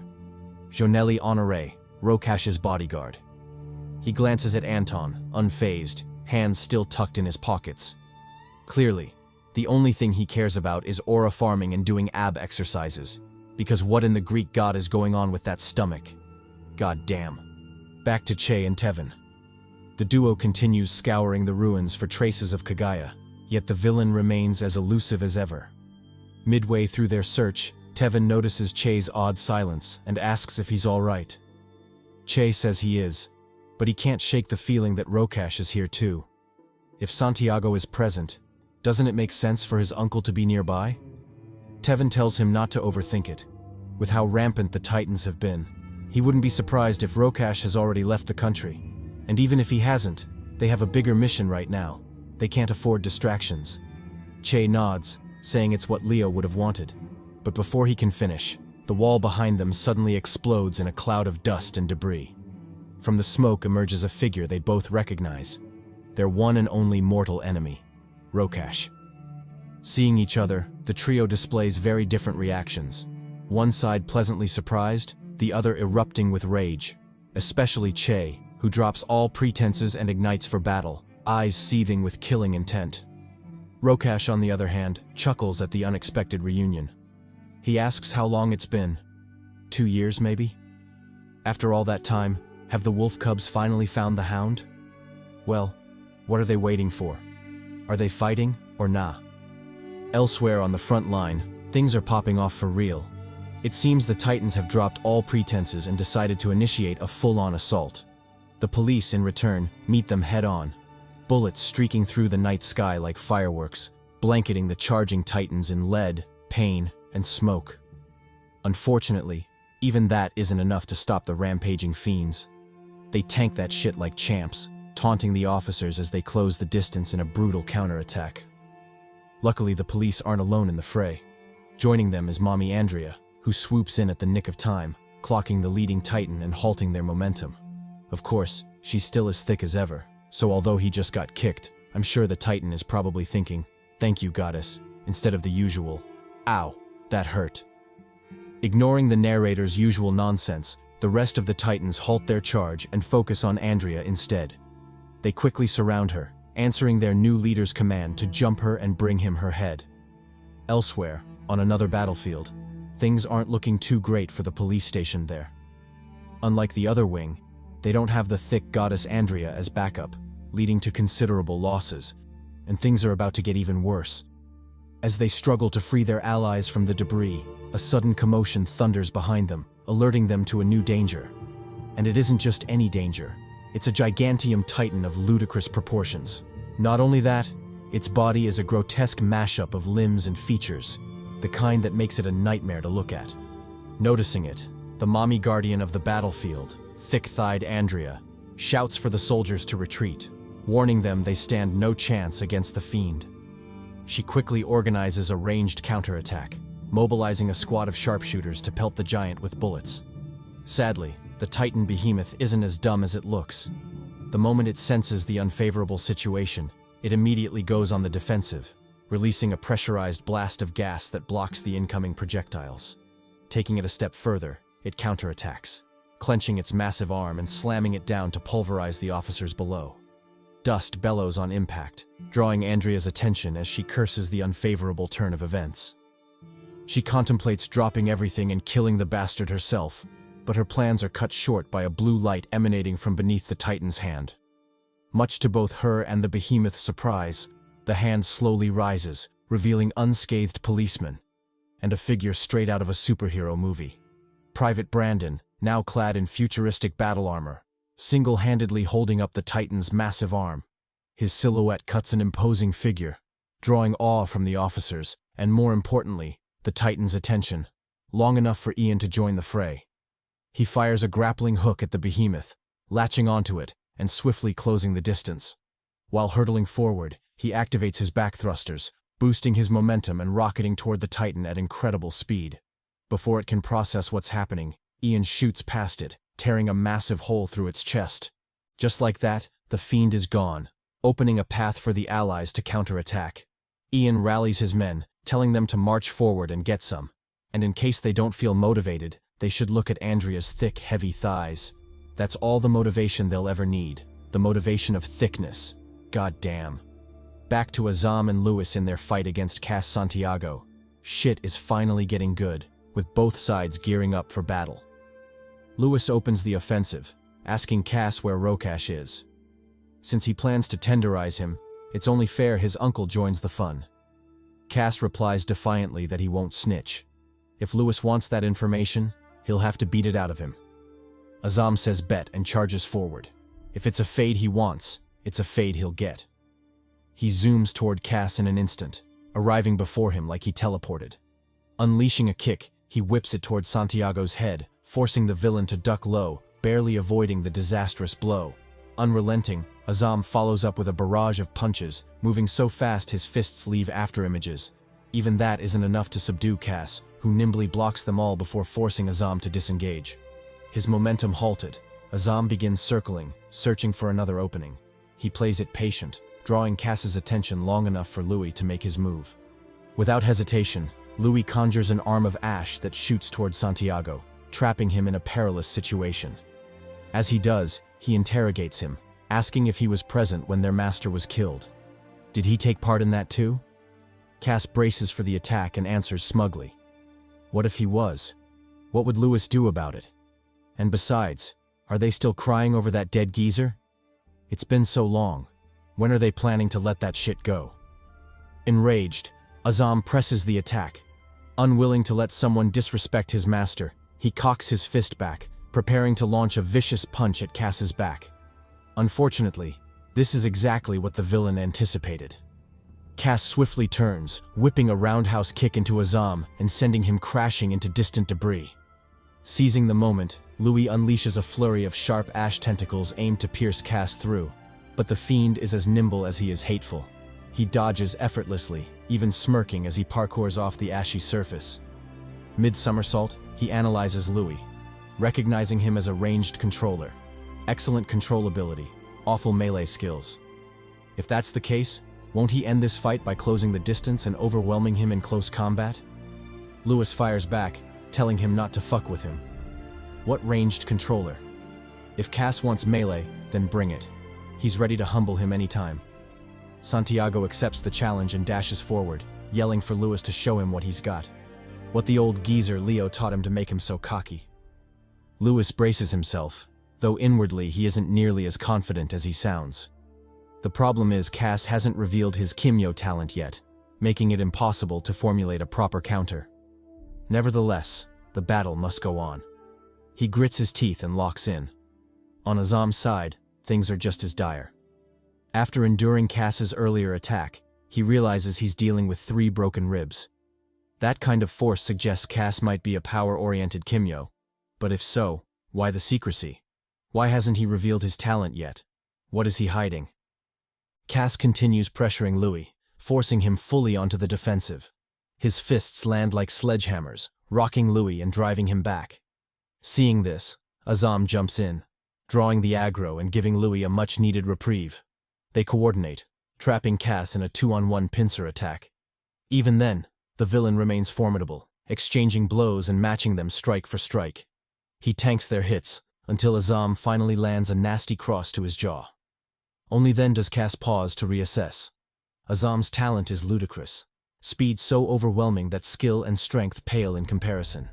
If he isn't careful, he might get outmaneuvered. As he racks his brain for a solution, Lewis capitalizes on the distraction. He launches a grand attack, Hand of Judgment, smashing toward Cass with merciless force. At the same time, Azam moves in with the Kirin 5-point technique, his palms striking forward like the claws of a divine dragon. The combined assault corners Cass, yet instead of panicking, he smirks, almost enjoying their futile struggle. Then, to their horror, he finally reveals his Kimyo talent, incendiary art. Purple stars manifest out of nowhere, and the look on Lewis's face shifts instantly. Coupled with the maniacal grin spreading across Cass's lips, it's clear shit is about to hit the fan. Without hesitation, the boys retreat, moving fast enough to avoid the brunt of the explosion. Even so, they're both roughed up, especially Azam, who's sent flying by the shockwave. Lewis barely escapes the worst of it by cocooning himself in ash. Had he not, his fate would have been far worse. He isn't built for close-range punishment. Still, they survive, and immediately refocus on the source of their misery. Cass motherfucking Santiago. The Fiend chuckles darkly, throwing shade at the duo. He hadn't thought much of their strength, deeming them weaklings. But after they survived his Tier 3 explosions, he has to reevaluate. Maybe they aren't as trash as he imagined. His tone turns ominous. To get the information they want, one of them has to die here. So, are they willing to pay the price? He tells them not to rush their decision. Since they were gracious enough to reveal their talents, it's only fair he fully reveals his. Reaching up, he peels the tattoo from his neck like a sticker.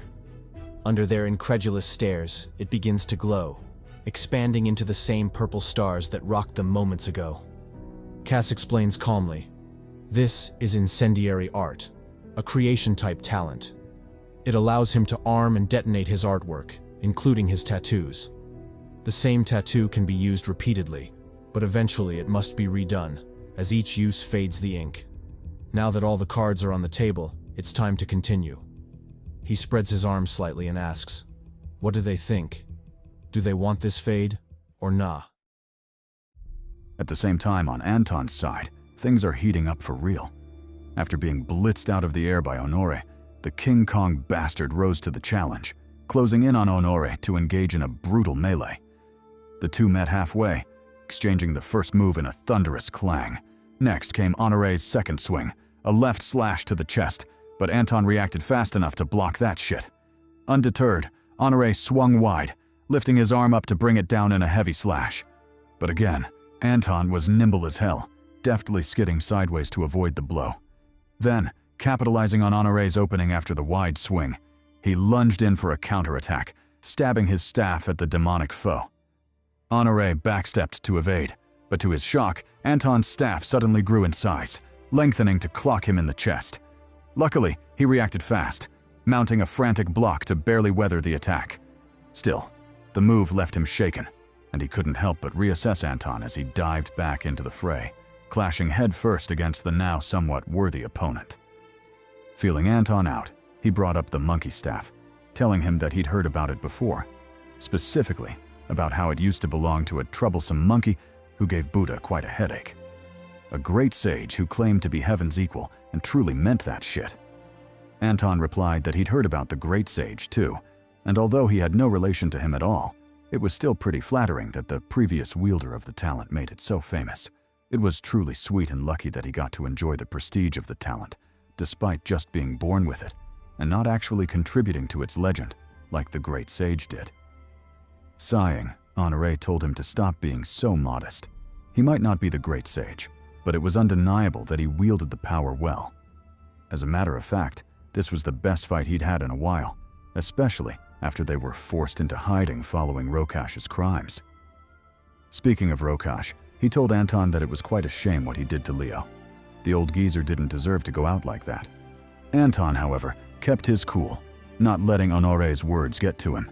He continued to face off against him, clearly waiting to see where the dude was going with this.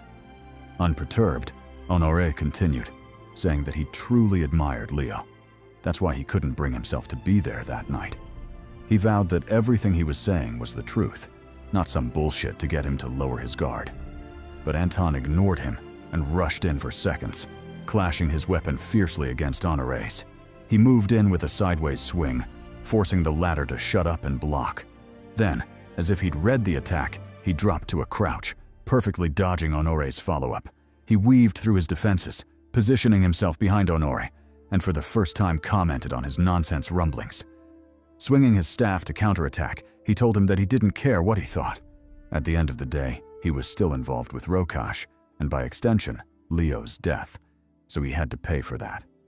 His sin of protecting the villain who murdered his master had finally caught up with him, and he would be the executioner. Saying so, he conjured another staff, bringing it down on Honore with a relentless clang. The blow left the villain slightly startled, his feet sinking involuntarily into the ground. Realizing the momentum of the fight was shifting unfavorably, Honore decided to lock in. Jagged, sharp tentacles protruded from his back, launching a powerful sneak attack at Anton. Him? Pay for his crimes? He'd first have to see if Anton had the ability to make him do so. He stabbed his tentacles at Anton, forcing the latter's face to change drastically. Without any hesitation, he too locked in, removing the mask that had been covering his face. Then, with a tone that heralded a great change, he commanded his inner beast to come out. Beast shift. Kong, 50%. A dense aura and puffs of smoke spread across the area, followed by Honore's attack raining down mercilessly. Still, from the villain's reaction and the slight frown on his face, it was clear he hadn't stopped the transformation. And true to that thought, when the smoke settled, there stood Anton, now in his half-Kong state, aura farming the shit out of the moment. Meanwhile, on the other battlefield, the fight had reached its climax. Thunderous explosions went off everywhere, blanketing the sky in debris and ash.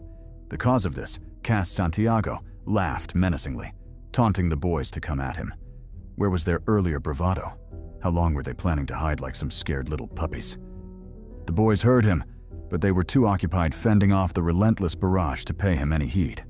If Santiago wanted a showdown that badly, then he should cease his attack and watch how they showed him what's up. Regrettably, that was impossible, so the only way out was if they forced one out themselves. Turning to Azam, Louise told him he was up. If anyone could break the deadlock, it had to be the speedster. Azam said bet and jetted out, circling around to close in on Santiago. He moved with blinding speed, causing Santiago's face to change dramatically, because it was only then that he realized an uncomfortable truth. Azam was the true problem. Louise could easily be suppressed by his explosions, trapped within his shell and unable to come out, but the same couldn't be said about the speedster. The bastard was just too nimble. With that thought, Cass immediately settled on a new plan. Separate the two, and he would use the ocean to do so. As for Louise, he continued to talk shit, even though Santiago's bombardment left him no room to breathe. He taunted the fellow, telling him the day he got locked up in Patmos would be the best day of his life. He might just pop champagne and drink himself silly, or even crack some huzz just for the sake of it. While his homie taunted, Azam took the opportunity to close in. He jetted through the battlefield like a blur, arriving before Santiago in an instant. Leveraging the momentum from his sprint, he whipped a punch at Cass, forcing the latter to block frantically. In return, Cass struck back, swiping his arm to fire off explosive shurikens at Azam, lighting him up alongside everything else before him. Luckily, Louise arrived just in time to shield him with his ashes. If not, the nimble speedster would have been cooked for real. On the opposite side, Santiago remained unfazed by Louise's intervention, almost as if the setback wouldn't change the general outcome. He taunted the duo, telling them they had no clue what shit they'd gotten themselves into. Send him to Patmos? First, they'd have to ask his tattoos if they agreed. Lifting his shirt, he revealed a cluster of ghastly skulls tattooed across his torso. Skulls that soon writhed and clattered as they clawed their way into reality, blocking out the sky and blanketing the area in an ominous aura. The boys went on high alert, but Santiago cackled sinisterly, glazing his power and telling them his talent type was the best. With a creation-type talent, everything he envisioned would become reality. If that wasn't goated, then he didn't know what was. Still, now wasn't the time to brag about his awesomeness. He still had 2 lowly pests to get rid of after all. He jumped onto his cluster of skeletons, using them as a mount as he shot into the distance, yelling for the boys to follow if they could. In response, Louise instructed Azam to follow him, but warned him to be mindful not to get too close. Azam said bet and rocketed off, using his immense speed to pursue Santiago. As for the villain himself, he smirked victoriously, believing his little ploy would be sufficient to separate the duo. Louise wouldn't be able to follow, meaning all he'd have to worry about was handling Azam. Unbeknownst to him, the boys had way more tricks up their sleeves, and he'd severely underestimated the cubs taught by the hero Leo himself. As he shot through the air, cackling sinisterly at what he believed was a flawless deception, Louise was behind him, cooking up something bound to give him a nasty surprise. Azam, on the other hand, stayed faithful to his mission, using his speed to catch up to the fleeing Santiago. When he got close enough to take action, the villain beat him to it and hurled shurikens at him, the very same that exploded on impact. This time, however, he lined them up perfectly on Azam's path, catching him off guard and detonating them before he had a chance to change his trajectory. As expected, the speedster was sent flying, his armor and gear coming apart like NASCAR. Santiago, on the other hand, cackled even louder, taunting that Leo's legacy wasn't much at all. If that was all his protégés were capable of, then he might as well not have called himself a master. But before he could open his mouth to spew even more nonsense, an arrow came shooting for his face, missing him by a hair's breadth and crashing down on the building behind him. This sudden change shocked the hell out of Santiago, who whipped his head toward Louise, trying to figure out what was going on. To his shock, the ashy bastard had conjured a freaking horse, which he used to gallop at him while firing off one arrow after another. Turns out Louise, too, was a creation-type Kimyo, the very same Santiago had been boasting about just a second ago. His talent went beyond simple ash manipulation. He was also capable of giving life to anything he envisioned. Case in point, the majestic steed he was riding. Pause. When this realization dawned, Cass's face twisted in shock, refusing to believe what he was seeing. But another lethal arrow from Louise was enough to snap him to his senses. Too bad the awakening came a step too late. The arrow struck true, sending the fiend crashing into the ocean. When he came to, he couldn't help but curse his luck. Who would have thought the enemy he underestimated had such an ace up his sleeve? Regardless, none of that mattered anymore, as his target had been achieved. He'd succeeded in splitting the pair up. Unless he was Jesus, Azam shouldn't be able to walk on water, meaning the 2v1 fight just became a 1v1, him and Louise. Barring any more surprises, victory should already be in the bag. On Louise's side, the homie rode his horse onto the water like it was solid ground. I don't know how that's scientifically possible, but it sure as hell looks awesome as fuck. Seeing this, Santiago wasn't shocked at all, almost like he'd anticipated it. Instead, he stuck his tongue out, clearly intending to begin another pointless villain monologue. Luckily, before he could bore us to death with his nonsense, a streak of lightning flashed past him, splitting the water and shocking the hell out of him once again. The lightning, to Cass's horror, was actually Azam, gliding and moonwalking on the water like he was Jesus or something. Turns out the homie could indeed walk on water, and he looked hella majestic doing it. Isn't that a bitch? Back to Che and Rokash's battlefield, we flash back to when the trio met. Unlike the duo of wolf cubs, Rokash was actually quite easygoing about the run-in, even cracking jokes at the boys' expense. He asked how they'd been, and if their training had been fruitful. It had been 2 years after all, and he needed to know if whooping their asses would be worth it, or if he needed to give them more time before he humbled them. To this, Che roared his name in rage. He told Rokash not to fuck with him, especially not now that he'd managed to track him down after he'd been hiding away like a dog. Rokash, however, wasn't fazed by his outburst and continued his sarcastic remarks. He advised Che not to be so hasty, as that would inevitably cause turmoil in his life later on. He should know, because such haste led to him messing with his now crazy ex. If he'd known that maiden would be so batshit crazy, sneak into his mother's house and kidnap her kind of crazy, he wouldn't have messed with her to begin with. Still, that was neither here nor there. What he meant to say was that the boys were intruding on a fight that didn't concern them. If they could so humbly retreat, he'd greatly appreciate it. Enraged, Tevin yelled at him to shut up. He spoke so much nonsense that his ears were itching just listening to his bullshit. Activating his power, he told Rokash he had no desire to mess around.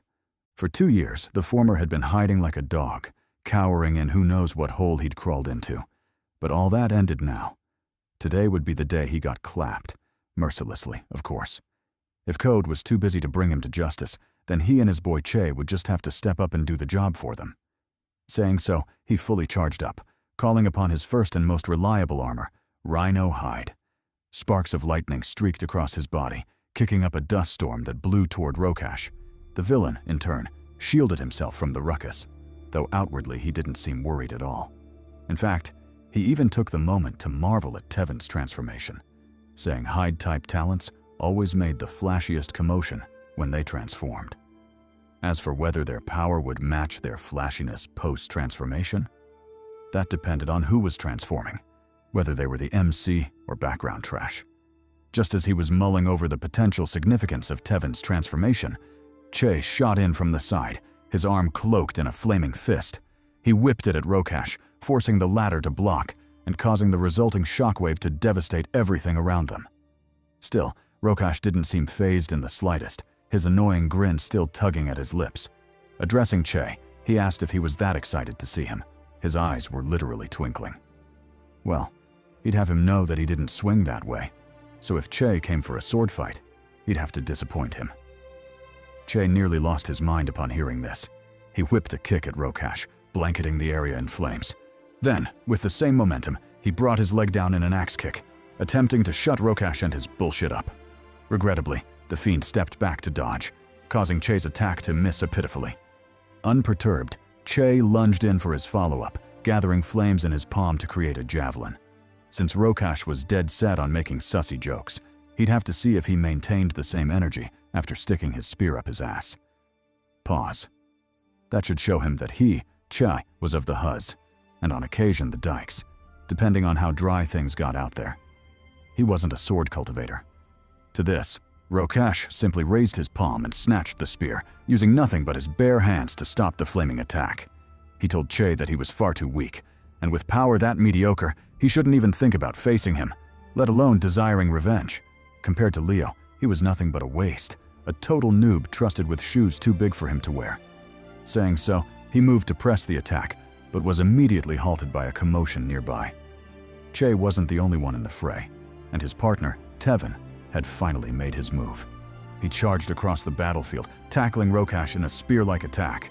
Then, leveraging the momentum, he slammed him against a nearby wall, cracking the concrete and burying Rokash within the falling debris. Still, that wasn't enough for Tevin, as he immediately moved in with a heavy punch. He let it fly at Rokash, but the fiend nimbly dodged to the side, escaping the attack with ease. In return, Rokash decided to lock in. Getting attacked was fun and all, but he couldn't have the boys thinking they were cornering him. How would he explain himself to his Huz if that happened? Nah, fuck all that passive bullshit. It was time to throw hands for real. He channeled his Kimyo power and, for the first time since the skirmish began, fought back, landing a barrage of 1-2s on Tevin. The move left the homie reeling, and he instinctively opened his eyes in shock, wondering what the hell that was. Who signed him up for that class of ass-whooping? Because it sure as hell wasn't himself. Regrettably, such concerns would have to be solved later, because Rokash wasn't done and was already pressing in for seconds. He charged an even nastier attack, Anu Ankh Impulse, intending to break Tevin's defense and kill him once and for all. But again, the homies weren't fighting alone. Che intervened from the side, tracing a path of flames as he clocked Rokash in the face. This time, the blow was powerful enough to force the villain back, making him stumble for a while before he gathered himself. He turned to Che, realizing that he'd undergone significant changes, specifically entering the Ilios state, or in other words, the awakened state. Activating a hidden mechanism in his mask, Che's voice suddenly turned somber. He told Rokash that everything he had, everything he was because of Leo, the man he put in the ground. To atone for that, the only way was to suffer in hellfire. With those words, he unleashed his next attack, a breath attack, breathing out flames like he was Drogon or something. The flames quickly caught up with Rokash, first blossoming into dazzling stars before blooming into ravaging infernos. The heat wave was devastating, but by the time they struck, Rokash was already out of there, having successfully evaded the attack. Then, with a glint in his eye that screamed revenge, he struck back with a chop, backhanding the shit out of Che and sending him flying in a move that could only be called a lick back. Hit me, and I'll hit back harder. Having successfully neutralized the troublesome duo, Rokash entered a philosophical tirade. He told the boys he admired how much they loved Leo, how they still chose to live by his teachings on justice, and fighting for others. But that was exactly why they were bound to die that day. They themselves were weak, yet still struggled to fight for others. If they didn't even have the strength to back up their beliefs, then what was the point of meddling in other people's affairs? That was downright foolish. Luckily for them, he was here to correct that mistake, to lead them onto the right path. And that was obviously by massacring them and making sure to erase the idiotic legacy of Leo once and for all. Meanwhile, on the baddie Andrea's side, the thick mommy was going at it for real. She slashed down the titans like cabbages, their corpses piling into a small hill. Then, with even more enemies still needing handling, she walked forward, sword in hand, ready to send all of them ahead. By her side, Brandon, who'd received an important message, called out to her, informing her that he had urgent news. Word on the street was that her friends, Che and Tevin, had located a high-priority target, Rokash Rampersad, and were currently engaged in battle against him. This startled the hell out of Andrea, and her face instantly changed. Back to Che and Tevin. After being humbled by Rokash, the duo of homies decided to pull out the big guns, their planned trump card for when they ran into him. With practiced familiarity, they both got to it, each pulling off their part flawlessly. Tevin charged up his rhino hide, sparks of electricity streaking around him. Meanwhile, Che, under Rokash's amused grin, called forth the Ilios state, trapping the villain in a cyclone of flames. The combo was carried out so fast that Rokash couldn't even escape in time. Not that he wanted to, judging by the amused smile tugging at his lips. Instead, he was more fascinated by what the boys were up to and how Che could manipulate flames of such magnitude. But before he could delve too deeply into that, the ground suddenly quaked as a result of Tevin stomping from the side. This in itself wasn't of much significance, just shaking him a bit and knocking him off balance, but it was precisely this effect that the boys were after. The second Rokash lost his footing, Tevin shot in from the side, successfully carrying out a sneak attack. He wrapped his arms around Rokash, hitting him with a savage suplex. The move left Rokash reeling, blood spurting out of his mouth. Still, Tevin wasn't done. He grabbed the bastard and, with all his strength, hurled him out of the cyclone straight toward Che, who was waiting on the outside, spears drawn and ready to clap some villain cheeks. It was only then that Rokash finally processed the mess he'd gotten himself into. This was a trap, and a perfectly executed one at that. Because he couldn't reposition himself mid-flight, he had no option but to continue flying toward Che, and it was clear what awaited him when he got there. Alas, it was too late to do anything about it. He arrived before Che, and as expected, the latter didn't hesitate to let it fly. He stabbed his twin spears into Rokash, causing a massive explosion that engulfed him whole. The magnitude of the blast was so vast that the clouds were literally blown away, not to mention the buildings that were vaporized around them. Still, it eventually died down, and the only ones left standing were Che and Tevin, who powered down, satisfied that they'd fulfilled their revenge. Che even had time to throw shade, saying that Rokash's rank of 97 on the strongest Kimyo list was a scam.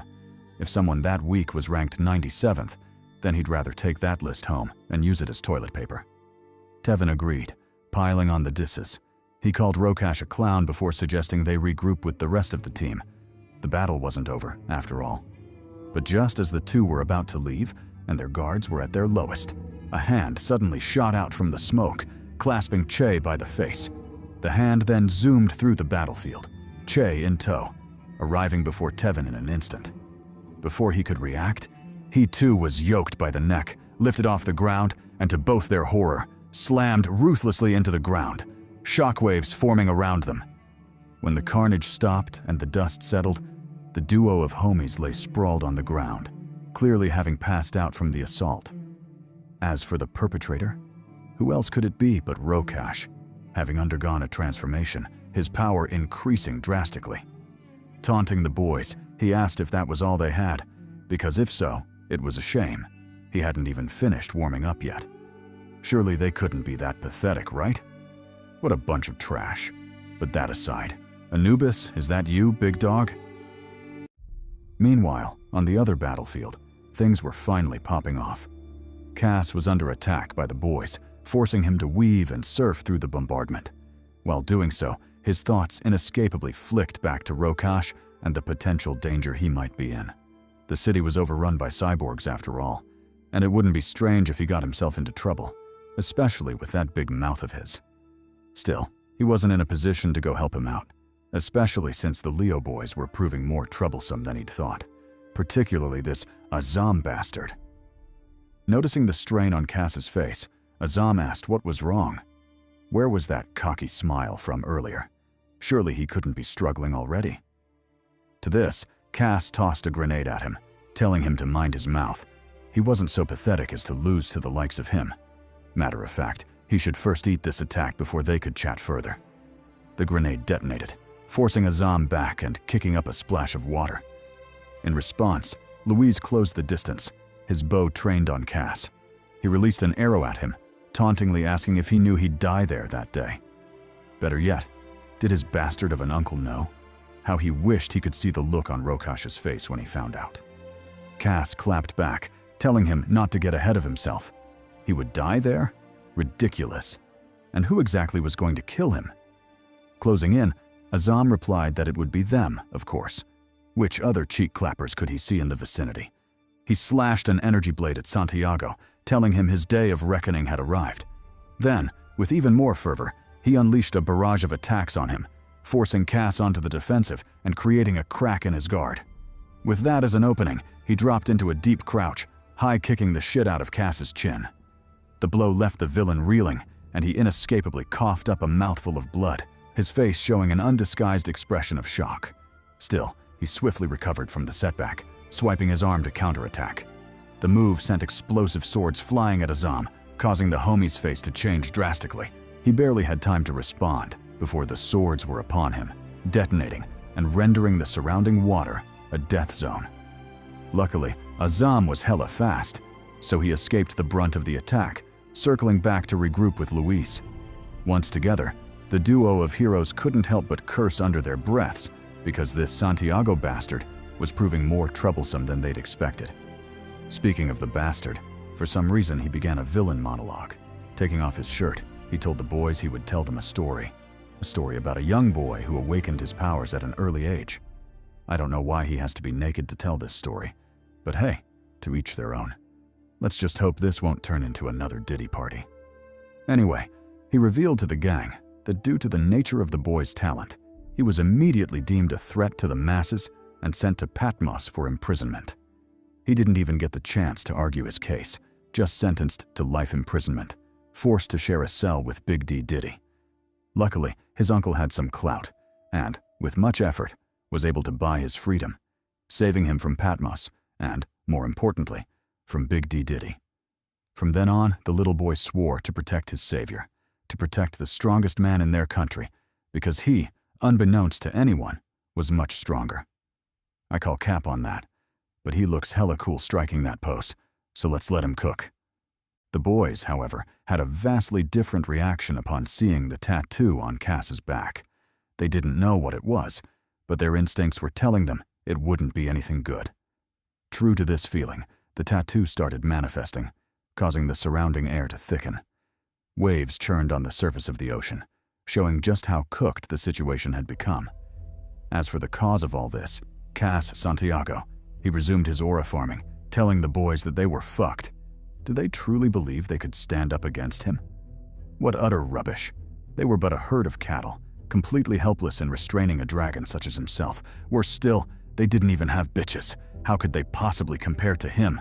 With those words, he set off, flying into the sky and promising the gang he would level their precious city. Panicking, Azam asked Luis what they should do. If that giant snake was also a bomb, then it indeed had the ability to level the entire city. Luis reassured him, telling him not to panic. Everything, including that daunting snake, had a weakness, and all they had to do was find it. Besides, Trinidad was full of excellent mommies. He doubted Cass would have the heart to kill them all. Still, they couldn't be careless, so they'd better give chase. Meanwhile, Cass was already closing in on the center of the city, his intentions clear. He meant to deal as much damage as possible. As he flew closer and closer to his target, a sudden chill crept up his spine, forcing him to turn back right on time to catch the monster lunging in at him. Spooked, Cass flew the snake forward, barely avoiding the sneak attack. He turned to the boys, taunting that their efforts were pointless. Trinidad would fall that day, and there was nothing they could do about it. If they truly loved the city that much, then they could have whatever would be left after he leveled it. Fuming, Azam asked if he was crazy. That was his city too. How could he think of leveling it? Besides, had he even thought about the waifus? It was unforgivable to make them collateral damage, goddammit. Addressing Louise, he asked what the plan was. Not that he was being a smartass, but his talent required solid footing to fight, and it's not like there were any roads up there. So what did he have planned? Louise told him not to worry about it. If it was just a foothold he needed, then he'd have plenty of those. He manipulated his talent, sending out chunk after chunk of ash into the air. With the ash clouds as footholds, Azam finally had the chance to counterattack, and he immediately got to it, jumping on an ash cloud to give chase. As he did so, he predictably brought up the elephant in the room. How the hell were they supposed to stop that giant snake, especially since it could detonate in their faces at any time? Louise replied that he shouldn't worry about that, as Cass wouldn't detonate it just yet. He explained that Cass might be immune to his explosions, but he wasn't impervious to other forms of damage. For example, if he detonated the snake, sure, he would be immune to the ensuing explosion, but he wouldn't be impervious to the fall damage that would follow. He shouldn't forget that they were currently up in the air, and detonating the snake meant he'd lose his footing, eventually leading to a fall to his death. Hearing Louise's words, Azam's confidence returned, and he immediately closed in on Cass. He used the ash clouds as footholds, making his way onto Santiago's snake. Pause. The villain, in turn, didn't attack, just taunting him for his brazenness. He'd heard everything Louise had said about him, and he couldn't help chuckling at their naivety. Did they truly believe he feared death? If so, this would not go how they imagined it would go at all. Still, where was the fun in telling them that? He might as well cook them and watch them regret their foolishness later on. Meanwhile, as Azam and Cass were facing off, Louise set off to carry out his part of the mission, specifically finding a way to stop that damned snake. He knew that if he could stop it, or at the very least slow it down, then he could buy more time for Azam to handle Cass. Thus, with that resolve, he attacked it, using his pterodactyl mount to claw at its head. Side note, why the hell is this thing jacked? I know this is a martial arts story, but come on. Why would a pterodactyl have abs? And don't even get me started on those quads. That's just some bullshit. Anyway, Louise's intervention was enough to draw Cass's attention, creating an opening for Azam to exploit. He charged in with a sidekick, clocking the shit out of Santiago and causing him to cough up a mouthful of blood. In retaliation, Cass pulled out another weapon, a halberd, slashing it at Azam. Azam dodged, but the attack put him on the defensive, forcing him to jump back to evade. Still, he swiftly recovered, diving back in with a side swing to the flank. The blow left Cass reeling, but Azam wasn't done with him just yet. He unleashed a barrage of swings at him, each blow landing precisely on a vital spot. Soon, Cass had no option but to become a living target, suffering Azam's bombardment with nothing but a belly full of anger. His thoughts, however, were anything but resigned. He cursed the duo, feeling that he was obviously more powerful than both of them combined. So why was he the one being pressed like this? Why were they standing in his way? He was a god-tier Kimyo, goddammit. His anger surged, and in response, his ability reacted, morphing the snake skeleton into bone armor which covered his back. In addition, the snake launched a counterattack, lunging at Louise and chomping down on the pterodactyl's wing. Surprisingly, the bite was also corrosive, as it began melting the wing as soon as it entered the jaw. As for Cass, he'd taken on a new form, his tattoos glowing in an obvious, ominous manner. He flaunted his transformation, saying that he'd awakened, becoming a god to the very people who feared his power. From then on, no one, not them nor the weak mortals down there, would ever block his path again. Raising his hand, he brought up the topic from before. Didn't they say he feared death? Well, he'd have them know he didn't fear death at all. In fact, he welcomed it, because he knew his death, the grandeur of his art, would forever be remembered as something created by the man who belonged at the top, a god among men. Declaring so, he deployed his ultimate technique, Nuclear Moon Hour, creating a massive Rasengan that brimmed with power, making the sky darken and the air uncomfortably dense. No matter what, and God talk aside, the attack was indeed worthy of rivaling gods, because goddamn, how was anyone supposed to block that shit? Meanwhile, on Anton's battlefield, Honoré pressed the attack, sending his tentacles stabbing toward the now transformed Anton. The latter, however, nimbly dodged them, even taking a second to strike a cool pose.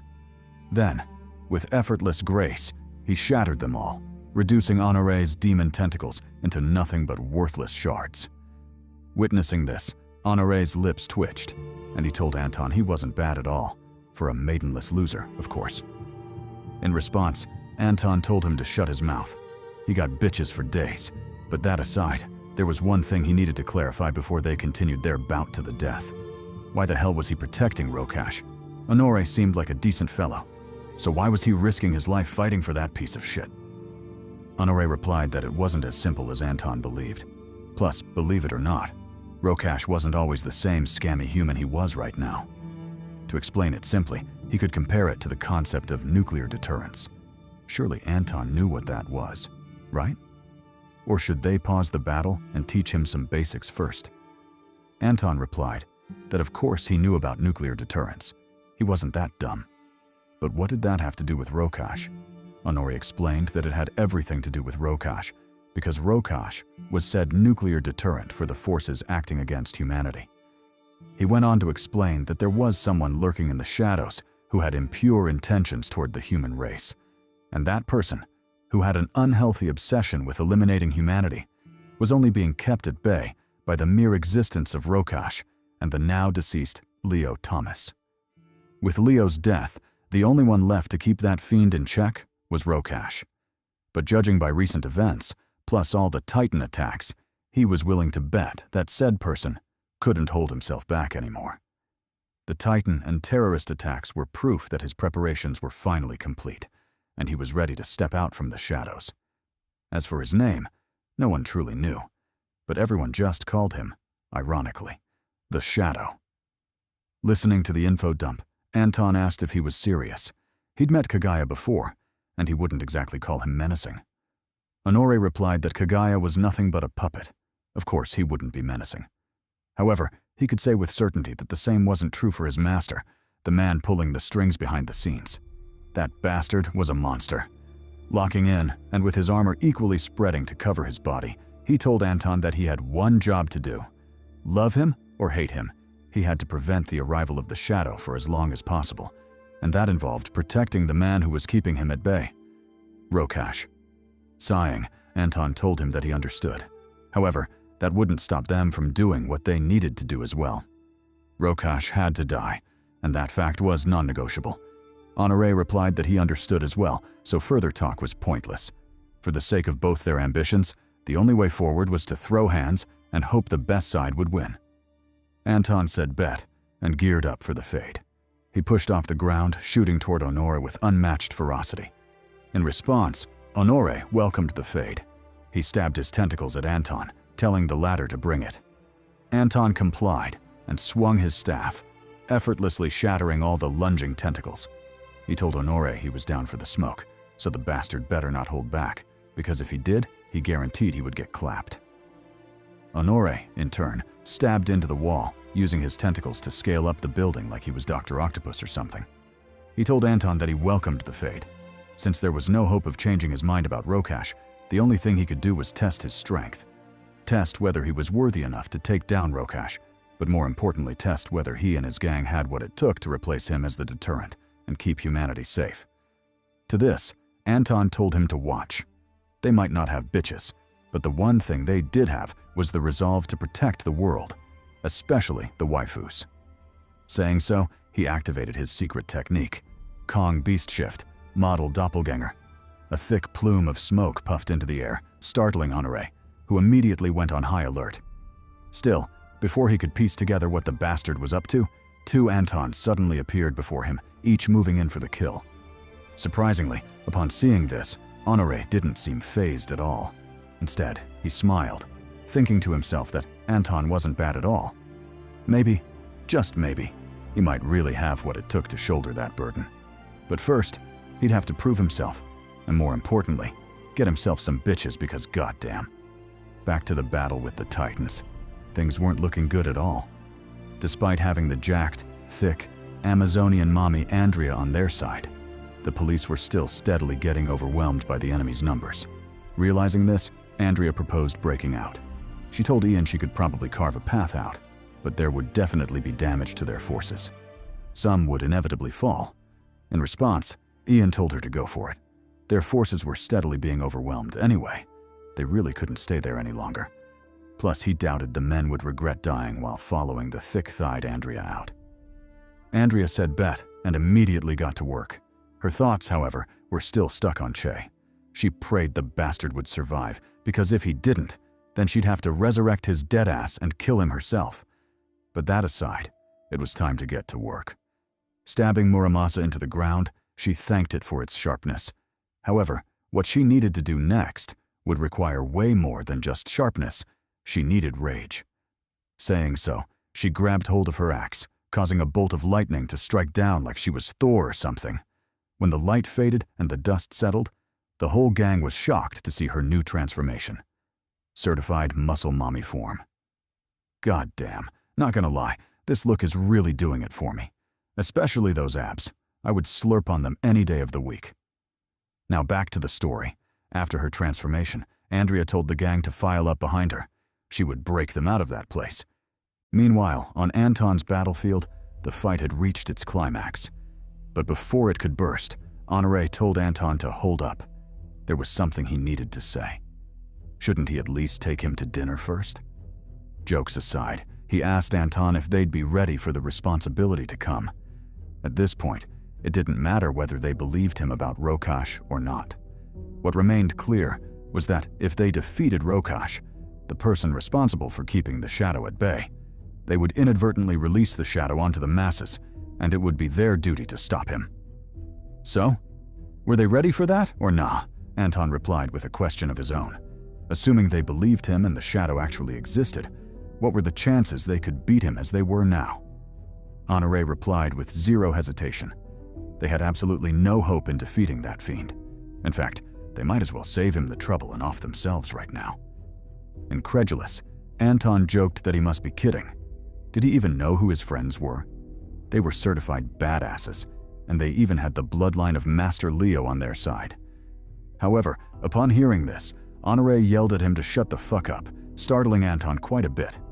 Continuing, he stressed that he wasn't messing around, and their chances of victory were truly zero. That was because the man they would go up against was secretly ranked by code as rank 0 on the strongest Kimyo list. How could fledglings like them hope to stand against him?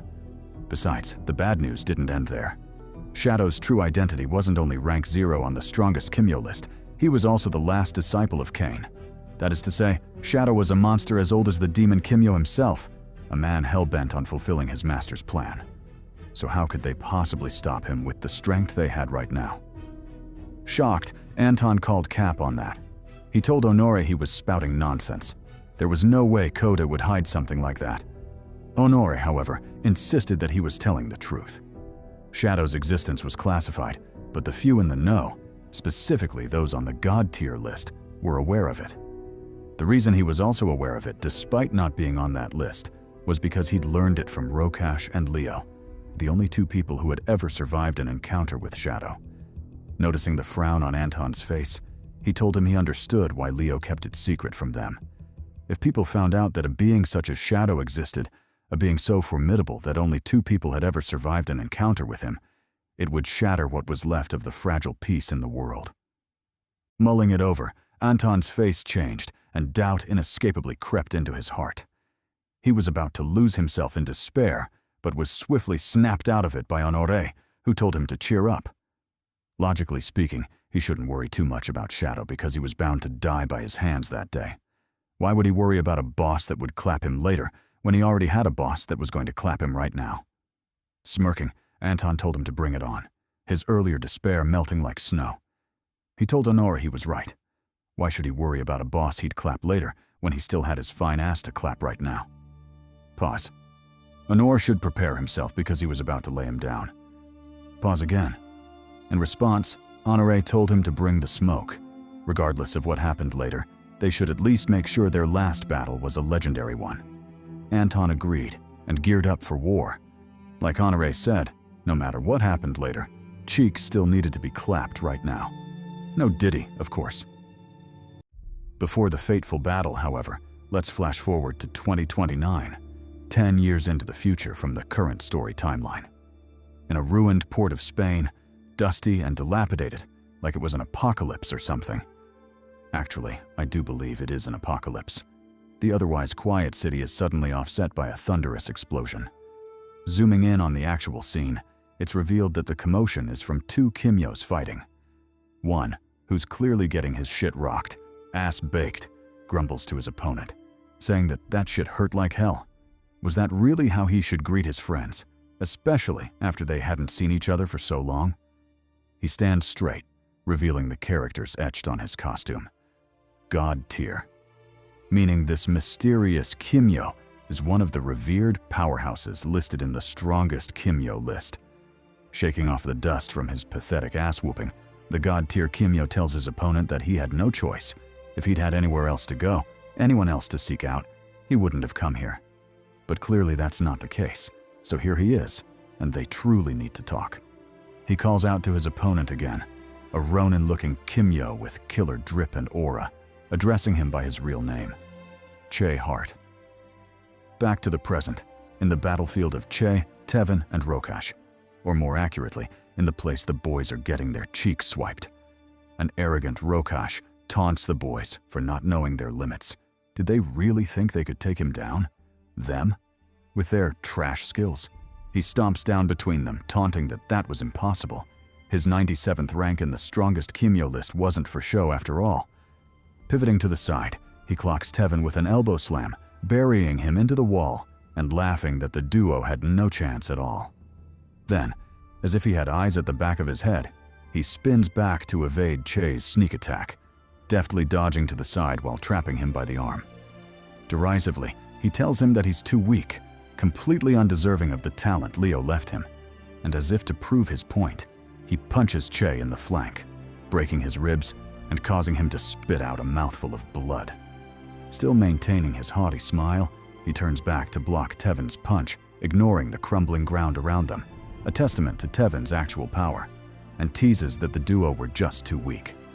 If Leo knew how pathetic they were, he'd stop messing with the Valkyries in Valhalla, fondling cakes, and reincarnate immediately. Fed up with his constant yapping, Che yells at him to shut the hell up. He charges a powerful attack with his flames, telling Rokash to eat this if he had no use for his stupid mouth. Regretfully, all that shit talk amounted to nothing, as Rokash easily tanked his attack, completely unfazed. And on the contrary, it was Che who ended up looking foolish in the end. He'd performed a chariot wheel, a blazing attack that should have made him look imposing. But from my view, he low-key looks like a dancing ballerina, bursting that cake open and allowing free entry to unquestionable Diddy behavior. Surely I can't be the only one who thinks this pose is gay as fuck, right? Anyway, switching over to Cass's side, the deranged homie was still preaching Deidara's doctrine. Ass is an explosion, or whatever the hell he always says. He had the boys in a chokehold, with neither daring to move in the face of his massive Rasengan. Still, something needed to be done, so Louise called out to Azam, telling him that he had a plan. In response, Azam told him to be quick. From the looks of it, Cass had drained all the energy from his other tattoos into the giant bomb, meaning this would be his final attack. If they couldn't stop it, the bastard might actually level the whole of Trinidad. Cass, in turn, gloats that Azam was goddamn right. He reveals that he's emptied his entire chai into creating this bomb, and from his estimation, it had the power of 3 nuclear warheads, perfectly capable of erasing their precious port of Spain, blessing everyone with the kiss of hot death. Incredulous, Louise asks if he's dumb or something. Setting off a bomb of that magnitude would drag everyone down with him, including his bastard of an uncle. Wasn't he afraid of the collateral damage? Frenzied, Cass replies that he didn't give a damn about shit like that. So what if Rokash died? To hell with him and his stupid rank. As far as he was concerned, he should be the ranked one. His name should be amongst the god-tier Kimyos, not Rokash, so all of them should just go ahead and die already. Realizing that he was talking to a madman, Luis doesn't waste any more words on him. He tells Azam to buy him time. He would try to use all his ash to bury the bomb in layers of ash. Hopefully, that would stop it from destroying the city. Azam says bet and presses forward, telling Luis to leave it to him. To this, Santiago laughs even louder, taunting that they couldn't stop him. He boasts that all he needs is a flick of his wrist to set off the bomb, but Azam's sudden speed chokes the words in his throat. Azam moves with such speed that by the time Cass catches on, he's already behind him, his nunchucks smashing into Cass's elbow and completely obliterating it. Just like that, his arm is ruined, and Cass is left stumped, struggling to understand what the hell just happened. Meanwhile, on Rokesh's side, the villainous bastard is aura farming again. He tells the boys that there's something he's kept hidden about his ability, a secret that, if discovered, would swiftly get him incarcerated in Patmos as a dangerous Kimyo. And that is, his Anu-Ankh doesn't just cut, it corrodes. Meaning anything it cuts is destroyed down to the atoms. So if they know what's best for them, they'll try everything in their power to avoid getting cut, lest they be destroyed down to their atoms. Saying so, he slashes forward, slicing apart the building like he's Dracul Mihawk or something. On the other side, Cass isn't doing as well as his uncle. His arm is a broken mess, making him blank out for a second, struggling to come to terms with what just happened. Still, a psycho is a psycho in the end, so he quickly gathers himself, using his left hand to catch the explosive. Lifting it up, he yells at the boys not to mess with him. Did they think breaking his hand would stop him? Nah, fuck all that. He can't be stopped. He can't be moved. Like Thanos' snap, he is inevitable, and death will surely come to all of them. However, just like last time, he's barely finished. Pause. When Azam shoots at him, appearing beside him like a phantom. He repeats the tactic and clobbers Cass's arm, reducing the left hand to a crippled mess. Cass, in turn, looks at the bomb in horror, cursing the boys in his heart for their actions. He knows that once the bomb is made, he can't disarm it, meaning the only way to be safe is to toss it as far away as possible. But because of the foolish duo, his arms are broken. Hence, they have no option but to tank a nuclear explosion head-on. What kind of bullshit is that? The boys, however, don't seem as flustered as he is, especially Luis, who calmly tells Azam to hide behind him. Then, just as they'd planned, he activates his talent, covering the bomb in layers of ash. That is the secret technique Sabaki no Te, or in English, Hand of Judgment. Meanwhile, on the other battlefield, Rokesh is still fading the boys, as you might expect. After slashing at Che and forcing him to dodge miserably, he's barely finished his gloating when an explosion sounds behind him, startling the hell out of him and completely drawing his attention. Turning around, he quickly realizes that it's Santiago's doing, and his face sours even more. Speaking of the fiend, he's sent flying by the shockwave, crushing through several buildings before finally coming to a stop, buried beneath the ruins he carved through. As for the boys, they follow him down, though their state is much better than Cass's, since they had Luis's ashes for protection. Having recovered from the blast, they close in on Santiago, clearly intending to assess his current condition. But with just one glance, it becomes apparent that the bastard is cooked. Maybe not entirely dead, but from the looks of it, there's no way he'll be getting up to fight anytime soon. Realizing this, Luis tells Azam to head out. Their debt has been collected and revenge fulfilled. There's no need to linger any longer. Plus, the others might be in danger, so it's best if they regroup with them as soon as possible. Thus they fly toward the next battlefield, completely ignoring the fact that they're butt-ass naked. Ain't that a bitch? Flicking back to the battle between Anton and Honore, the fight had taken an interesting twist. Instead of the expected clash to the death, Honore had opted for a different approach, actively training Anton through the fight. He slashed at him, forcing Anton into a block, while simultaneously telling him that his match shouldn't be a problem for him. If he hoped to stand up against the Shadow, then defeating an opponent such as himself shouldn't be a challenge at all. Anton, however, had other thoughts about the matter. He wanted to complain about the absurd power of Honore's attacks that could easily shatter glass. But by then, his doppelganger had sneaked up on Honore in a perfect position for a sneak attack, so he swallowed his complaints. The doppelganger, in turn, didn't waste the opening. Capitalizing on Honore being tied down by his other self, he swung at him, landing a heavy blow on his shoulder. Regrettably, the new armor on Honore had ridiculous defense, making the attack bounce off and deal absolutely zero damage. In a counterattack, Honore swung back, parrying Anton's next strike before landing a decisive blow on him, sending him crashing headfirst into the wall.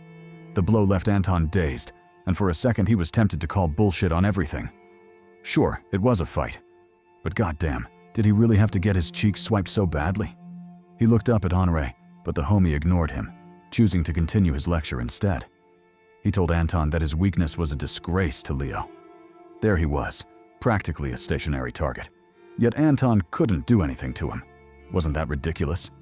He advised him to use his brain.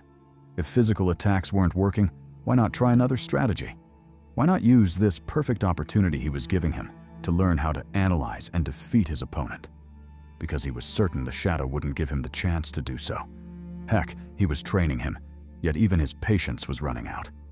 He counterattacked, cleaving 3 massive claws into the wall and into Anton's shoulder, almost severing his arm. Yet the attack didn't end there. It slashed through the building, tore apart the walls, and only stopped after it had leveled the entire floor. As for Honore, the cause of this attack, he was practically screaming at this point. He told Anton to use his brain. How many times did he want him to repeat it?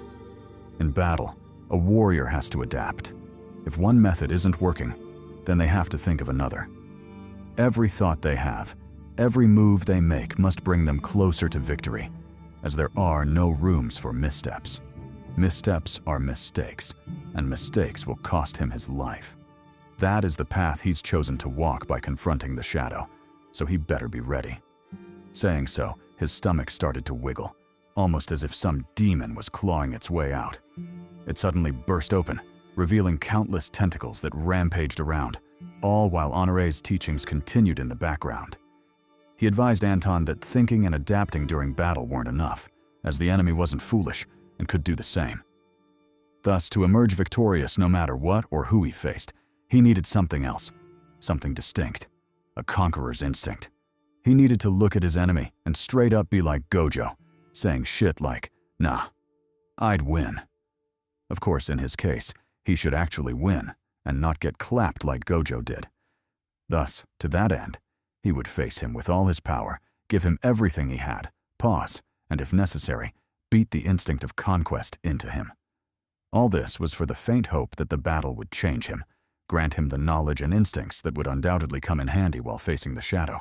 Having finished delivering this long-ass, winded speech, Honore decisively locked in, becoming like a boss and entering his second form. His tentacles rampaged around, tearing into buildings and leaving Anton flabbergasted, wondering what the hell was going on. Luckily for him, he didn't have to wait long to find out. Honore soon finished his transformation, and with yellow hair bristling in the wind like dragon whiskers, he towered over Anton, telling the latter that he was fucked. He hoped he and his boys weren't just sheep in wolves' clothing, because if they were, then even Buddha wouldn't be able to save them from the cheek swiping they'd receive. In response, Anton just stared at him in a daze, wondering what the hell was going on. Sure, he'd said he'd face him with his full power, or rather, give him everything he had. Pause. But what the fuck was this? Where did this mantis-looking, centipede tail-having creature come from? But more importantly, how did it train its traps? 'Cause goddamn, he bet the bastard didn't have trouble denying accusations. His I don't knows must be powerful as hell. Anyway, the creature, which is obviously Honore, flashed its third eye at him, telling him that the time for games was over. Moving forward, it was either he adapted or he died. Things were just that simple. Meanwhile, on the baddie's battlefield, Andrea was still popping off, mowing through the enemies like grass. She moved with such intensity that the police were left completely flabbergasted, wondering why she hadn't just done that from the beginning. Would they really have struggled so much if they knew she could pop off like that? Regardless, there was indeed something that bothered them a bit, and that was the expression on Andrea's face. Were they tripping? Or did this battle mommy seem to have a lust for destroying things? Because how else could they explain that creepy look on her face? Fucking hell. As the soldiers pondered this, and Andrea suppressed her battle lust enough to plan her next move. An explosion suddenly thundered, drawing all of their attention. Ian didn't hesitate and immediately gave his orders. He told his second-in-command, Brandon, to clear the area. Meanwhile, he and Andrea shot toward the explosion, clearly intending to investigate further. Back to the battle between Anton and Honore. The transformed freak swung at him, telling him to prove his worth. If he couldn't even stand up against him, then he'd better save everyone the trouble and die like a man. His mantis blades slashed like phantoms, cleaving buildings and leaving Anton absolutely speechless. But soon, under the relentless pressure, he also locked in, nodding to his doppelganger like he'd settled on something.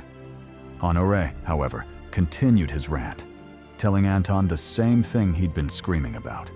The world was set for destruction, and he, in his arrogance, had stepped up to stop it. So he should show him that he had what it took to do the job. Or was he overpromising and underperforming like some chads in the comments? In response, Anton grabbed his staff, telling Honore that he was grateful. Because of him, he'd been pushed beyond his limits and had emerged reborn, completely unlike his past self. Didn't he want to see change, adaptability in combat? Fine, he'd show him something nice. He choked his staff, channeling enough energy to turn it into Kong's true staff, the iron menace that gave Buddha a toothache. Then, without mincing words, he cocked it back, tossing it at Honore like it was a boomerang or something. I was expecting him to expand the staff, Sun Wukong style, but fuck it. I guess this is fine as well. As for Honore, he taunted, telling Anton that he couldn't be serious. Hadn't he tried this method before, and the staff failed to breach his defenses? What made him think this time would be different? He drew his scythe back, planning to swat the staff away, but to his surprise, not only did the staff tear through his defenses, it also carved a piece of his flesh, rendering his magnificent traps a bloody mess. Shocked, Honore's eyes opened wide like he'd seen a ghost. Wasn't Anton's staff powerless against him? Then what the hell was going on? Scaling up a building, Anton replied that he was right, but not entirely. Sure, his old staff was helpless against him, but the same couldn't be said about his new staff. That shit was Sun Wukong's true staff, and it definitely kicked ass. Honore should eat this if he didn't believe him. He tossed 2 more staffs at Honore, drilling through his body and causing the latter to wince in pain.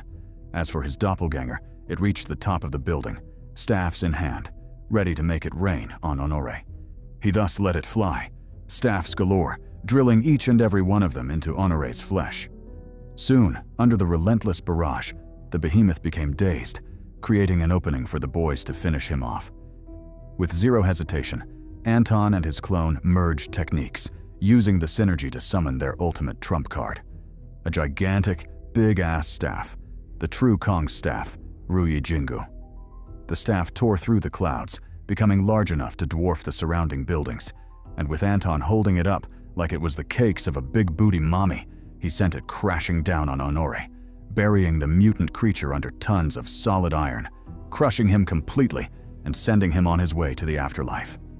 When the ruckus stopped and the dust settled, only the spirit of the fallen Honore remained, drifting aimlessly as it made its way to Valhalla, the land of warriors, and of course, sexy Valkyrie bitches. It told Anton that it believed in him. If anyone could do it, then he who would willingly die for his friends would surely be it. In addition, he told him to look after his friend Che. The homie was cursed with a troublesome fate, and he would need his friends to weather through it. Finally, he bid Anton goodbye, wished him luck against the shadow, and told him he'd leave everything in his hands from then on. Damn, what a Chad. And I truly mean it when I say this. GG to the homie. Back to Che and Tevin's side, the battle against Rokash continued with even more fervor. Che closed in with a double flying kick, using his flames to propel his attack.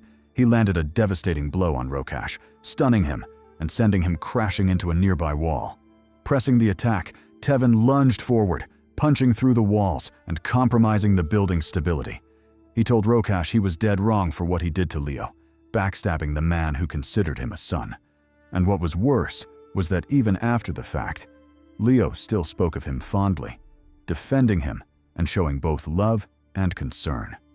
Did he even know how hard it was for them to endure hearing such things? He punched the last supporting wall, collapsing the entire building on Rokash. Enduring the crashing weight of the debris, Rokash responded in a teasing tone. He told the boys he was getting a tingly sensation in his chest. Was that the so-called love, or was his indigestion acting up because of their corny words? Still, even if it was the former, did they really just drop a freaking building on him? That wasn't nice, considering they were talking and all. Locking in, he told the boys to pause the offensive for a moment, as he had something to say. It seemed they still hadn't grasped the full extent of the situation they were in. By fighting him openly like that, did they realize he was exposing himself to his pursuers? At any time, either Code or a member of the God tier list could show up to arrest him. Che, however, ignored his lament and rushed in for a follow-up attack. He whipped a karate chop at Rokash, forcing the latter to block with his arm. Enraged, Rokash growled at Che to stop pretending like he didn't hear him. Despite his many years of effort and hiding, the truth about his talent had been revealed. And it was all because of them. He would most likely be confined in Patmos prison for the rest of his life. Did they really not have anything to say about that? An apology, for example? Che ignored him again and called forth his Ilios state. He bathed in the embers of his flames, letting his stoic expression answer for him. He truly didn't give a damn about Rokash or his troubles. In fact, it would be better if those parties came and arrested him right now. Lord knows the world would be a better place without him. Fuming, Rokash's eyes turned solemn as he stared daggers at Che. But it wasn't just Che he was seeing. Rather, the ghost of Leo behind him, a specter that had continued to haunt his dreams even now. He stood dazed for a second, granting Che the opening to land a heavy punch on him. Skidding from the blow, Rokash snapped out of his daze and taunted the boys. Weren't they just wasting time by fighting him? At the end of the day, they couldn't go against their master's teachings and kill him, meaning all that violence was pointless. The best-case scenario was they handed him over to Code, but even then he would just be locked up, not killed. So wasn't this battle pointless? Responding, Tevin told him not to be so sure of himself. With his crimes and infamy, even Master Leo would turn a blind eye to his death.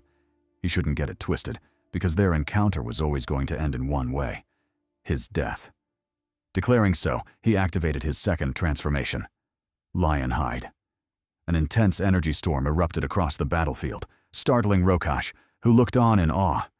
He stood rooted in place, watching keenly as Tevin underwent his new transformation. Finally, the smoke cleared, and the visage of the homie was revealed, a half-human, half-beast behemoth. Truly a majestic sight to behold.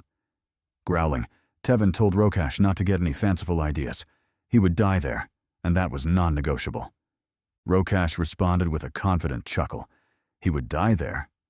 Well, they'd just have to see about that. Although he respected him for his tough words and enthusiasm, words were cheap. Only actions defined a man. If he was truly a man, one who meant what he said down to his bones, then he should prove it and come at him with the intent to kill. However, by doing that, he would no longer consider them boys, but true men. That is to say, he would fight back with his full power and not hold back anymore. He lunged at Tevin, telling him to bring the fade. Wasn't he calling himself a lion just now?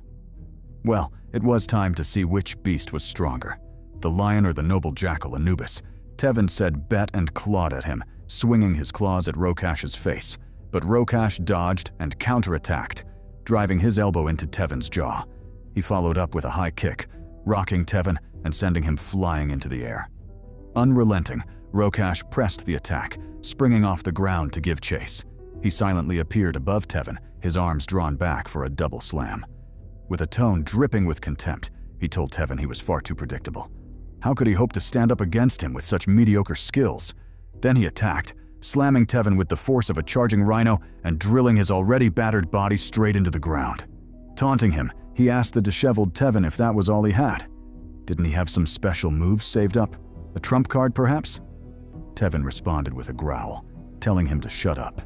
He didn't want to hear anything after that massive L, especially not from the guy who had just whooped him.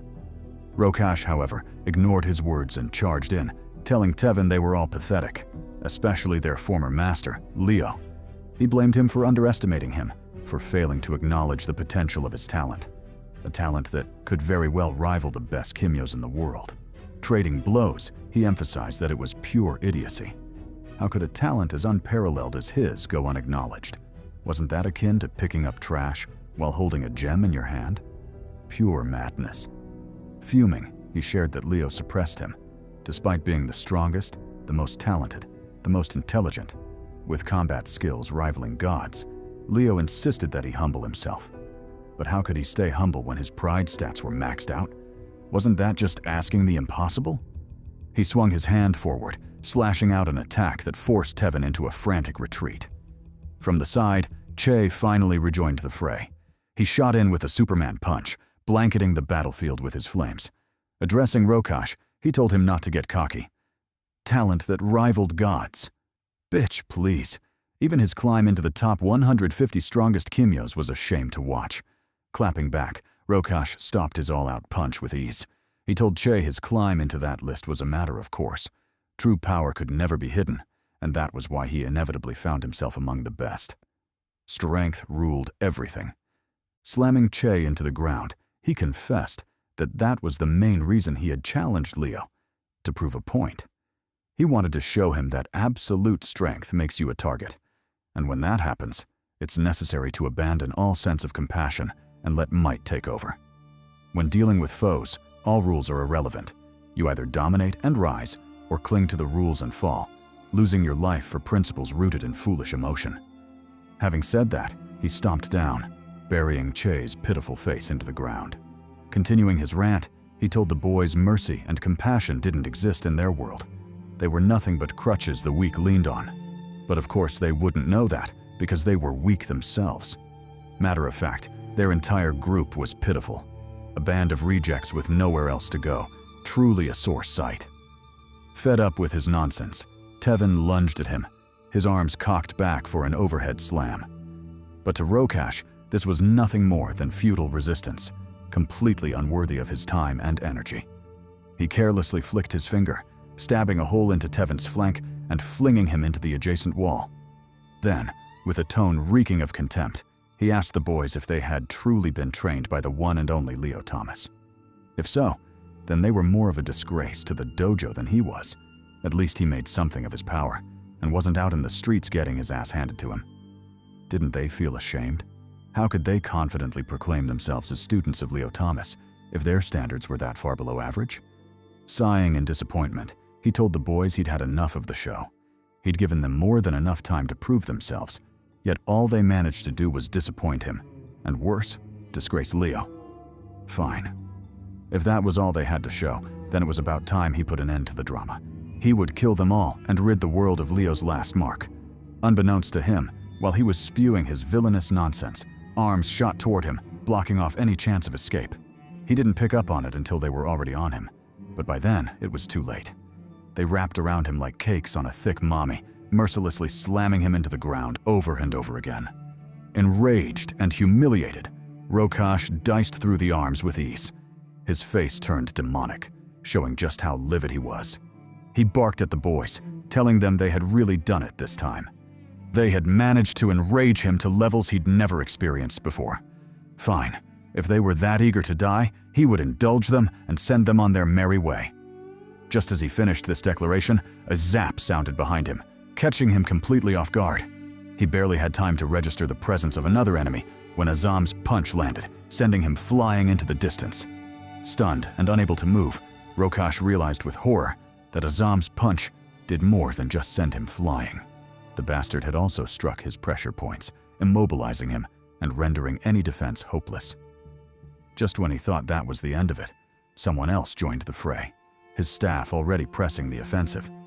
It grew and shot into the air before crashing down on Rokash with unmatched ferocity.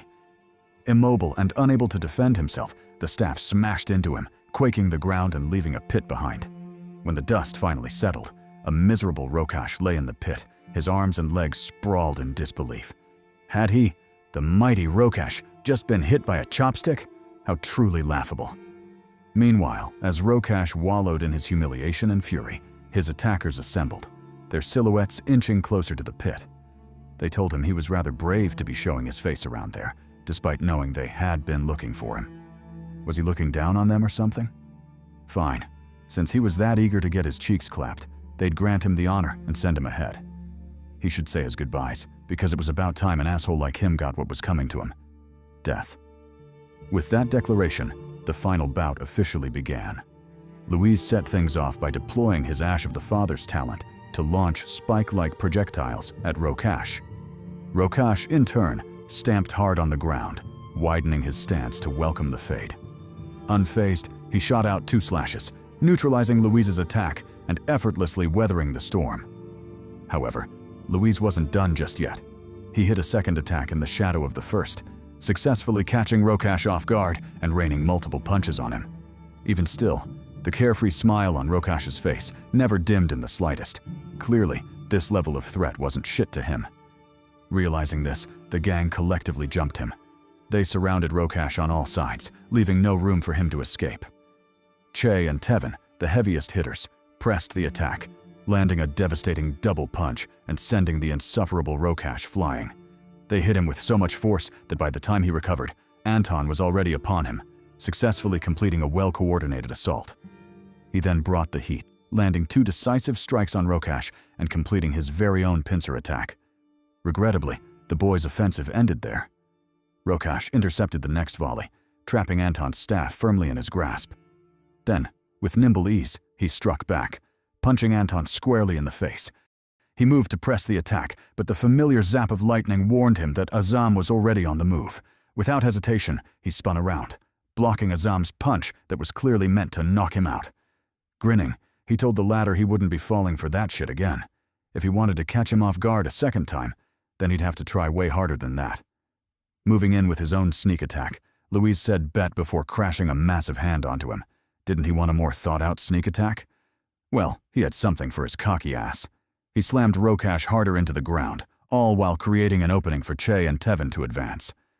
Fed up with the assault and low-key dissatisfied with his passiveness, Rokash struck back and diced through the suppressing arm.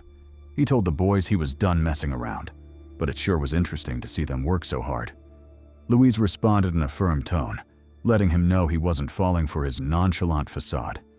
He told Rokash they were like a pack of wolves, and like wolves, they were intelligent hunters, always targeting the weakness of their prey and its blind spots. For him, that was obvious, as they'd already discovered his weakness. Startled, Rokash barely had time to register his words when the ash tentacles lunged at him, effortlessly covering his face.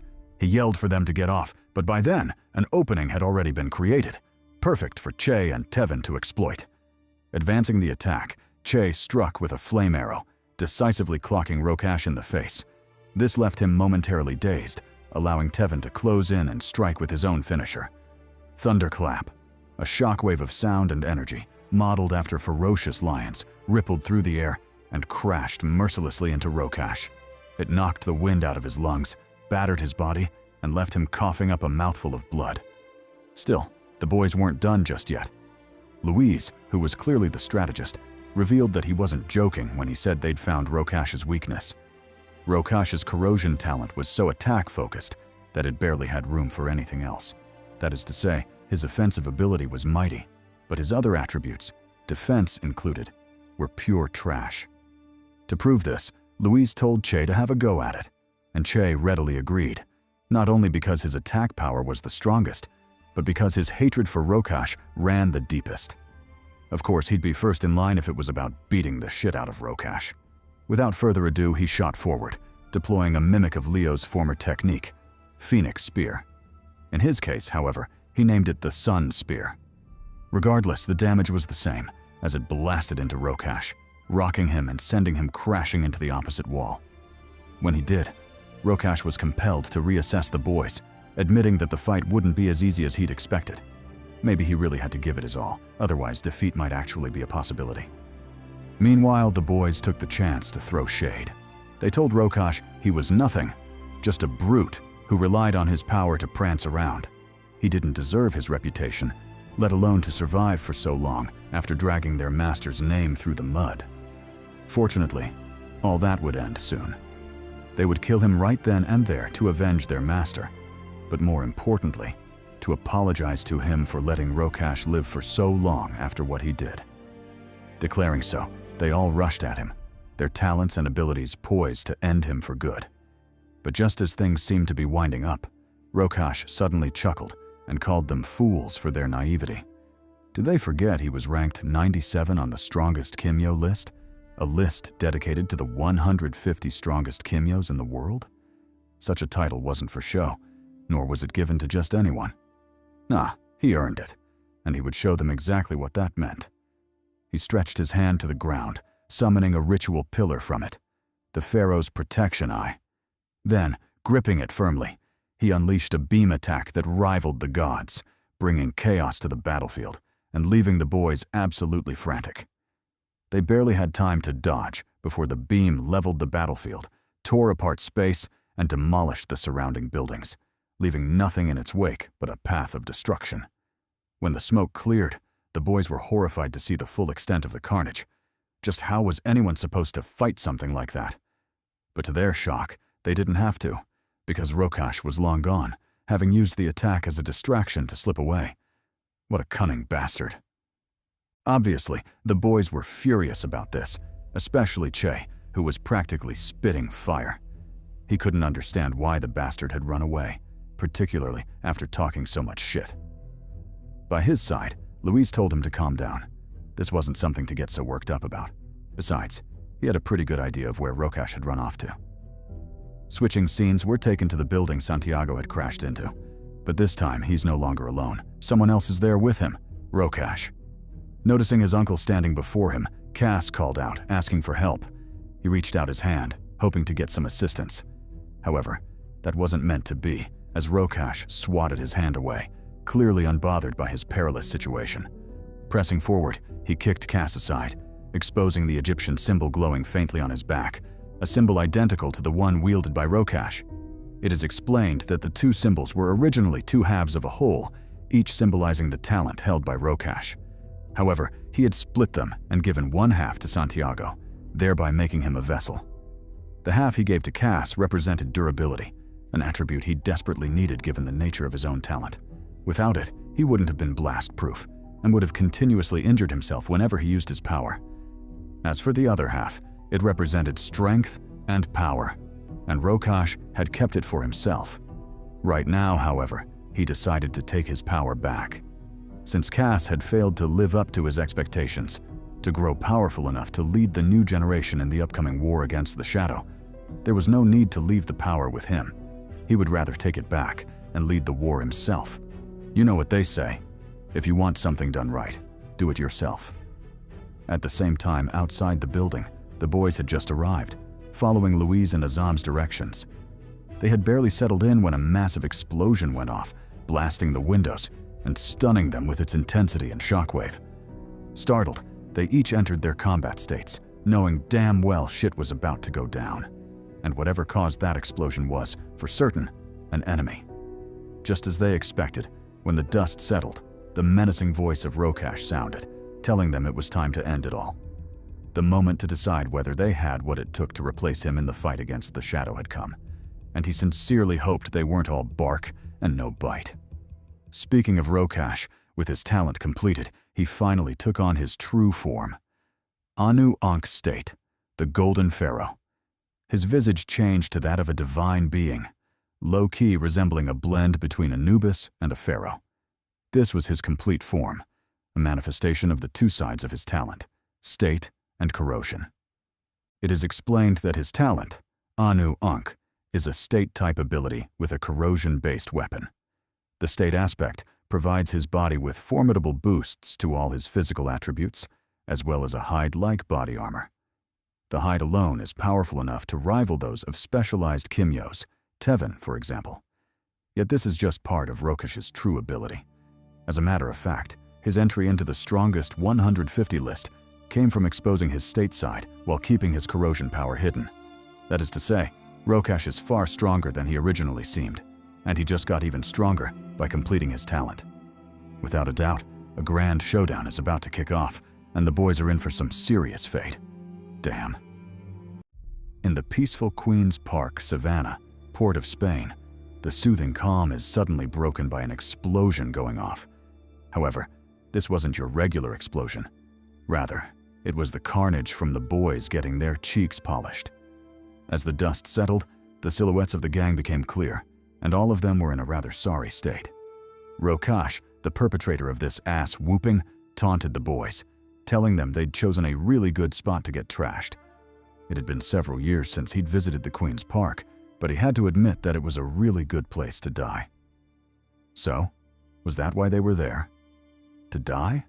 Laughing, he told the boys not to mind him. He'd just gotten a bit carried away with the banter. But with that out of the way, why don't they get back to business? He told them they'd made a fatal mistake in their foolish attempt at revenge, and that was underestimating the power of those in the top 150. Beings in that realm were powerhouses with abilities that defied natural law, let alone lacked any blind spots for enemies to exploit. How naive were they to believe they could easily defeat someone like that? Were they dumb or something? Still, since he was beating their asses so badly, the least he could do was enlighten them a bit. He explained that the only way to defeat someone in the top 150 was to be stronger than them. It was as simple as that. No tricks, no group battles, and definitely no relying on stupid things like talk, no jutsu, or the power of friendship. What the fuck did they think this was? Naruto? Nah, in the Ordeal world, people fought like men. And of course, your spot amongst the best was also fought for like men, no shortcuts. Cutting him off, Luis told him not to get ahead of himself. Sure, he was strong, but he couldn't deny the fact that he wrote on Leo's name to get to where he was right now. Like hell, he did it on his own. Rokash replied that he was gravely mistaken, for even if he wanted to use Leo's name to rise, he simply couldn't. Kimyos were beings who already had powers of godly proportions. To rise above the rest and distinguish himself, he had to surpass the fundamental rules of the game. Only by overcoming the limitations of his talents and ensuring he had no weak spots, no Achilles heel, so to say, could he meet the criteria of being acknowledged by Code and added to the top 150 list. That wasn't something mooching off someone's name could accomplish. Turning to Che, he told him he needed to do better. If he truly wanted to succeed Leo and not end up as an unworthy successor, then he had to master that mindset as well. He had to carve away all his weaknesses and develop his talent and potential to the limit. Only then could he truly be considered Leo's heir. But of course, even with all that, to him, he would still be trash. And if he didn't believe him, then he should catch this fade and see if that changed his mind. Meanwhile, in a literally unidentified location, the events of the battle were being monitored by a group of sneaky perverts. They had the various battlefields broadcast onto screens around them, granting them intel as if they were on the battlefield themselves. Making this possible was a bizarre-looking Kimyo called Tadameki. In its base form, Tadameki's talent, Seek, granted him the ability to see everything of his choosing within a 10-mile radius, but due to cybernetic enhancement, its range increased to 100 miles and evolved to enable him to project and share what he saw with others around him. While that was going on, a mysterious figure, assumed to be the leader of these stalking perverts, acknowledged him for his efforts. Stalking the entire city, especially the mommy Andrea, was a feat he greatly appreciated. Kagaya, who turned out to be present as well, added that what he found amusing was the actions of Che and the boys. Their desire for vengeance had completely blinded them, making them oblivious to everything around them, especially the forces stirring in the shadows. If he was to be honest, he was rather disappointed in them. He'd expected way more from the apprentices of the one and only Leo Thomas. Still, this wasn't about him, so he turned to his master, asking if he found everything to his liking. Was the plan going as he'd desired? The master, whom I'm assuming to be the Shadow, replied that it was acceptable. But if he were to emphasize something, it would be the lesson Kagaya could learn from the preceding events. He told him that to eradicate a mighty foe, there was no need to face him directly. You just had to allow him to conquer to his heart's content, for after doing so and shedding enough blood, you wouldn't have to lift a finger.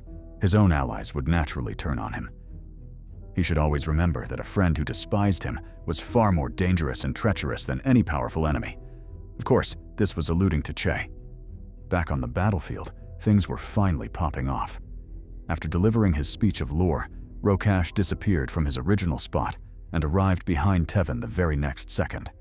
Initiating the attack, he punched Tevin into the ground, topping the earth and creating a scene of utter devastation. Louise reacted immediately, hurling a flurry of ashy tentacles at him. However, Rokash easily dodged them, taunting as he weaved through the attacks.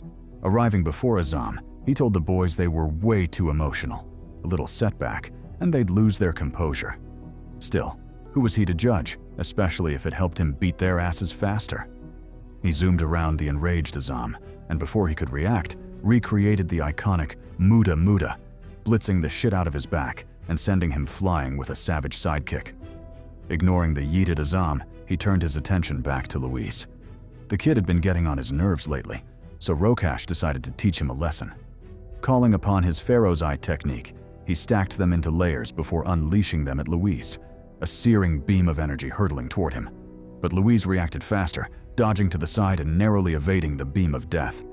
While that was going on, Anton capitalized on the opening to advance his attack, leaping into the fray and smashing Rokash's Pharaoh's Eye technique. But no sooner had he attacked than a counterattack followed, leaving him in a rather dangerous situation. Mocking him, Rokash revealed that his actions were pointless. Even if he managed to destroy a few of his wood, the technique would simply replace them. That was because his talent acted as a shield. It surrounded him on all sides, proactively protecting him and letting no enemy get close. To paint a picture, they could imagine it as a pyramid, and wherever his feet fell, that would be the base of the pyramid. Thereafter, 1,000 square feet around him would become his domain. When inside said domain, he need not lift a finger. Any move made against him would naturally be blocked by the domain. In other words, he was the pharaoh, and wherever he placed his feet, the ground would become his pyramid and protector. Hearing all that, Chase scoffed. He'd been stressing about where to bury him after he killed him, but who could have thought he'd be carrying his own grave? That was perfect. It saved him so much time. He hurled 2 flaming javelins at Rokash, blasting the fiend with fire and ash. Then, pressing the attack, he moved in with a flaming axe kick, blitzing Rokash and giving him a taste of that Sanji Vinsmoke sauce. Regrettably, even that wasn't enough to take down the fiend. He stealthily appeared beside Che, throwing a punch for his chest. Che blocked, but Rokash stuck to him like glue, mocking him and his gang for being naive. Did they really think their encounter was a coincidence? That they just so happened to cross paths even after they'd failed to locate him for years? Nah, this was a scheme, one purposely orchestrated by someone in the shadows who wanted to use them as pawns to take him down. And what was worse was that they were too foolish to even realize that. Turning around, he cast his gaze on Anton, who'd been trying to ambush him. He didn't waste words on him. He just zoomed to his front, grabbed his face, and mercilessly slammed him into the ground. Thinking of ambushing him? Nah, he was way too young for that. Maybe after training for another 100 years, he might get the chance to fail again. Looking at the battered Anton, who was coughing up a shit ton of blood, Rokash told him his talent, Kong, was rather impressive. It was one of the oldest talents to ever exist. Too bad it ended up in the hands of trash like him. Then, ignoring Che's furious roar, he struck a pose, daring the boys to come at him. This might very well be the last battle of his life, so he hoped the gang would entertain him a bit. Or else. Elsewhere, the duo of Andrea and Ian were steadily advancing toward the battlefield. Ian expressed his worry, asking if the gang had what it took to face off against someone as powerful as Rokash. Andrea replied that they'd made significant progress in their training, but she doubted they had what it took to face someone like that. If they were unlucky, it wouldn't be surprising if one or more of them fell. Ian responded with a cheerful smile, telling Andrea not to be so negative. In battle, a positive attitude helped more than she imagined. Plus, they were on their way to save them, so she shouldn't worry too much. But no sooner had he said this than a bunch of cyborgs emerged from the shadows, clearly intending to block their path. Fuming, Ian cursed their terrible timing. Did they really have to show up then of all times? Not to mention one of them, who he assumed was a general, was obviously bad news. From their intelligence, he knew most generals always led packs or stayed by Kagaya's side. So seeing one before them wasn't surprising at all. Nevertheless, it was still quite troublesome. Turning to Andrea, he told her to go on ahead. He'd stay behind to cover her retreat. And although that sounded like a bad idea, possibly raising his own death flag, he had no intention of dying. He had a lovely wife and warm cheeks waiting for him at home. Like hell he'd die and leave all that behind. Andrea said bet and turned to leave, but before she could, Ian called out to her once again. Wearing a cheeky smirk, he told her that his wife said she and Che would make the cutest couple, so if she ever got the chance, she should definitely bless him with some cheeks. Even a slice of her melons would do. Andrea blushed vigorously at the thought before smirking. She told Ian she didn't know about the cheeks thing, but she definitely appreciated the help he'd given them. A human risking his life to fight alongside Kimyos wasn't a common thing, so she wanted him to know she appreciated it. Extending her arm, she summoned her blade, Muramasa, to her grasp. Then, turning around with a glare, she told Ian to leave it to her. No matter what happened next, she would make sure to save Che. And who knew? Maybe his wife's wish might just come true, and she'd drown the homie in some cheeks. Unfortunately, back on the battlefield, things had taken a drastic turn. Forget drowning in cheeks. At this rate, the gang would be lucky to continue drawing breath. Rokash had completely obliterated them, leaving the whole group battered and passed out on the ground, all except Luis, who he seemed to hold a grudge against for some reason. Taunting, he told them they were way too weak, and from what he could tell, his generation was the best to apprentice under Leo. All of them, Che included, were complete trash, and he wondered how they had the guts to call themselves Leo's disciples. Still, he wasn't blaming them. Not everyone could be as awesome as he was. If they hoped to be as great as him someday, then they had to do away with their childish innocence. They needed to understand that the strong valued their lives above everything else and would never mingle with the weak. That was the sign of true power. While he rambled on about his philosophy, the panel shifted to Che. Although he'd been knocked the fuck out, plot armor seemed to not be done with him just yet. The spirits of his father and Leo suddenly manifested around him, giving him a pep talk and the second wind he needed to continue the fight. His father in particular, who seemed to have been god tier while he was still alive, told him to stop being a bitch and get up. Didn't he hear the MC music playing? It was time to cook. Listening to the words, Che suddenly woke with a start, startling Rokash, who'd been in the middle of his villain monologue. He shot Che a glance, clearly wondering how he was conscious. He'd personally knocked him out after all. Nevertheless, it didn't matter. Since he could knock him out once, he could definitely do it again. Besides, he believed Che was incredibly weak for someone tasked with continuing Leo's legacy. He couldn't even heal his wounds while out of his Ilios state. Just how pathetic could he be? Wearing a look of open disdain, he told Che he'd once thought Leo was wise to choose him as a successor, but after such a disappointing showing, it was clear he was unworthy, and that no one would ever be able to take Leo's place. They were all lacking, especially Che, who shouldn't even lift his head around others. He'd failed so spectacularly at being Leo's heir that one might think he was doing it deliberately. Wasn't he ashamed? How could he live with himself being that trash? Furious, Che told him not to judge him. No matter how cooked he was, Rokash was the last person he wanted to hear that shit from. Besides, wasn't this a battle? Then why were they just standing around throwing words like bitches? They should settle this like men, through hands. Rokash said bet and pulled out his wood. Pause. He told Che he was right. Instead of arguing about it, he might as well beat some sense into him. Or better yet, just kill him. There was no reason to keep someone as mediocre as him alive. He thus launched his attack on Che, clearly intent on killing him on the spot.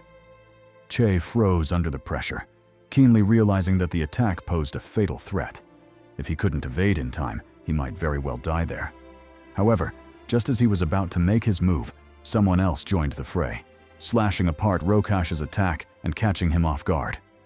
The attack barely held for a second before completely collapsing, leaving Che unharmed and revealing Andrea, the new addition to the party and Che's savior. Seeing her, Rokash immediately cursed Che for his shamelessness. After failing to jump him with his friends, did he really just call his girl to save him? Where was his honor? Was he even a man? In response, Andrea slightly unsheathed her blade, blitzed Rokash, and sheathed it again. She attacked with such speed that by the time he realized it, a flurry of slashes was already raining down on him. This was Batojutsu, a supreme blade technique only possible for wielders of talent weapons. It was Andrea's counterattack, and her message to Rokash. He dared to look down on her man? First, he'd have to ask her blade if it agreed. Besides, what was wrong with hiding behind a woman? more so one as thick as her. Maybe he just liked the view. But with all that banter aside, it was time to get back to business. She roared at Rokash, telling him that the Grim Reaper had come for him. He'd taken so much from her. It was about time she took some of it back, starting with his life. Rokash, however, just chuckled at the threat. He told Andrea it was nice to finally meet her. He'd always wanted to meet Leo's granddaughter, and now he had the chance. Too bad it was under such circumstances. But all that gloom aside, how was her dad? It had been a couple of years since he last saw him. Furious, Andrea yelled at him to stop with the bullshit. This was a battle to the death, not a high school reunion. No one gave a damn about the last time he saw her dad. Besides, he'd taken her papa from her. Did he really think she'd let that shit go? Surprised, Rokash stayed dazed for a second. Papa? Was that what she called her grandfather? He would have found it rather cute if she weren't directing all that killing intent toward him. Plus, Andrea's rank in the top 150 Kimyos wasn't far from his own, so he knew he couldn't afford to be careless. This was a fight to the death. Meanwhile, while Rokash mulled over his options, Che finally took the chance to regroup with Andrea. He told her that on any other day, her angry face would be really scary. But today, he couldn't express just how happy he was to see her. Andrea replied that it was nice to see him too, but after seeing Che's grievous injuries, she worriedly asked if he was okay. Che confirmed that he was. Although the wounds looked serious, once he entered the Ilios state, they would all heal quickly. It was nothing to worry about. Andrea sighed in relief before asking about the others. Were they still alive? Che replied that they were okay, just a bit banged up from the battle. They held out for as long as they could, but ultimately failed, and it was all his fault. Seemingly understanding what he meant, Andrea asked if he'd held back during the fight. Was that why he was blaming himself? Che nodded, confirming that she was right. He'd been too scared to go all out, fearing he would lose control and harm his friends. He'd already lost control twice. He didn't want to go through it a third time. In response, Andrea told him he didn't have to worry about that anymore. Not only were his friends a safe distance from the battlefield, she was also there to help him if anything went wrong. He should stop holding back and give it his all. Clearly hesitant, Che asked about her. Wouldn't she be hurt in the process? If going all out would pose a threat to his loved ones, then he'd rather not do it. Andrea, however, just smiled and told him not to worry so much. Did he forget that fire couldn't harm her? He should stop holding back and give it his all. She would be okay. Besides, hot mommies like herself never get burnt. Che said bet and let it rip. Since she was confident she would be fine, he might as well let loose and clap some cheeks. He crossed his arms, calling forth his power to enter the Ilios state. As the flames rose and space warped, Andrea silently stared at him in awe, a melancholic smile tugging at her lips. She'd always known he resembled her papa, but only after seeing him like that could she truly appreciate just how similar the two were. Plus, it didn't hurt that he was rather handsome. Snapping out of her down-bad thoughts, she told Che it was time to get to work. But before that, there was something she had to do. Reaching out her arm, she summoned a hidden power, and then she too, unbelievably, entered the Ilios state. The change was so unexpected that both Che and Rokash were caught completely off guard. Andrea? Entering the Ilios state? What the hell was going on? Luckily, Andrea didn't keep them guessing for long. She explained that her fire resistance wasn't a coincidence. The reason she could stay beside him even while he was in his Ilios state was because of arrangements made by Leo a long time ago. Her grandfather had always intended to pass the Ilios talent to him, and had therefore made preparations beforehand. He knew that if anything happened to him, someone would have to step up and teach Che how to wield the power, and that person needed both experience and trust. That was why he passed on a fraction of his power to her, hoping she would be that person. It was just 5%, but it was more than enough to serve its purpose. In short, she too could enter the Ilios state, was fireproof, and could comfortably fight alongside him in his hottest combat mode.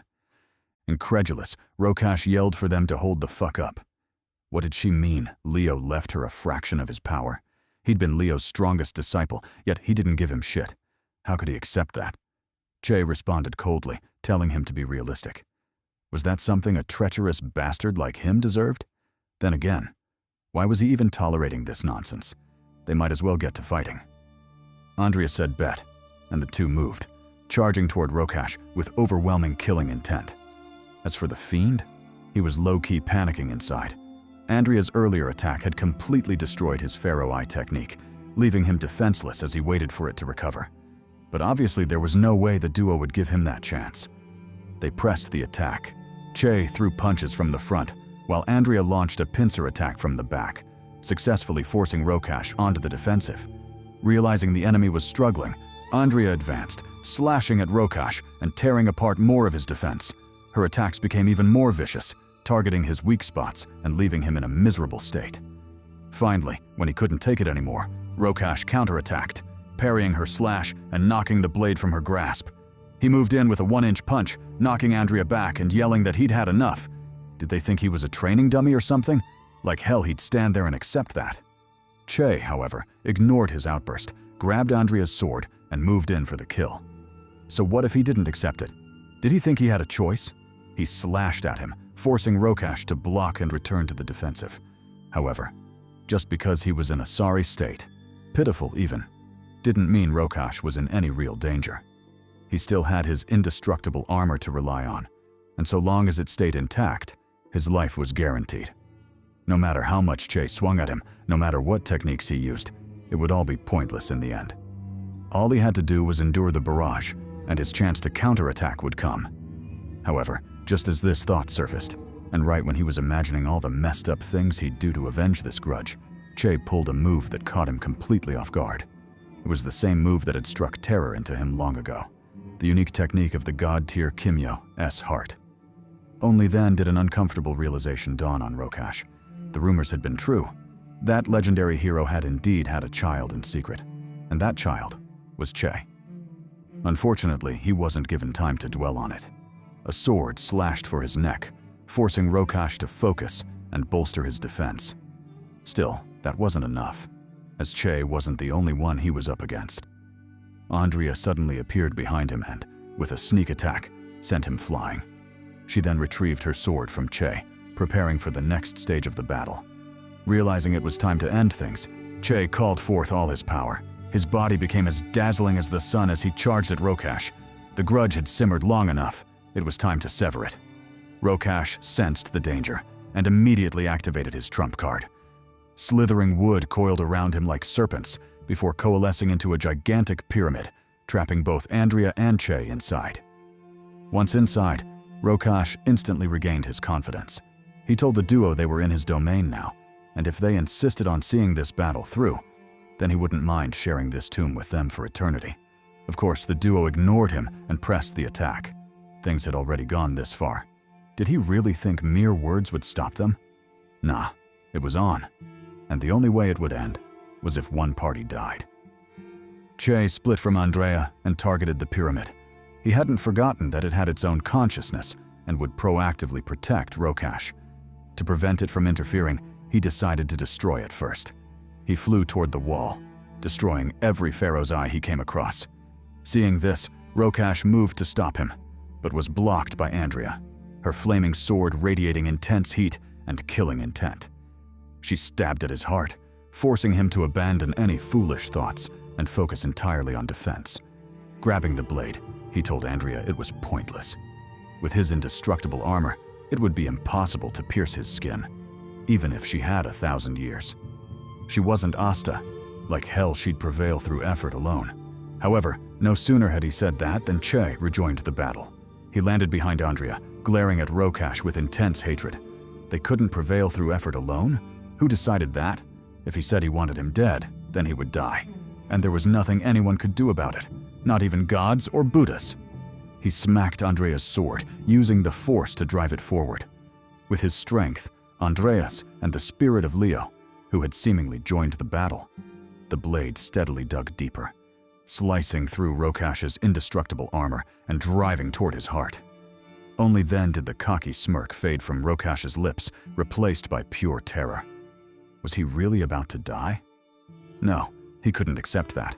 Like hell he would. Unfortunately, just as things were getting good, the author chose that exact moment to hit us with a flashback. Damn.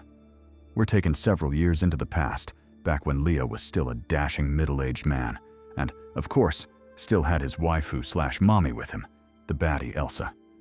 On a night like any other, the concerned maiden stopped her son at the door, asking where the rest of the shopping was. Hadn't they gone out to buy a bunch of things? Then why was he only carrying one bag? Their son, Jamie Thomas, replied that he'd left the rest of the bags with Leo. Leo was a Kimyo after all, so carrying that bit of luggage shouldn't have been a hustle for him. Besides, he'd been getting rather fat and lazy lately, thinking only about food and cheeks. A little exercise would do him some good. Right on cue, the subject of the conversation walked in carrying the rest of the groceries, ignoring the slander from his son and my honest opinion about his haircut, which was absolute trash, by the way, looking like a budget Mr. T. He walked straight over to Elsa, who greeted him with a smooch on the head.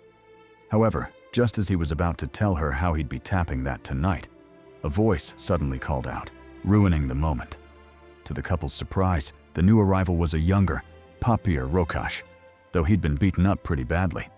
Ignoring Leo's odd gaze, a gaze that practically screamed, "You just cost me cheeks, you little bastard," Rokash dapped up Jamie.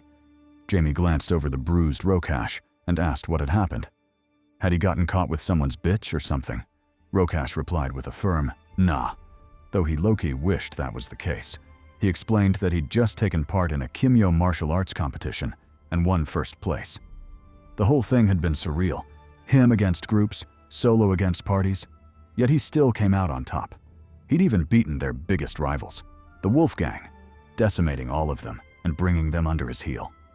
His heart still raced just thinking about it. Clocking the perverse look on his face, Elsa managed a stiff congratulations for the overly enthusiastic Rokash, but Leo, on the other hand, was far more honest about his feelings. He called Rokash out for his recklessness. Sure, he'd won, but at what cost? Was it really worth it if he came home bruised and battered like this? And what if his luck ran out one day and he didn't come back at all? Would it still be worth it then? He told Rokash not to be so hot-headed because the world wasn't as simple as it seemed. One day, he might find himself in more trouble than he bargained for, and his haughtiness would be to blame for it. Saying that, Leo ignored the furious Rokash and headed inside the house. Feeling stifled, and with his good mood completely ruined, Rokash bid the Thomas family a hasty goodbye. Wishing them good night, he disappeared into the darkness. While walking away, however, he didn't forget to curse Leo and his cheek-seeking plans for the night, hoping Elsa would shut that shit down. In fact, if possible, the mommy should lock it down for an entire month. Meanwhile, on Leo's side, Elsa asked why he was being so hard on Rokash. Wasn't he taking things a bit too far? Leo replied that he had to. Otherwise, Rokash's pride would end up killing him. If he kept going at this rate, it wouldn't be long before he was brought home in a body bag. Obviously, Leo didn't want that, so he had no choice but to be strict with the little bastard. Fast forward to later that night, and the Thomas family were preparing for dinner. Leo, who'd just finished taking a shower, marveled at how wonderful the simple things in life could be. A hot shower, a good meal, and later, if he was lucky, some sympathy cheeks. Could life really get any better than that? Jamie replied that it definitely could, because Elsa had cooked his favorite meal, chicken foot souse. And although the meal's deliciousness was questionable, it at least showed she was in a good mood.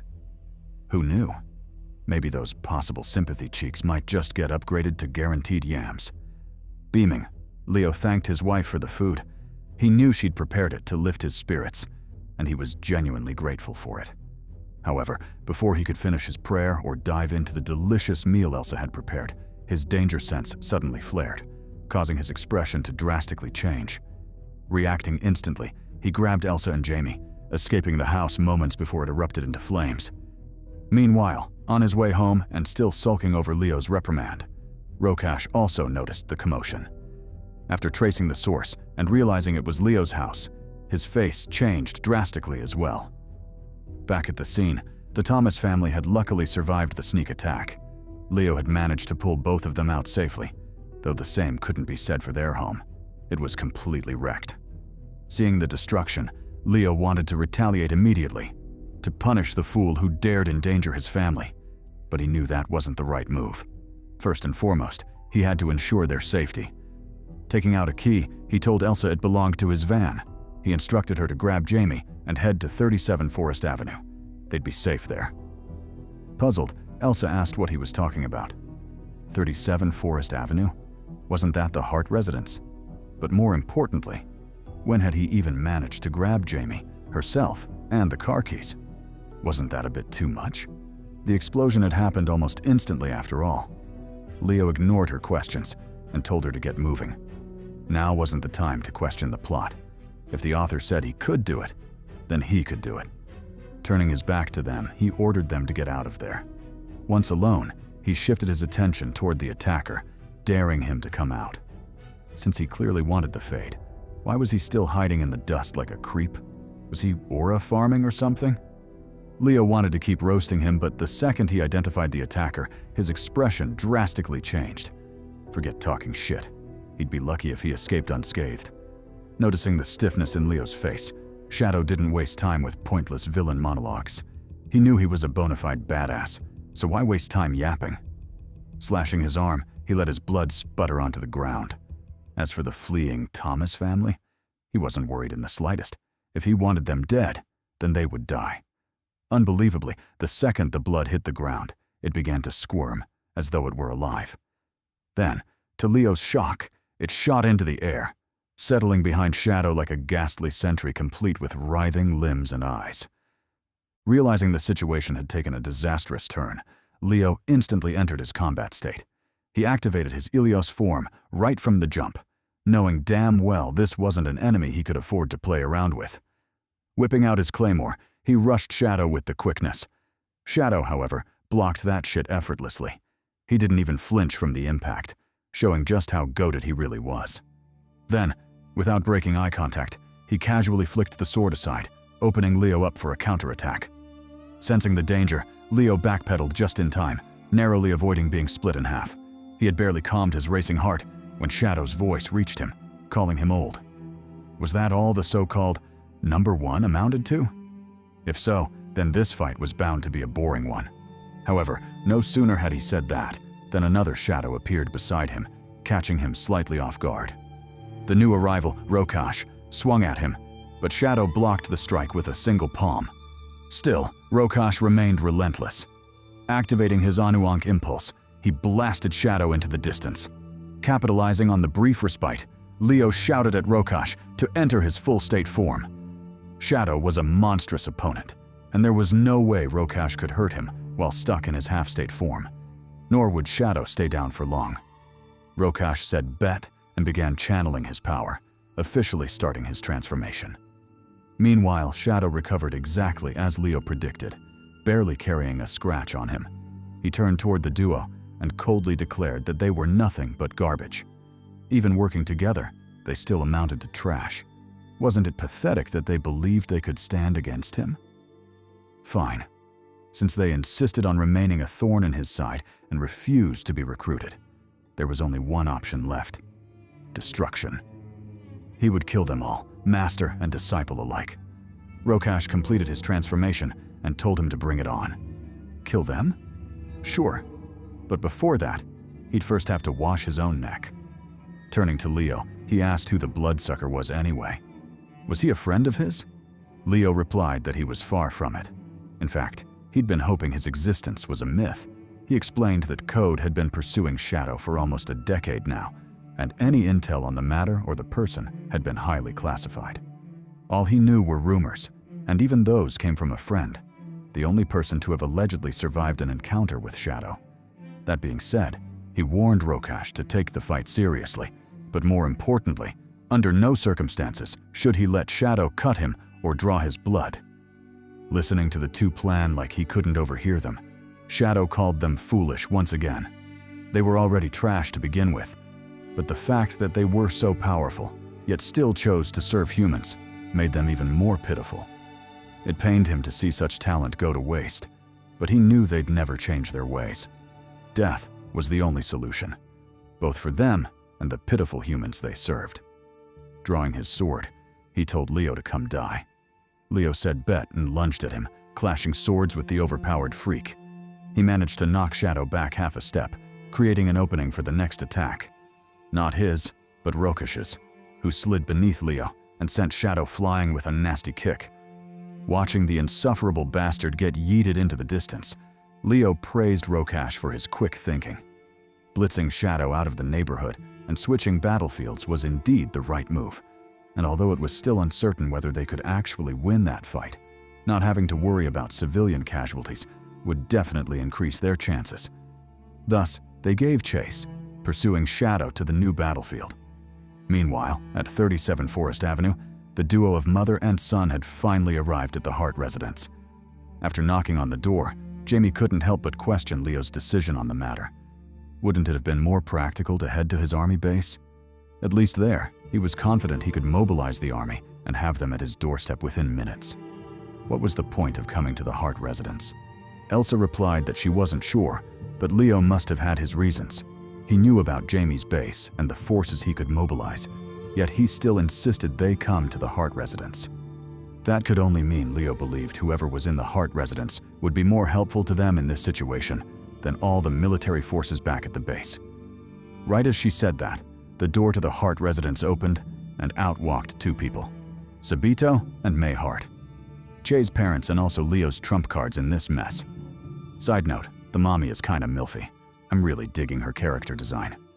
Meanwhile, on the outskirts of the city, the battle between Shadow and the duo had been ongoing for a while, and although they genuinely gave it their all, they still couldn't match up against Shadow and ended up getting beaten quite badly. Taunting the duo, Shadow told them they were clever to change battlefields. It surely saved countless civilian lives. But then again, was there even a point to that? All they managed to do was relocate the location of their ass, whooping to a new area. It made no difference at all. For example, if it wasn't for the gold in Rokash's armor, he would have been long dead by now. Still, everything had to end someday. Although he very much enjoyed thrashing them, it was about time they put an end to that battle. Leo clocked the danger and warned Rokash to escape. He was already gravely injured, and Leo couldn't accept him losing his life. Rokash, however, firmly refused to run away. He told Leo he would stay by his side until the end, even if it meant they'd get clapped together. So Leo should stop with all that runaway bullshit and come up with a plan for real. Otherwise, they might really die there. Leo wanted to argue back and force him to leave, but his words were cut short by a commotion in the sky. A helicopter had flown into the battlefield. Delighted, Leo told Rokash to look alive. Their reinforcements had finally arrived. Maybe they truly didn't have to die that day. Meanwhile, on the helicopter, the identities of the reinforcements were revealed. Leo's son, Jamie, and of course the aura farmer Sabito, Che's papa. True to his name, Sabito Chris Rogers the shit out of the helicopter, diving out like he was Captain America or some shit. He landed with a bang, digging up dirt from the ground and kicking up a massive dust storm. When the dust finally settled, his silhouette became visible again, and as expected, the bastard was aura farming like crazy. Seriously, why are his robes fluttering like that? There's literally no wind. On Shadow's end, the fiend welcomed the new arrival with seething rage. He still hadn't forgotten what had happened the last time they met, and the gift Sabito had left him, a nasty scar running down his torso. Finally, his chance for revenge had come. Snarling, he told the trio they would all die there, every last one of them, and he would see to it personally. He would kill them so thoroughly that even in the afterlife they'd kick themselves for standing up against him in the first place. And when that was done, he would pay a personal visit to their loved ones, particularly May and Elsa, because them baddies be milfy as fuck. Tired of his rumblings, Rokash launched the first attack, slashing a sword aura at him. However, Shadow was nimble as hell. He weaved around it and pressed the attack. Halfway through, he was intercepted by Sabito, who tied him down in a sword fight. While exchanging blows, Shadow asked Sabito why he was so obsessed with him. Hadn't he caused him enough distress? Why did he have to show up every time Shadow appeared? Even exes weren't that clingy. Still, since he was there, he might as well show him that Kimyo talent of his. It would surely make the fight more interesting. Sabito, however, ignored him and stepped to the side, creating an opening for Rokash to sneak attack with his aura slash. But just like last time, Shadow dodged that shit, stepping aside and pressing his advantage. However, this series of moves had been predicted by Sabito, who spawned beside him, blocking his path and engaging him in a sword fight once again. Tired of the meddlesome aura farmer, Shadow hit him with a curveball. He unexpectedly conjured an eye on his fleshy arm tentacles. planning to trap him in a genjutsu. And just so his prey didn't get away, he resorted to psychological warfare, taunting Sabito and asking if his wife was alone at home. Who would protect her after he killed him and paid her a visit afterward? Enraged, Sabito almost fell for the trap, but was saved at the last moment by Leo, who swooped in and sent Shadow flying with a kick. Shadow had to dig all 4 of his swords into the ground just to barely dissipate the momentum. Even still, his fighting spirit didn't diminish in the slightest. He flicked his unyielding gaze at the trio, clearly planning a counterattack. But just as he was about to make his move, the first rays of dawn shone through, halting his movements. Shadow sighed and put away his swords, knowing his time had run out. He couldn't kill the trio anymore. Not on that day, at least. By his side, the Phantom of Kaguya appeared, ready to teleport him out of the battlefield. But before leaving, Shadow had some parting words for the trio. He told them to go home and lick their wounds, and to thank whatever deity they worshipped, because they were the only reason they managed to survive that day. Still, like he'd said before, everything would naturally come to its destined end. He would kill them all. Maybe not today, but definitely another day. He had both the lifespan and patience to see it through. At the end of the day, he would watch their bodies turn to dust, and he, Shadow, would be the last one standing. And when that day came, humanity would fall and Kimyos would rise, as destiny intended. Done with his monologue, he grabbed hold of Kaguya, ready to leave that place. However, just because he wanted to leave didn't mean the others would let him. Sabito clocked his intentions and shot forward, planning to stop him, but by the time he got there, Shadow was long gone. Thus, the short but intense battle came to an end, both sides taking massive L's. Back in the present, the events of Leo's death once again flashed through Rokash's mind. He relived the moment Leo tried to reach out to him, hoping he would finally get through to his disciple. He also relived Leo getting sneak attacked by Cass, who fatally shot him in the stomach. That, and everything else that happened that night. But it wasn't just Rokash reliving those memories. Che and Andrea, who had somehow entered his sea of consciousness, had access to those memories as well, and they finally learned the truth. Rokash hadn't killed Leo. Leo had died from a bullet wound to the abdomen, and all this time Rokash had been covering for his nephew. He'd been taking on the karma and shielding Santiago from the gang's vengeance and fury. Upon realizing this, both Che and Andrea had complicated looks on their faces.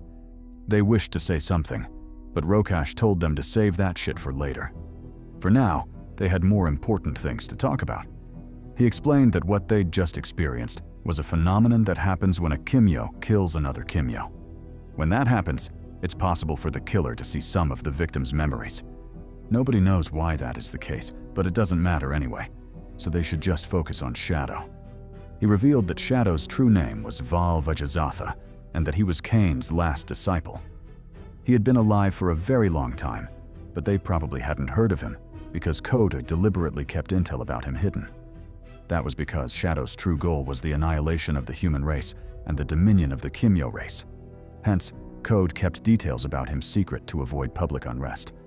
All that was known about him was that he was vulnerable to sunlight and gold. Not to the extent that he was helpless against them. Rather, they just weakened him a bit. All in all, now that Leo, Sabito, and he himself were all dead, it was obvious that Shadow would come out of hiding. His actions would no longer be restrained. Since there was no one left he felt could challenge him. He would surely push for complete human extinction, as that was the last mission his master Cain gave him. Nevertheless, he was dying now, so none of that had anything to do with him anymore. The only regret he had was letting his emotions get the better of him and falling out with his master. If he'd known better, he definitely would have been a better disciple. Sighing, he told Che it was all up to him now. With all of them dead, it would be on him to stop Shadow and protect Leo's legacy. He would have to save the world, and the only help Rokash could give him was to leave him a portion of his Anuank. Maybe with its strengthening, he would stand a better chance against Shadow. However, to Rokash's shock, Che turned the offer down. He told him that in this life, there had only ever been, and would always be, one man who could master and wield the Anuank talent, and that was Rokash himself. He would go down as the greatest and strongest Egyptian talent user to ever exist. That would be his legacy, and no one would ever take it from him, especially not Che. And although the words might have come out of his lips, they were the truth that lived in Leo's heart. The truth he never got to tell Rokash directly. Upon hearing this, Rokash shed some manly tears. A gentle smile tugged at the corner of his lips as he bid the duo goodbye. As his form slowly dissipated, he told Che to live well and to be as virtuous and strong as his mind could handle. He should never lose sight of who he was, as that was how evil consumed people. He should know. He'd fallen for the same thing. Thus marked the end of Rokash Rampersad.